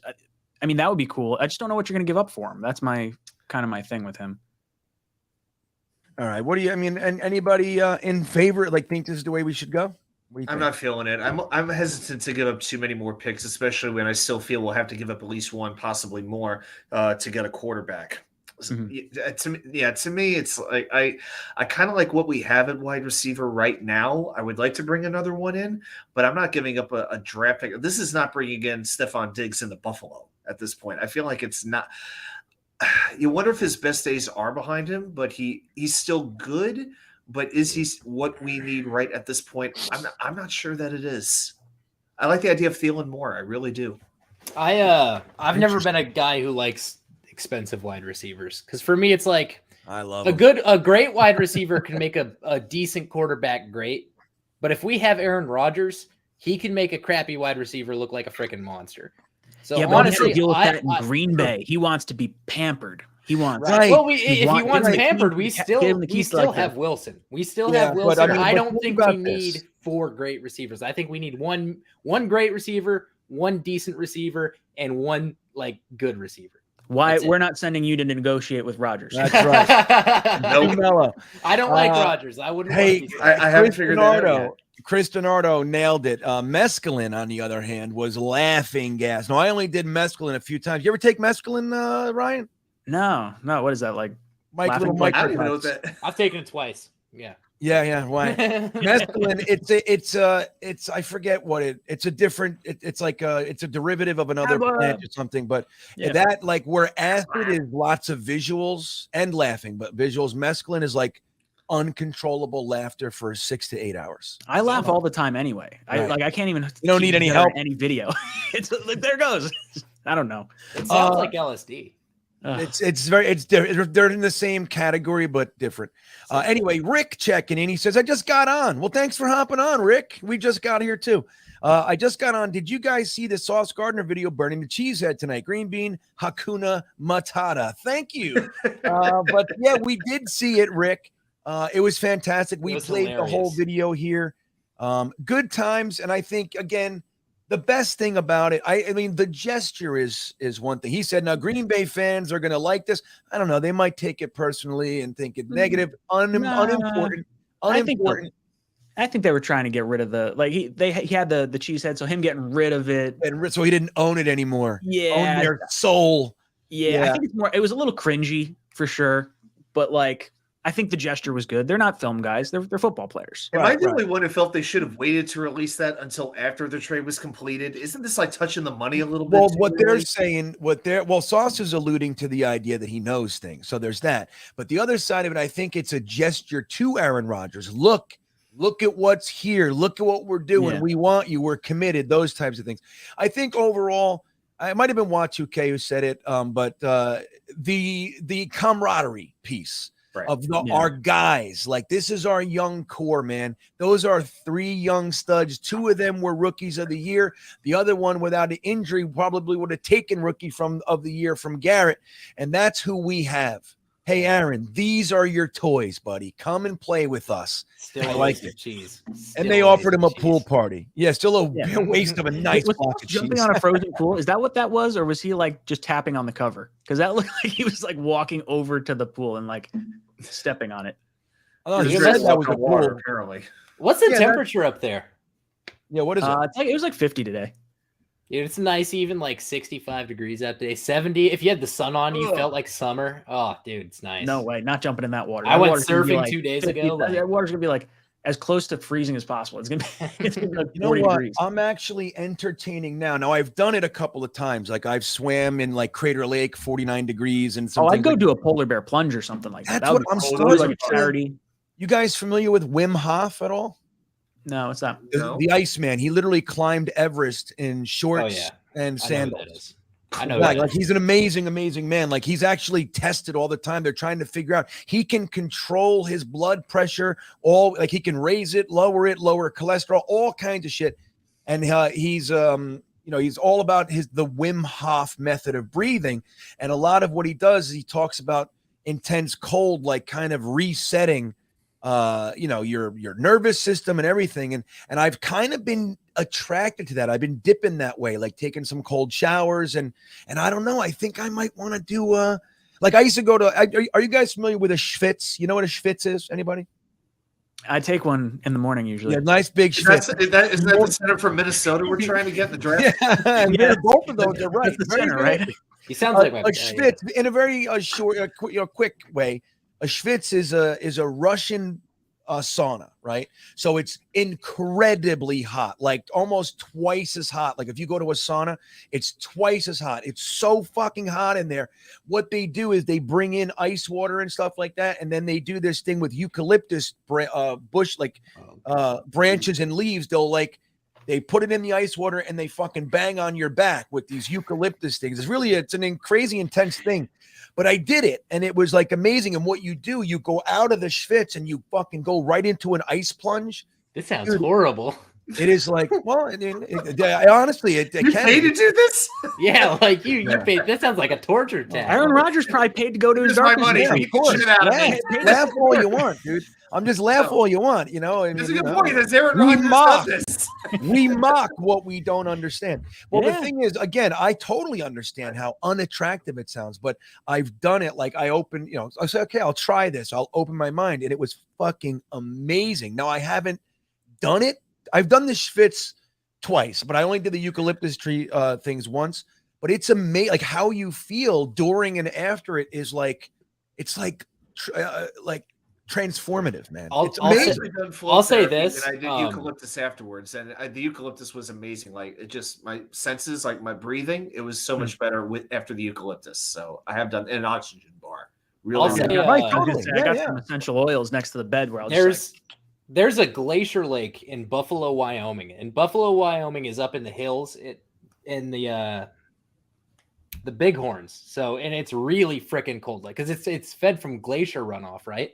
So this lake's like a solid 40 degrees. Right. I'll tell you, I went swimming in that. You don't get used to the temperature. Like if it's like 58 degrees, you'll get used to it. You don't get used to it. You're like freezing freaking cold all the time. But when you get out, you feel alive. I'll say that much. It's true, like $1 man. million.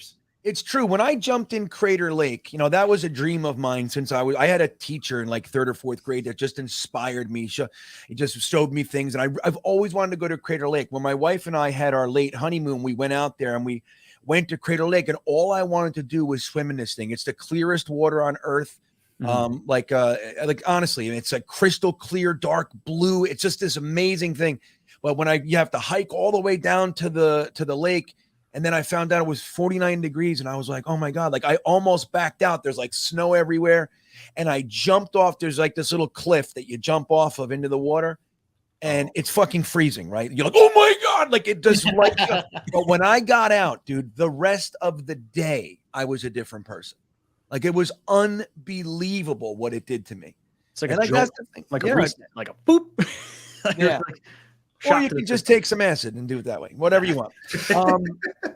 I will see Chrome was in there, and he said, have I ever been on Maverick at Cedar Point? I have. I did it last year, actually. Amazing roller coaster, man. If you didn't do it and you're thinking about it, do it. It's worth it. I will say Steel Vengeance, in my opinion, is better, though. But anyway, Rick says, we did, Rick. Okay, well, there you go. Nice. Yeah, you inspired quite a nice conversation, Rick. Very well done. Seth Silverton checking in. Thank you for the super chat. He says, this is like that Fish concert at Big Cypress with all the weird shit we're talking about. There you go. Join day 3 of the draft. It gets weird. Oh my God. I know, dude. And Ryan brings up a great point. Last year, we didn't have any picks day 3. Mm-hmm. So we had this. I mean, obviously we were hoping Joe Douglas could trade back in or something like that, but we talked. I mean, how many hours was that? 6, 8? It was a long. I forget. We just went through it. We looked at how long each day was, and the last day's a long one. The last one's like almost 8 hours, because it's like 12 o'clock, and I think we got off at like 7 or 8. Yeah. It was long. And we talked the entire time without a draft pick. So imagine what we must. We made the pick at like the very beginning of the day. We're like, oh, we think you're going to trade back in, but we had some cool guests on. That was cool. Yeah, totally. And I'm sure you still had hundreds and hundreds of folks in the live chat. Oh, thousands. Oh, people were just like, we want to watch the draft. It was cool to see like what other teams did, and like, I love the draft. I could sit there and watch every single pick. Well, I do. I think the draft is more fun than most games, honestly. Well, it has Well, been. as a Jets fan, I can understand why you would say that. Yeah, that's fair. That's fair. It gets tougher for to do a us. mock draft. Some when of you our have to- games have been legitimately painful It's our to watch. Super Bowl. That Seahawks game, man, the minute that interception that was very blatant pass interference didn't get called, I was like, yeah, this game's going to suck, man. First run of the game, Kenneth Walker, 60 yards down the field. Yeah, that then I knew. Seahawks game, man, the minute I went to Buffalo Wild Wings and everything. I was ready to go. I was wearing my Wilson shirt. Yeah. We left the third quarter. I was like, yeah, I can't keep doing Sounds this. about right. Yeah, I don't blame you. Well, there you go. So Leo was checking back, letting us know which Mac he was talking about. He was, in fact, talking about Khalil Mack. Yeah, not on the market. Yeah. Okay, let me look who's stopping in, man. It's nice to see you. Ablab popping in. What's up, buddy? It's good to see you, man. Thank you for the super chat. He says, bros, great show and perspectives as always. Now that we have a safety, does our draft board change? Ryan, I'll bounce it to you first just because, we talked about it a little bit, but do you think this would have to insinuate that we were thinking safety maybe in the top 3 rounds or so? Do you think that Chuck Clark is enough to change our draft from what we might have had it if we were thinking safety? No, because he's only on your contract for 1 year. And I think you have him as a prove it sort of year. You try to get the most out of him in a year you're trying to go to the Super Bowl. It masks what a need might be when you go into the draft. So we were talking about cutting Whitehead possibly. I think you could do that after the draft if you still draft him, but I don't think it necessarily changes anything. Like if you are sitting at 13 and you want to move back and you want to pull the trigger on like an Antonio Johnson, I think you could do that. And I don't think anyone's going to, blink about it, because then you just cut Whitehead and then you still have a cheap option. Well, you have 2 cheap options, right? You'd have the 5-year contract with the rookie, or the 4-year contract with the rookie. I could see it. I think they still could go safety, but it hides the need to go safety. The 13th overall pick is weird, right? Because it's not high enough that trading down is unbelievable. Like, hey, we're guaranteed this great player. We can't trade down. And it's not quite low enough that it's like, this is a worthless, it's not really a first round pick. It's like a middle ground, and it's kind of weird, right? So I think honestly, the ideal thing to do would be trade down, especially because we don't have any need that our team is riding on. Because the only position our team is riding on right now is quarterback. So maybe the move is really to just trade down and try to get multiple picks that are upgrades, but not necessarily long-term players, just because, like I said, it's a weird pick, and maybe we just get the most value by trading down. And that's an interesting spot, but then somebody has to be wanting to trade up. And what does somebody feel like they need to trade up for? Is one of those quarterbacks going to fall down to 13? Is there a team in the 20s that wants to come up to 13? So here's the hypothetical. Would you, if Jalen Carter's there at 13 and you're offered a trade up, because that's a guy someone would want to come up and get, would you take the trade down, get the picks to go get, maybe that gets you a second and a third now because someone really wants to get up and get him. And now, I don't know how far you drop back, maybe mid-20s or so. And then something sort of like an ABT-esque trade, except the other way around. Go the other way around. And now you're filling because our needs are draft picks that are key players in the second, third, fourth round. It's, depth at guard could be had in the 4th or 5th round. You could go safety, you could go linebacker, you could go tackle. There's still a lot of tackles in this draft. I think you could trade down in the 20s, get the tackle, pick up a second, get the center, get the safety. I think you could add a lot of stuff if you trade down. You just need to have someone, like you said, that wants to come up. And I think, what if Anthony Richardson could slide right to that spot? I think he goes 1. Oh, that would blow I'm 100% sure. I think Seattle should trade up to 1 and get him. Well, that's what I would do. I really do think it's going to be very interesting to see what we do with the 13th, because I think I just don't. We don't, like I said, we don't have that one need other than quarterback that's make or break. So it makes a lot of sense to trade back and try to get more 2nd, 3rd, 4th round picks that can really boost this team's depth and ability in certain spots that we could use decent upgrades, but we don't need a killer. We don't need somebody that's going to be expensive, right? Wyatt, who's that there in the background? That's my roommate. Don't worry about him. Are you kidding me? Are you kidding me, dude? What the fuck is He wrong? just came back, man. He's. I told him it'd be an hour. It's been 4. 4 hours. Yeah, well, you're right. It was supposed to be 50 minutes. That's what we were talking about. Well, Yeah. good for All you. right, Ryan. well, I'm glad. Oh, so you're out. I'm gonna bounce. It's 12 o'clock. My ass has got work in the morning, so it's been fun, boys and girls. Everybody, Have a the good night, great Ryan from Jets Talk 24/7. He'll be live in about reach out to me. half an We'll be hour. on here in Sure. 5 He minutes. said, hold Why? on. What was the email? jetstalk247@gmail.com. At Gmail. All right, I'll send you an email. Send me. There it is. Ryan, thank you, buddy. Take it easy, guys. Have a good night. Have a good night. There he goes. Ryan from Jets Talk 24/7. I look at Ryan as the beginning of it all. That's what I look at it, man. Ryan helped me more than anybody, dude, to understand what the fuck this was, this YouTube thing. I'm like, well, what is it? I'm making videos for Jetnation. What do I do? So Ryan's the best. I'm glad. What a great night, man. This has been incredible. No, it's been fun. I didn't think I'd get to see Matt and Ryan, man. I love those guys. So that was awesome. Yeah, no, it's it's a really super cool awesome. experience. Yeah, good. I'm and I'm happy for you, dude. I really am. Y2K, he's used to being here. He's like fucking whatever. He don't care. I'm like the last guy on the variety show. Always comes out with like 5 minutes to go in the show, and everyone's used to it. No, Y2K's key.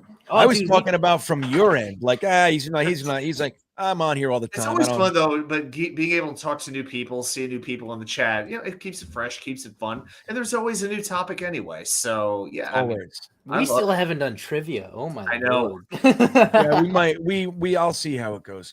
Yeah. So yeah, man, Ablab, I think so, and I do like what Wyatt said about trading back, though. I really hope that one of those guys does make it. I mean, obviously, you can always if an elite player slides back, taking them's a good idea too. But being able to slide back, especially let's say hypothetically we give up a 2 in the Aaron Rodgers situation, it would be real nice to be able to recoup that and essentially get him for free. You know what I mean? I would really like that to be how it works. But yeah, Chuck Clark, I think, is a very positive addition. I'm not sure if he knocks the needle one way or the other too much. Well, and I've heard a lot in this draft class. Like, there's not very many elite players, like players people think are going to be Hall of Fame caliber. So maybe it's the type of draft you want to trade back. Yeah, I think there's a reason why Joe Douglas wanted more draft picks last year as opposed to this year, because they knew that there were some very good players to get. Maybe not quite as many this year. Oh, real quick, Jonathan Francois, I see, but Ablab, you know what he's talking about here? Giggle tabs. It's mescaline, little micro dots. Remember them, Ablab? Little different colors. You had purple and red, and they all did different things. Oh, that was fun. Little candy. Yeah, I'm going to eat 10 of them. I have seen in middle school. I remember they look like little kind of cylinders, really small cylinders, little tubes, and they packed a punch. But yeah, again, giggle tabs. That's a good way to say it. Dude, this is the kind of stuff where, like, being a rancher from Wyoming, I've never seen or heard of any of this crap. Like, Yeah, I'll tell you, man, there's a definite pro to be on that end. Yeah. Listen to music on an 8-track, Let me say, look, on one hand, I'm very grateful for all my experience. I've done a lot in my life. But the other time, don't forget, those experiences literally brought me to being homeless in a fucking hallway in Newark, you know what I mean, with a needle in my arm. So there's two ways to look at this thing. Like, yep, I'm glad I have all these fun experiences, but again, I also brought that to such a level. It took the wind out of me, man, I almost died numerous times.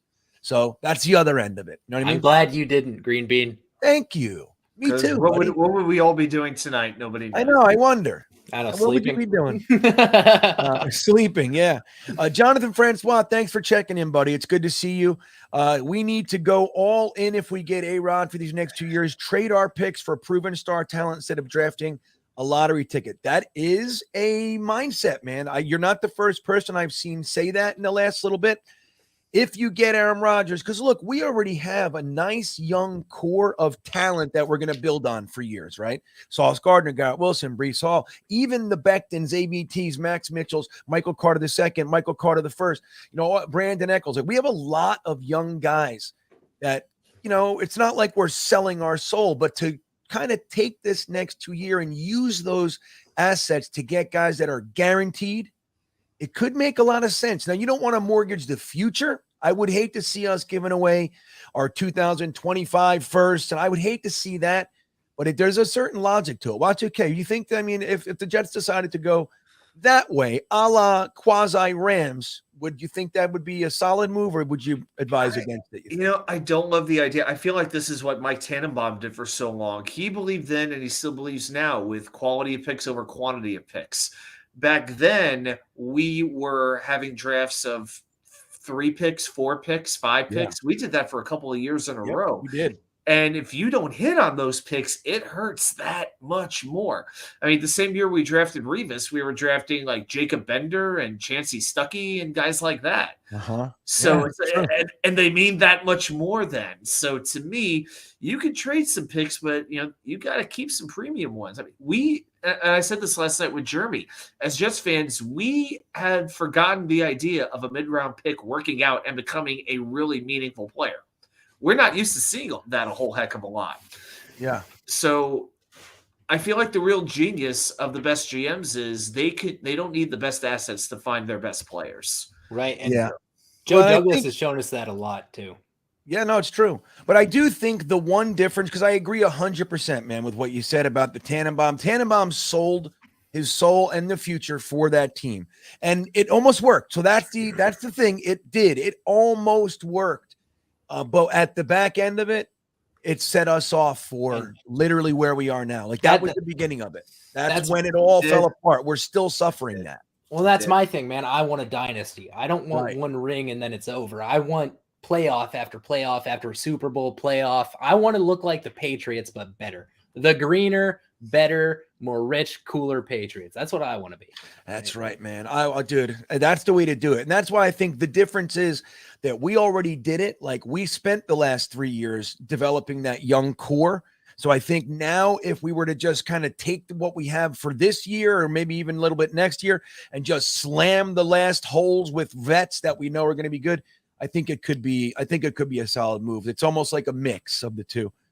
Chris KV checking in. Thank you, buddy. He says, speaking of our new safety, can any one of you guys provide a little insight on what kind of player he is? Well, Watu-K gave us a great explanation before. Why don't you give Chris a little bit of insight on Chuck? Well, what I would tell you about Chuck Clark, he's really appreciated for his leadership in the locker room. And if you're in that situation in Baltimore, that is a great sign automatically. He's played every snap for the Ravens the last 3 years in games when he was active. Excellent tackler.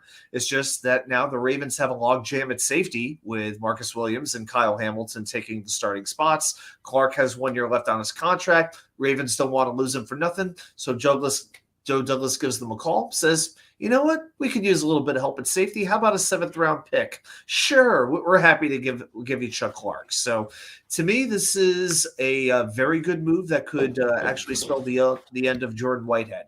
I think Clark is a little bit more of a strong safety as opposed to a free safety. And it's a definite upgrade at tackling for the Jets, which is something this defense really needed last season, in my opinion. The tackling, bro. Right? Yep. Such a big thing. Don't forget, guys, Jordan Whitehead was tied for most missed tackles with Quincy Williams. But they each had 17 missed tackles. That is a lot of missed tackles, man. One a game. How many yards do you imagine that cost us? Oh my God, dude. I mean, there were numerous. There was at least one that I can think of off the top of my head where Jordan Whitehead missed the tackle and it went for a touchdown, like a good 30-yard touchdown. Yes, I can picture it now. So I mean, at least I can't even begin. Somebody has that stat. Maybe Michael Nania did that one for you, Wyatt.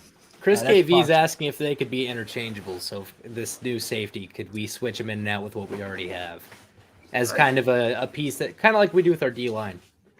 Yeah. Well, we rotate defensive linemen, but we really don't rotate other positions all that much. So, yeah, I still think we're looking for a ball hawk and safety, something that we really need. I think we're going to look for that over the next couple of months. And that leads into what Watu-K is saying, is that he thinks it's more of a Jordan Whitehead push than it is his partner. Because, I mean, look, you improve the tackling, and then if you still go out there and get somebody that can be the ball hawk, can actually have that ability to pluck some from the air and give you that turnover stuff, that's a huge boost to this defense. And there's so many good safeties on the market. So many good ones to get. Actually, GreenBean, I had a question for you. Speaking of ball hawk, the other day, Joe Douglas did an interview. What was the name of the dude he was doing the interview with? It's some podcaster, and they were talking about Sauce Gardner, and the guy was like, Sauce Gardner needs to learn how to pick the ball better, and the coach said, yeah, we're working on it. We're going to get him there. It's something we're working on. Are you talking about when Beningo interviewed Robert Saleh? Yes, when Saleh, right? That's Beningo and Saleh. I'm out of it. I'm worried that if we try to get Sauce focusing on interceptions, that hard hit he does that makes receivers drop the ball, which is why so few people even bother throwing at him. That might go away if he's more focused on picking. It's true. That's something I'm genuinely worried about. Like, I don't want Sauce to be so focused on catching the ball that he forgets that he needs to hit the guy. And I'm far more. I like his ability to just shut receivers down more. Well, and the thing is with him, his game, his tactic is to he does an exceptional job just focusing on the receiver and his eyes. So that's why he gets a lot of close calls, because he doesn't turn around like you want to see your cornerbacks doing, but he's timed with the wide receiver's eyes and body. So that's when he knows when to do that. If he's turning his head, he just might lose that. So that's going to be an interesting thing that they got to try to figure out, because it is dangerous. He's got an exceptional skill set, and trying to kind of squeeze that extra little nugget out of it could have a negative impact. So we got to hope. Well, the good news is Tony Oden is an exceptional defensive backs coach. So I think they'll do the right thing. I do. Astamar Darkstar checking in, buddy. It's good to see you. We need 3 top offensive line or drop down, take best strong safety, and then guard. Okay, you're saying one of the top 3 offensive linemen, I think. Well, again, I mean, look, we were talking before, Darkstar. I'm not sure if you were here. If the whole rumor that Aaron Rodgers is one of the holdups is that Aaron Rodgers is trying to get other players that are on the Packers to be a part of the deal. Let's say that's real. And one of them is Bakhtiari, his left tackle. That could change things, because we know Dwayne Brown is coming. I know Ryan and I think Weber said probably maybe not, but it could too. Becton's coming back. We have Max Mitchell, Dwayne Brown, and then you bring in Bakhtiari. That could take the onus off using your first round pick on a tackle. Maybe not, but it could. And I think that could push it to maybe the later round. And maybe they do take a strong, one of the safeties, depending on what the hell they're going to do. But go in safety. If Jalen Carter slides, maybe one of those guys, Keanu Benton, some of those guys trade back. So I'm with you. And I still think it would probably be a good idea to err on the side of caution and bring in that tackle no matter what. No matter what, Dwayne Brown's going to be gone next year. We don't know if Becton's healthy. The Max Mitchell, you can look at it that way and say, fuck it. We're bringing a guy in, one of the top 3 offensive tackles, and go that way. I think that's probably what I see, unless there's a trade back. Y2K, what do you think? You think that's more likely that they'll err on the side of caution and go with one of the top tackles? And I have to take a leak. I'll be right back while you're answering that. Okay, so that's how I know I have to give an extra long answer. To me, it's always been about offensive tackle. Even if they bring in David Bakhtiari, how long is he going to be here? 1 year, 2 at the most. Dwayne Brown's going to be here 1 more season. He's going to be gone. My hope is Max Mitchell will soon. The best case scenario is that after this coming year, the full-time tackles are Becton on the left side, Mitchell on the right side. That is a perfect scenario. But we're not at a place where we can think that is a realistic possibility. And I know Tigo's here, so I'll be very careful to not say anything negative about Max Mitchell. I'll just say I think he still does have good potential, but it's still very unproven. He showed some ability when he was pretty much going to be in a redshirt situation. He wasn't supposed to play last year. He did what he could under those circumstances. I do believe one of those 3 offensive tackles will make it to 13. I think one could go, but I think one will be available. And it's going to be very interesting to see who the Jets prioritize. And you know what? Maybe it's a situation where if they don't get one of those 3 tackles there may not be another player who they value quite that highly at 13, and then they're looking to get out of that pick. It would be interesting. I don't see the need to go after guards, certainly not early on, because Tomlinson's still going to be here in my mind at least another probably 2 years, I think. And AVT, I think AVT, his best position is guard. To me, that's your guard. You're not messing with that. Again, so to me, you have to go after center more so than you have to go after guard. Do you think maybe our line is stronger than we think it is? Like maybe we're just so scarred from last year that if it's healthy, it's good. To me, you got to really figure out center. But again, yeah, go ahead. I'm just worried that maybe we're overestimating how good, or we're underestimating how good our team is. I think maybe because everyone was hurt, we're still scarred from last year. Like our offensive line performed so terribly. Maybe that's just because everyone was hurt. And maybe I don't know. It's just weird. We have a lot of money in our offensive line right now already. It's true. I think if you put a really good left tackle, because Dwayne Brown, he did what he could, but he played the whole season with a torn rotator cuff. He could, he pass blocked a little bit, okay, but he was one of the worst run blockers in football last season. That's just what the numbers show. If you put a really good left tackle, whether that's Becton or whether that's a draft pick, and then you put in a good center in, doesn't that automatically make Laken Tomlinson a good deal better than what he was last season? Well, it's also important to remember that AVT, whoever's next to AVT, has like historically performed a lot better than they normally do. AVT makes everyone around him better, and I think it's important to remember that. I don't think they're going to move Tomlinson off left guard. To me, I think AVT there is right guard. I really think that's where he's going to be. All right, hold on. I'm trying to get Jet Engine. I see your member super chat. I'm having trouble pulling it up. I don't know why it does this. Let me see here. Hold on. Thank you. He's been a member of the Stream Beaners for 2 years. So I'm going to go ahead and copy it in here right now. Awesome. I got it. Let me see if it popped up. Then I see a couple other comments up there. But thank you, Astamar. I think, there's a lot to discuss with this stuff. Wyatt brings up a great point, too. I think if our offensive line is healthy, it's significantly better than we think it is, in my opinion. Last year, guys, look at the injuries we had, and we still were never bottom 10.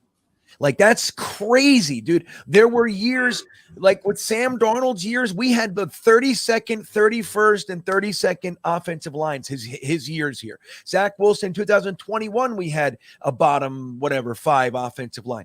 And then this year, with all those injuries, we still did a good enough job bringing in guys like Remmers and Obuye and our rookies, and everybody was able to come in, and it wasn't great, but we were never the worst offensive line in the league. That says something about. And I think it says something about our offensive lineman coaches as well. I mean, how many teams do you think could soak as many injuries as we did in a single position and still perform without being the worst? True. Well, and that's one of the big new additions. That's one reason I actually have more confidence in the offensive line is the hiring of Keith Carter from Tennessee, because he's a no-nonsense coach. And I think he's going to be a little bit of the bad cop in a coaching room that I think has a few too many good cops in it, if you kind of get what I'm saying.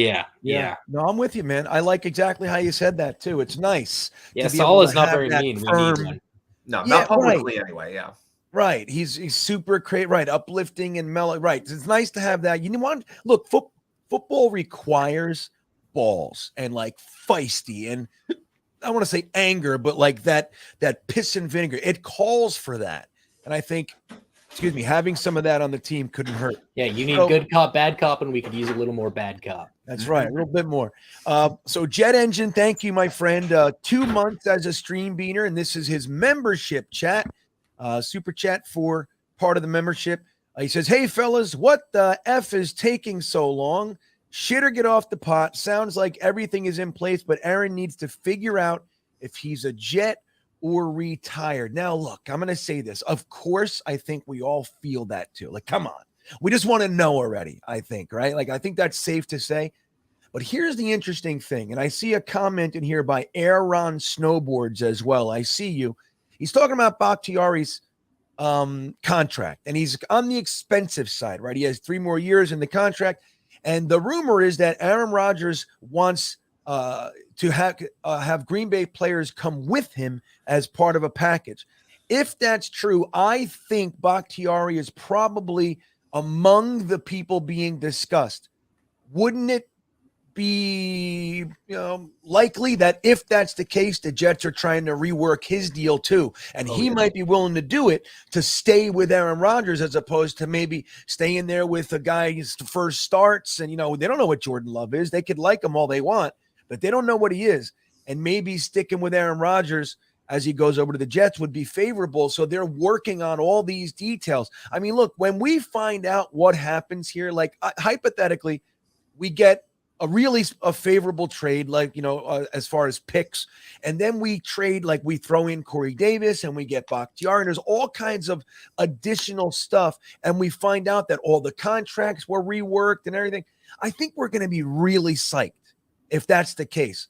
And if that is what's going on, I would say it's probably understandable, number one, that it's going to take this long, and we won't be all that unhappy if it comes out and that's what we're looking at. I think we'll be okay. So I'm with you, but I think there's a lot more going on potentially. I mean, we're hearing packages, man. That's interesting.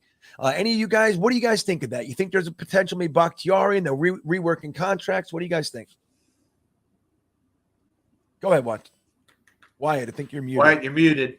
So I think I would be a lot more surprised if Aaron Rodgers came here without another player coming with him than if he came alone. I'd be a lot more surprised because when you get to be someone like Aaron Rodgers, where you have sway, you have pull, and you get to have say, and you have someone on your team you like and they like you. I think when you leave, you're saying, "Nah, this guy's coming with me. I don't care who I'm going to or where. I've got the sway, I've got the pull. I can whip it out, put it on the table, and say he's coming with me." So I'd be a lot more surprised if they weren't trying to work that stuff out.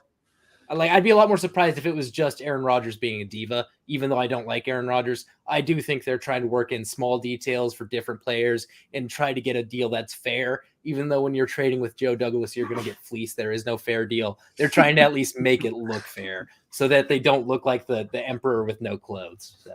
The emperor with no clothes. Beautifully said. Wow. That was great, Wyatt. Wyatt, you're getting better as the stream goes. But he's saying he's tired, but I ain't buying it, Y2K.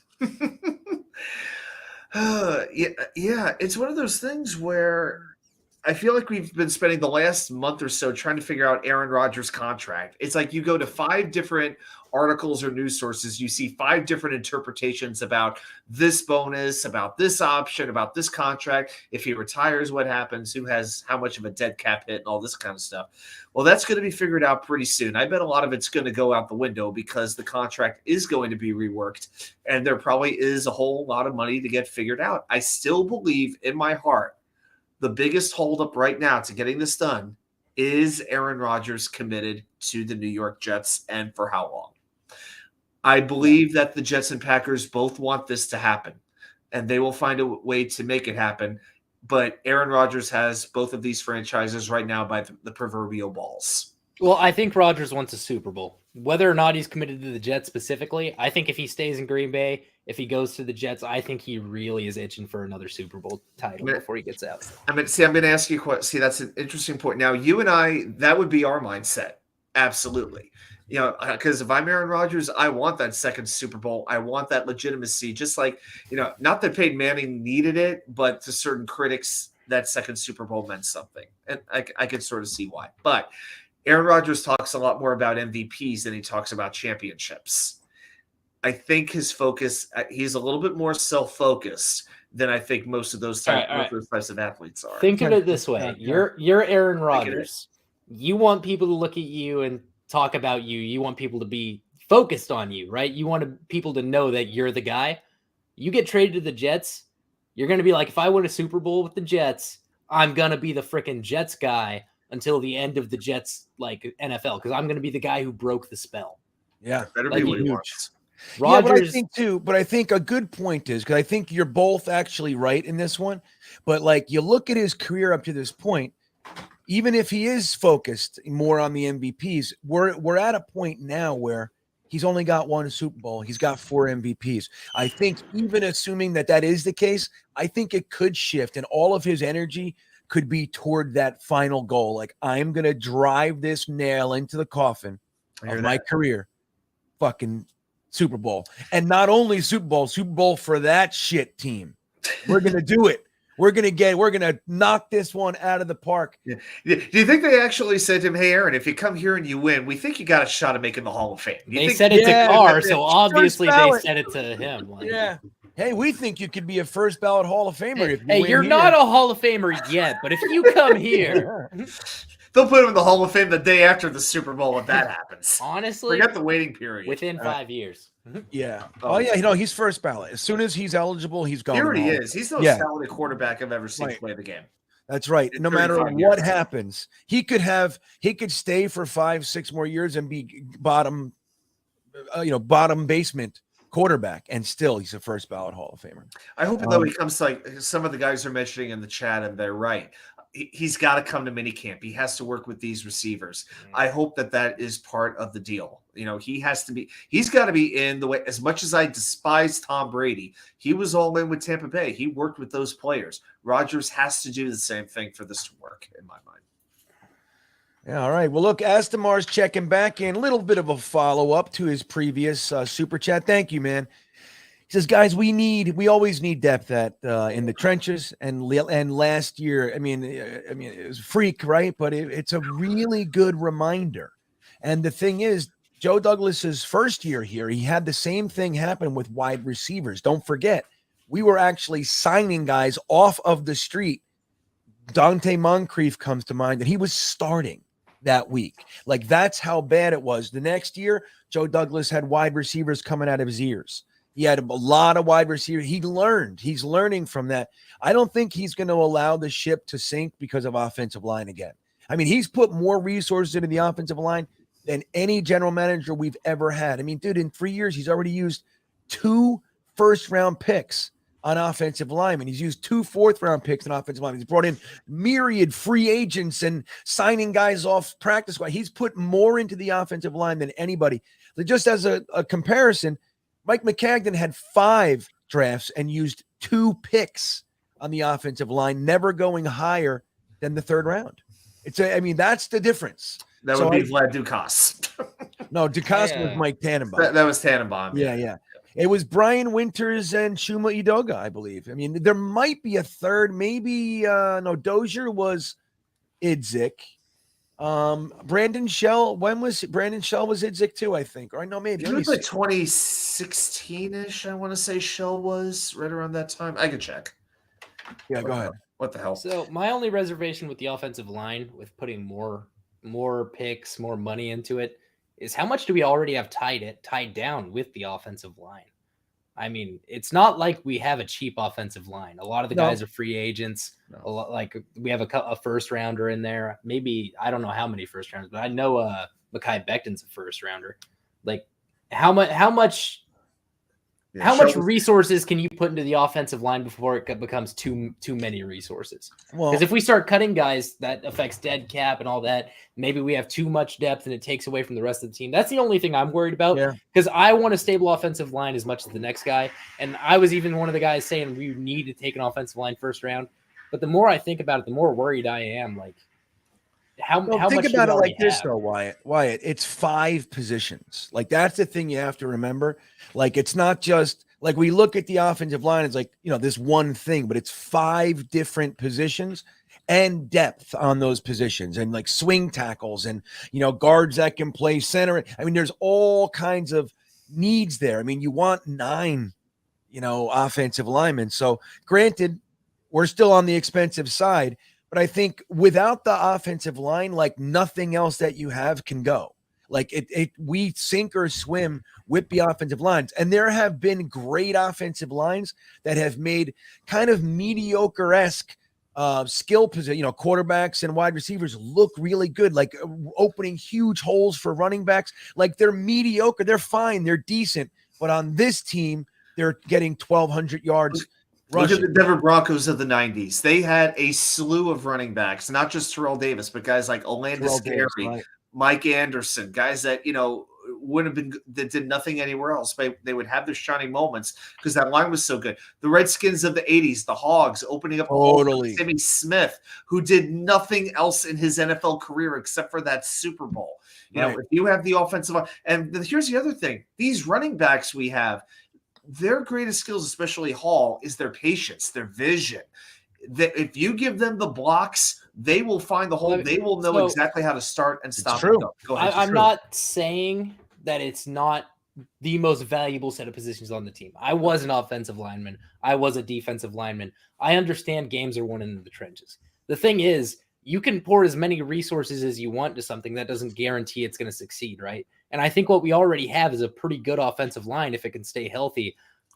So I just think maybe, like, say we take a first rounder. I mean, I saw, like, we were going over defensive linemen yesterday with Dom C, and a guy who they were saying wasn't even a first round pick was lighting up Paris Johnson, one of the top offensive linemen in this class.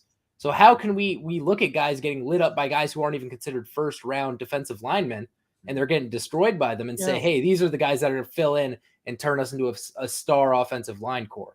It just doesn't seem to flow in my mind. Well, and look, there's a slew of answers for that one. I'll give you one. One game does not a career make is one way to say it. In addition to that, too, sometimes there's a specific skill set that one guy might have that beats this, and then he's just really neutralized, but against this guy. And that happened with Vernon Golston and Long. Remember the tackle that Miami drafted? He gave up one sack. Jake Long, he gave up one sack his entire collegiate career. It happened to be against Vernon Golston. We drafted Vernon Golston and he's never had an NFL sack. So it happens. And I think your points are valid. So certainly. Again, I think while there's no guarantees in anything, Is that no, it's not us. GreenBean, your mic just cut out. GreenBean, your mic, yeah. Oh, that mic. It's funny. My elbow. Oh, there you go. There you go. My elbow hit the button. Thank you for telling me. I thought my headphones were out. No, but so anyway, I mean, I'm just saying, like, there's no guarantee for anything, but if you want to try to ensure that something's more likely to succeed, intelligently placing resources into it, I think, is the way to go. Yeah. But anyways, look, I want to say a Southern Jet here had a comment. What's up, Southern Jet? It's good to see you. And this is a great question. And I'm going to kind of wrap it up with this. I see more super chats. Another super chat, man. All right. No, I'm not anti, but I wanted to get to the trivia. It's fine. I'm certainly grateful, and I'll stay here. As long as the super chats come, I'm going to stay here, and we still got the giveaways. We're giving away a GreenBean t-shirt in addition to one of these bags of the show sponsor Liquid IV. They're actually not sponsoring this particular show, but they sponsor some other stuff. So you can pick one of these two bags, unopened, brand new, fresh from the bakery, Liquid IV. But he says, it's a good question. And Y2K, I'll throw it to you real quick. Aaron Rodgers, we know who he is. And it's good to see here, by the way, Southern Jet. Jetnation, I've known him for years on Jetnation.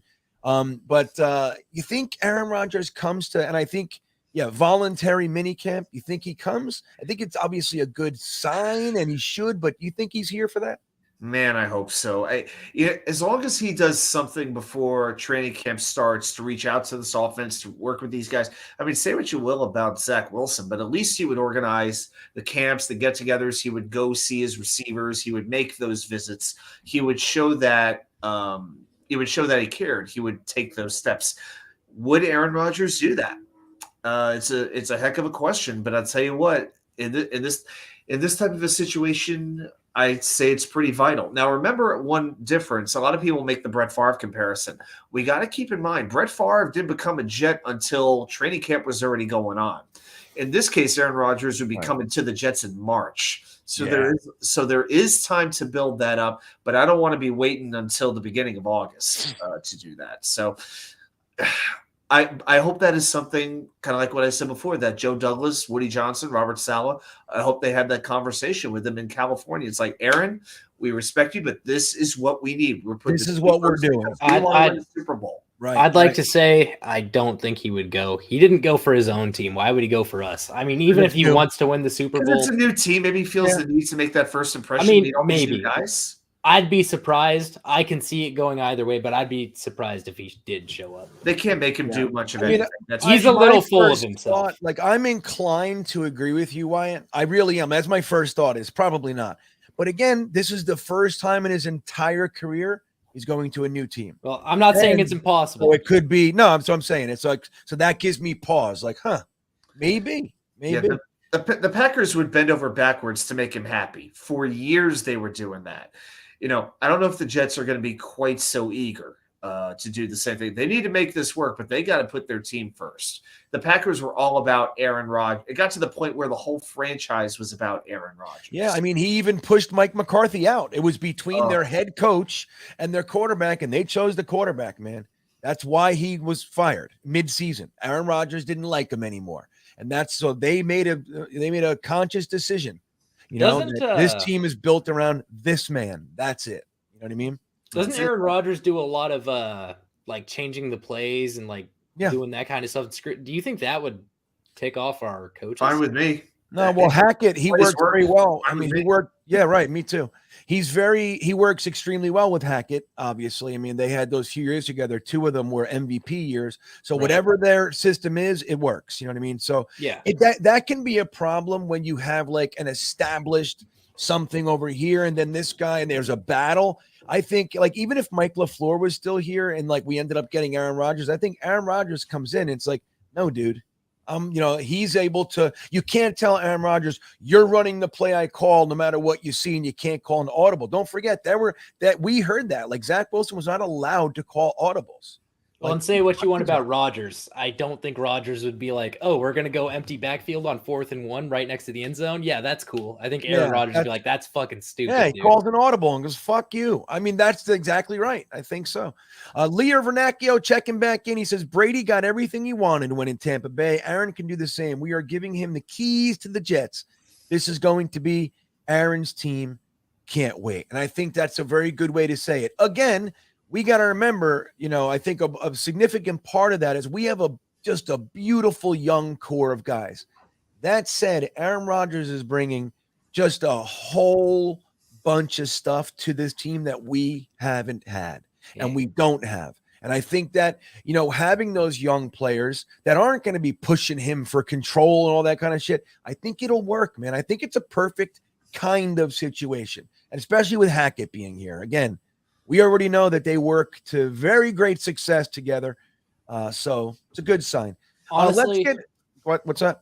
Honestly, as long as Aaron Rodgers doesn't bring a bunch of junk players with him, then I'm okay with it. I mean, I don't like Aaron Rodgers, but if he comes and he doesn't bring 30 different players that I don't like, then I'll vote for him. I'll root for him. I'll be happy to have him. I can't imagine the trade would involve more than say like 3 players. Well, I know I'm being hyperbolic. This isn't the NHL. But even that, like even 3, that's 4, right? Yeah. Thinking 1, 2, maybe at best. And we don't even know if it's real. But again, just like you said, it's not going to be like 8 players from his offense or anything like that. It's going to be a selected one. If they want to give us Christian Watson, I'm open to it. I just don't want this to look like a new team. I want this to look like last year's team, but better. That's what I want. Last year's team with an offense. That's right. Last year's team with a quarterback. It had an offense, but then they lost their 2 best offensive players. And the quarterback sucked the biggest of balls. And that's when he started going downhill. When hard. He sucked them so hard. Oh, I'm really worried that the Jets might lose their identity for a 2-year shot at I this wouldn't Super worry Bowl. about it. Again, I think what we're doing with that, what we're doing with that is we're kind of, it's very similar to the argument of like when we get a good offensive coordinator being afraid that he's going to get hired as a head coach. Like it's putting the cart before the horse. I think, sure, it could happen, but I think what we're really looking at as bringing in a Hall of Fame quarterback to a very, very talented team. Yeah, you're right. It's going to work. It's going to work. Matthew Smith reminding everybody that Liquid IV is the shit. Nice haircut, Matthew. Indeed. All right, man. So let's do a quick trivia question, guys. All right. Wat2K has been patiently waiting for 4 hours. That's definitely a record. So let's do that, guys. The rules are very, very simple. We have 4 minutes to answer his questions. Please do not use any search engines or encyclopedias or anything. Let's try to do it on our own knowledge of the New York Jets, and let's see if we can get it. All right. Well, I'm going to do a 2022 question. We can do another one, maybe if we have time. But Wyatt, I'm going to give this one just to you first. Oh crap! This one's for you. This is for 2022. Dude. Name the only player on the Jets who scored a touchdown that wasn't on offense. Quincy, nope. Quentin Williams. Open it up if That wasn't on offense? that was not an offensive touchdown. Yep, they scored one non-offensive touchdown. Yeah, Quentin Williams scooped up a fumble, shoved Tyreek into the dirt, and scored a touchdown. He didn't score. He didn't quite get in the end zone, my friend. Just a yard. He didn't? Very close. No, afraid not. Yeah, very close. I can't even think about it. I'm trying to think right now. Wasn't on. Doesn't mean it was defense. It could have been special teams too. I knew somebody was going to get that one pretty quickly, and yes, somebody did. So, all right, what is it? It was Will Parks on a block punt against Green Bay. That's it. Well, yeah, that's right, because that was the Michael Clemens block punt. Yeah, I could have sworn Quentin Williams made it in with that he ball. didn't get in, man. Yeah, he didn't get in. All right, now I'll give you the actual question here. The Jets, in their history, have drafted 2 players from Alcorn State University. Can you name them? Your time starts now. Well, I'm sorry. Say it again. I'm sorry. Yeah, the Jets have drafted 2 players in their history from Alcorn State University. That's where Steve McNair went to college. Who are those 2 players? And GreenBean, I'll give you a hint. You've mentioned one on the show already tonight. Oh my gosh. You're not allowed to steal from the comments. Yeah, I'm going to look at the comments. Yeah, we got okay. There it is. Ablab says Hardy. Justin Hardy, that is incorrect. Fat Gandalf says Q. In I other think, words, I think anybody. they're responding to the first question. As a matter of Oh, fact. okay. Yeah. Sauce Gardner. Did he ever stop at Alcorn State? Not that last I checked. I think he was in Cincy the whole time. Yeah. I don't Adam even know what Gase. Alcorn State is, man. Yes, Adam Gase. That's exactly right. Chancey Stuckey. Chancey Stuckey is incorrect. This is tough. I'm seeing Mike Augustiniak and Kurt We got it. Stone. That's in the comments. That's not me. Well done, Mike Augustiniak. Yeah. I think Kurt Stone was like in the kickboxer movie. I think that was Jean-Claude Van Damme's character in one of the kickboxing That movies. was Chris. Yeah, that was it. Yeah. Yeah, Mike Augustiniak. I remember him when I was All right. young. I remember we had names Gastonome, Augustiniak. I was like, the Jets have creative names. I was like a little kid.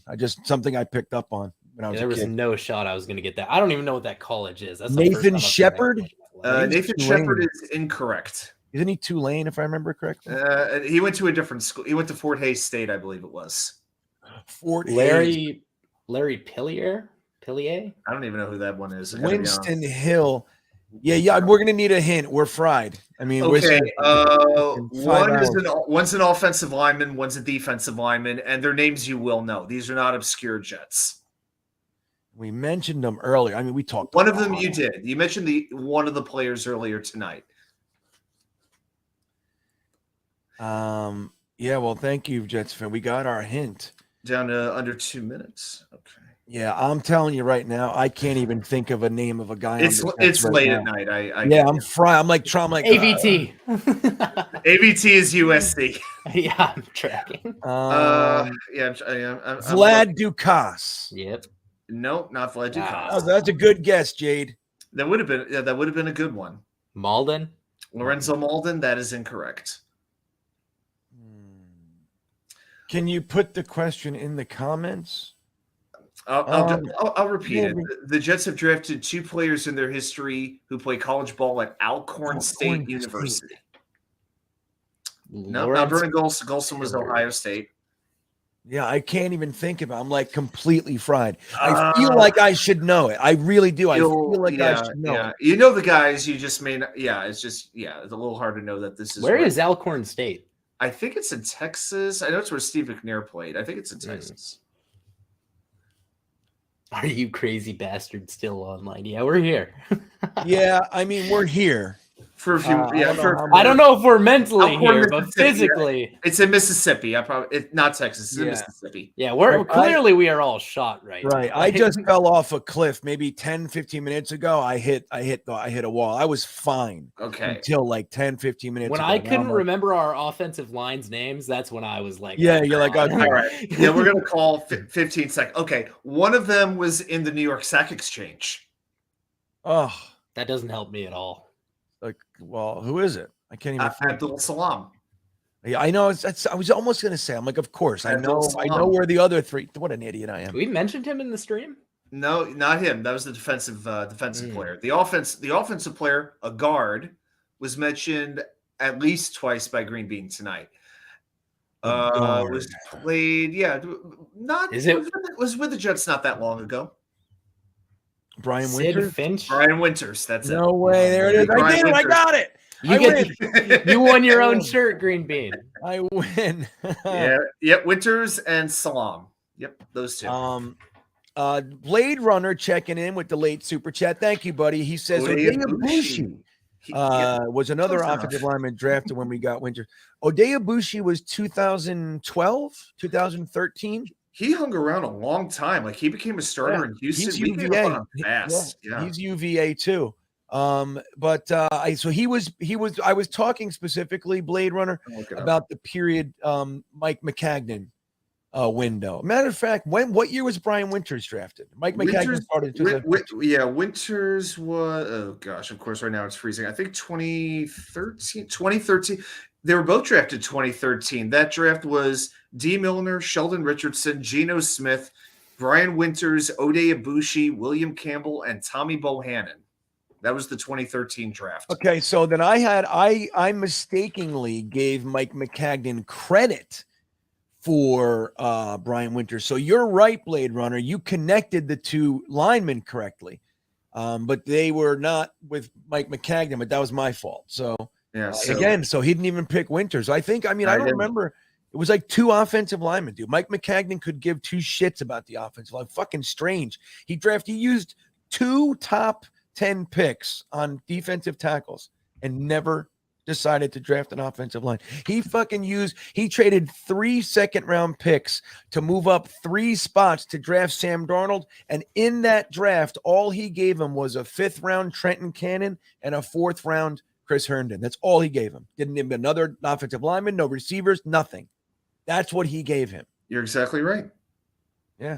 Outside of that, it was Nathan Shepard, Perry Nickerson, Foley Fatukasi. That's it. Fatukasi was good, but it's amazing. All those players are still in the league except Chris Herndon. Who would have thunk it back then? I know. Herndon's not even in the league anymore. I know. We put so much on him. We wanted, you know why? Because he had that one catch. That he reached out and got that and got hit, and everybody, including myself, we were excited about him. He was fool's gold if we ever had it, dude. He was garbage. GreenBean, is this 2 Thursdays in a row you've done a 5-hour stream? Yeah, this is a little bit different because this is the same stream, but yeah, last week I stopped it and then started it again. This one we just kept going.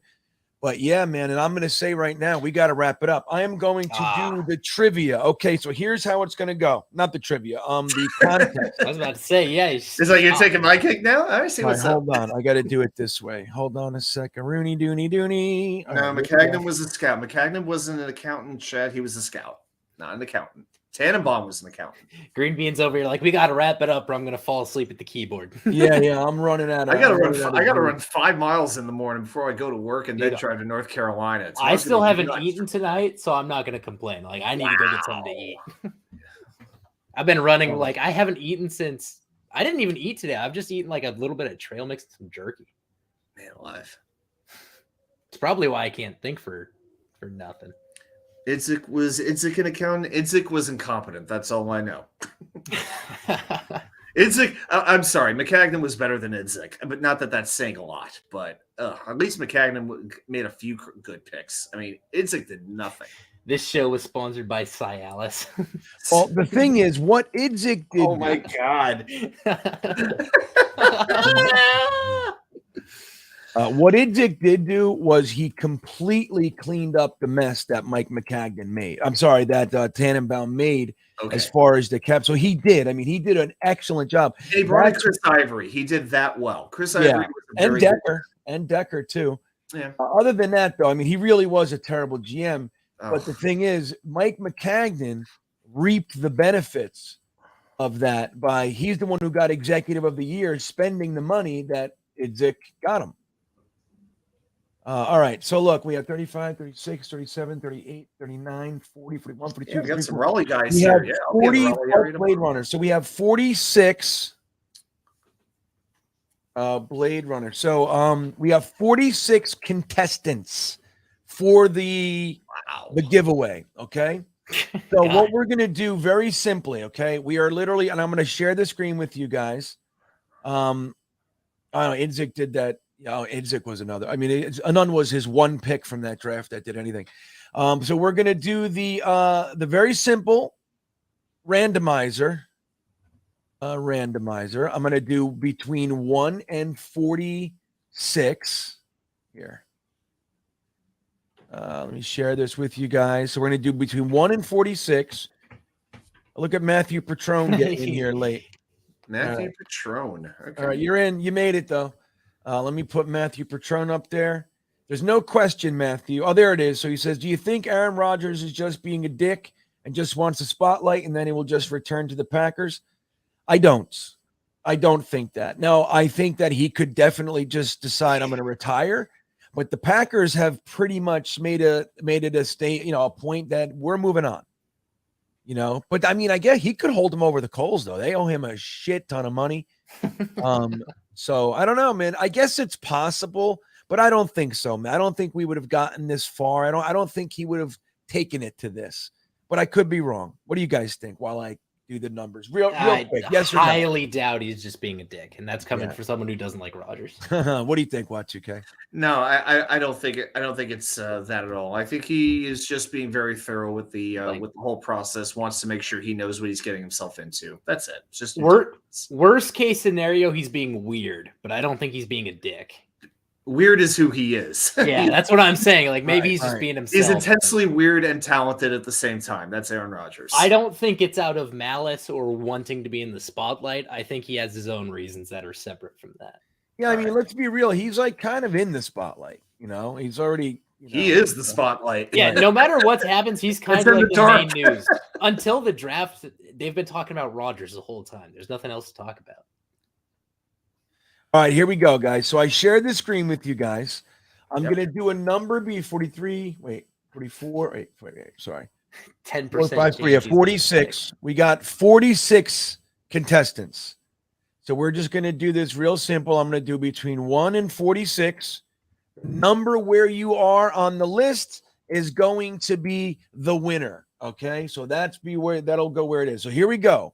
3, 2, 1, 12. Okay, so of course it's number 12. That's Could great. there That's be a funny. better number, dude. Yes! That is something. That's something, guys. 1, 2, 3, 4, 5, 6, 7, 8, 9, 10, 11, 12.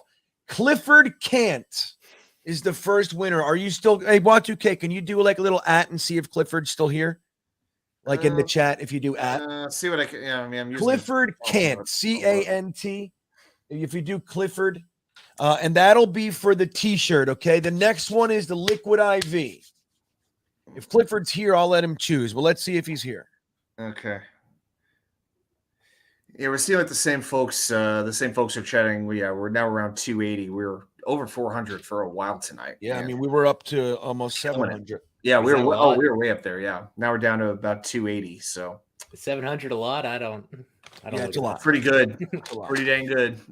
Hey, Jeremy Knight last night got to about 80.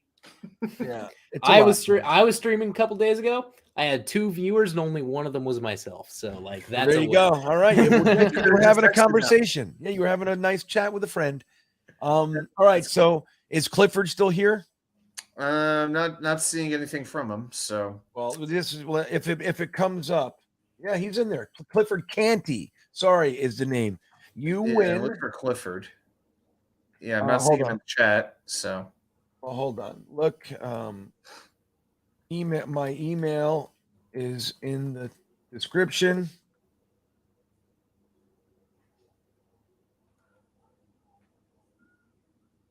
Okay, that's for the shirt, Clifford. Congratulations, you win. So now the next one is for unless Clifford responds right now and says, I want the Liquid IV, then we can do that. But this is for a brand new pack of Liquid IV, so you can try it yourself. This is about, I think it's $25 for this, something like that, in that range. So not too shabby. Okay, so let's do it again. It's still on the screen, right? Let me see the randomizer. Let me see. Yep. All right, guys. So now 1 through 46 again. Let's see what happens. 3, 2, 1. 15. Wow, it's the early birds. Let me see here. So 15. Clifford is 12, 13, 14, 15. Tony Alexio. Strebler. Strebler. There it is. Tony Alexio, you win the package of Liquid IV. He's still here, it says. You win. Well, I did it wrong. Okay, there he is. You win. Contact me via email, which is in the disc. I'm doing this the long way, buddy. Holy shit. Script. You know, I'm glad we stayed on this late so I could see how like tired GreenBean gets. Oh my God, I'm these shocked. streams. Dude, I am too. It's kind of surprising. I'm usually not this tired this time of the night. Yeah, I mean, shoot, I didn't come on until about halfway in, so shoot, I still feel pretty decent, as a matter of fact. Maybe it's just putting so much energy into the podcast that You do, just yeah. drain yourself. You do. Yeah, well, I'll tell you what, though, too, man. Like, you know, you might not realize it, but like balancing it all, too, like all the behind stuff, it's not easy. You know what I mean? Like, even if it's not physically taxing, like my mind space, like trying to actually keep a conversation going, listening to the conversation, providing conversation, reading the chat, making sure I don't miss things. Jeremy's chats in the back, bringing up pages, all those tabs. It's not easy. I mean, it really isn't. That's what I've been realizing when I started my stuff. Like even getting it set up, man, it takes some work. Yeah, it's and look, and the truth is I'm a little on the older side, so like this isn't natural for me. Like my kids, they blow through 12 different things that they're all like, you know, they're like naturally good at this shit. I'm not. This is, you know, You're the spitting image of 20, GreenBean. What are you talking about? Thank you. I appreciate that. But I do remember being called an old man earlier. Well, maybe you should have figured out the mouse. Yeah, I did though. You guys all jumped on me. That was an awesome moment. Come on. All right. Brave Runner says he's older than you, so I feel you're paying your shot. Southern Jets 7. You're 70. I didn't know you were. Wow. I thought you were like in your mid 50s. None of us have gotten up, pretty much. I've taken 3 pisses during the show. Well, I did. I haven't gotten up. I did too. All right. So Tony Alexio, you are the winner of the Liquid IV. Clifford Canty, you are the winner of the t-shirt. Reach out to me via email. I will need your information, proof of that you are who you are, you know, just by your email. But and then tell me where you want it sent, which t-shirt and all that shit. So just talk to me via email. We'll get it done. Guys, I thank you all so much for being here for 4 hours, 55 minutes, and 37 seconds.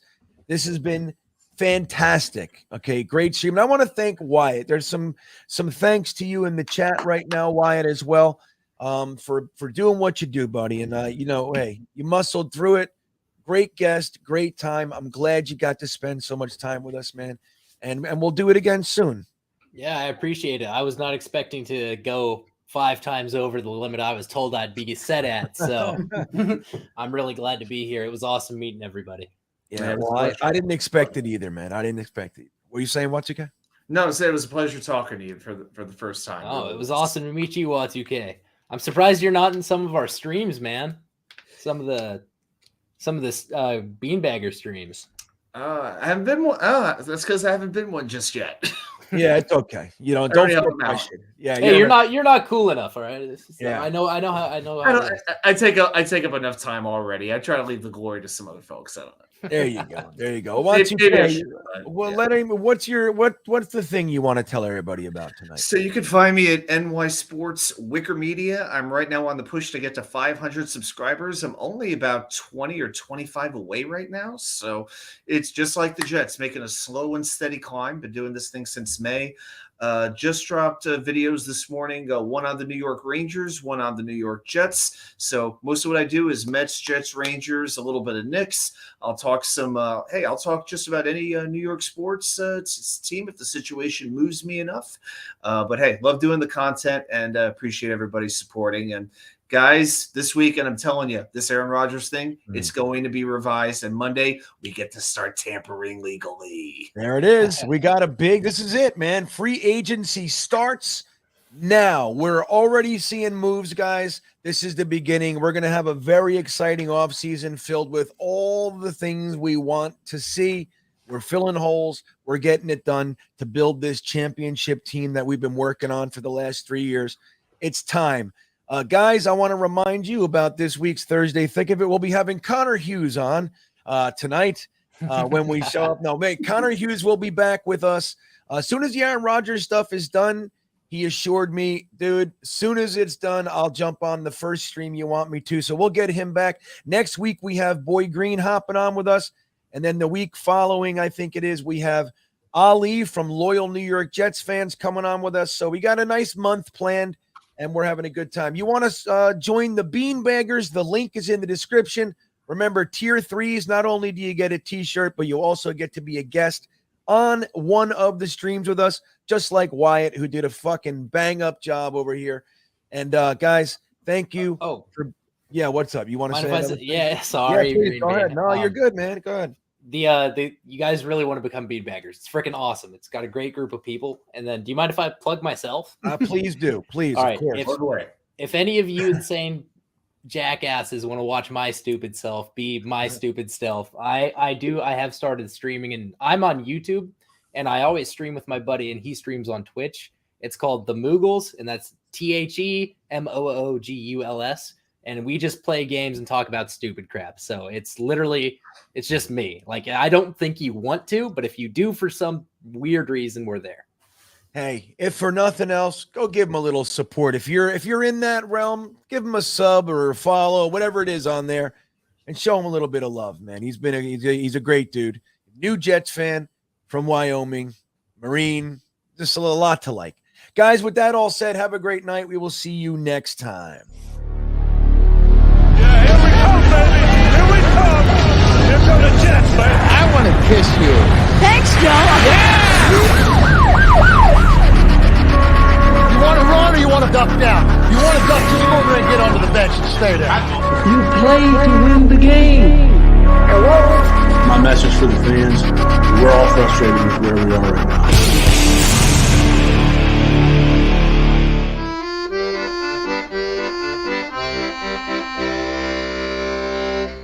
Jets, Jets, Jets.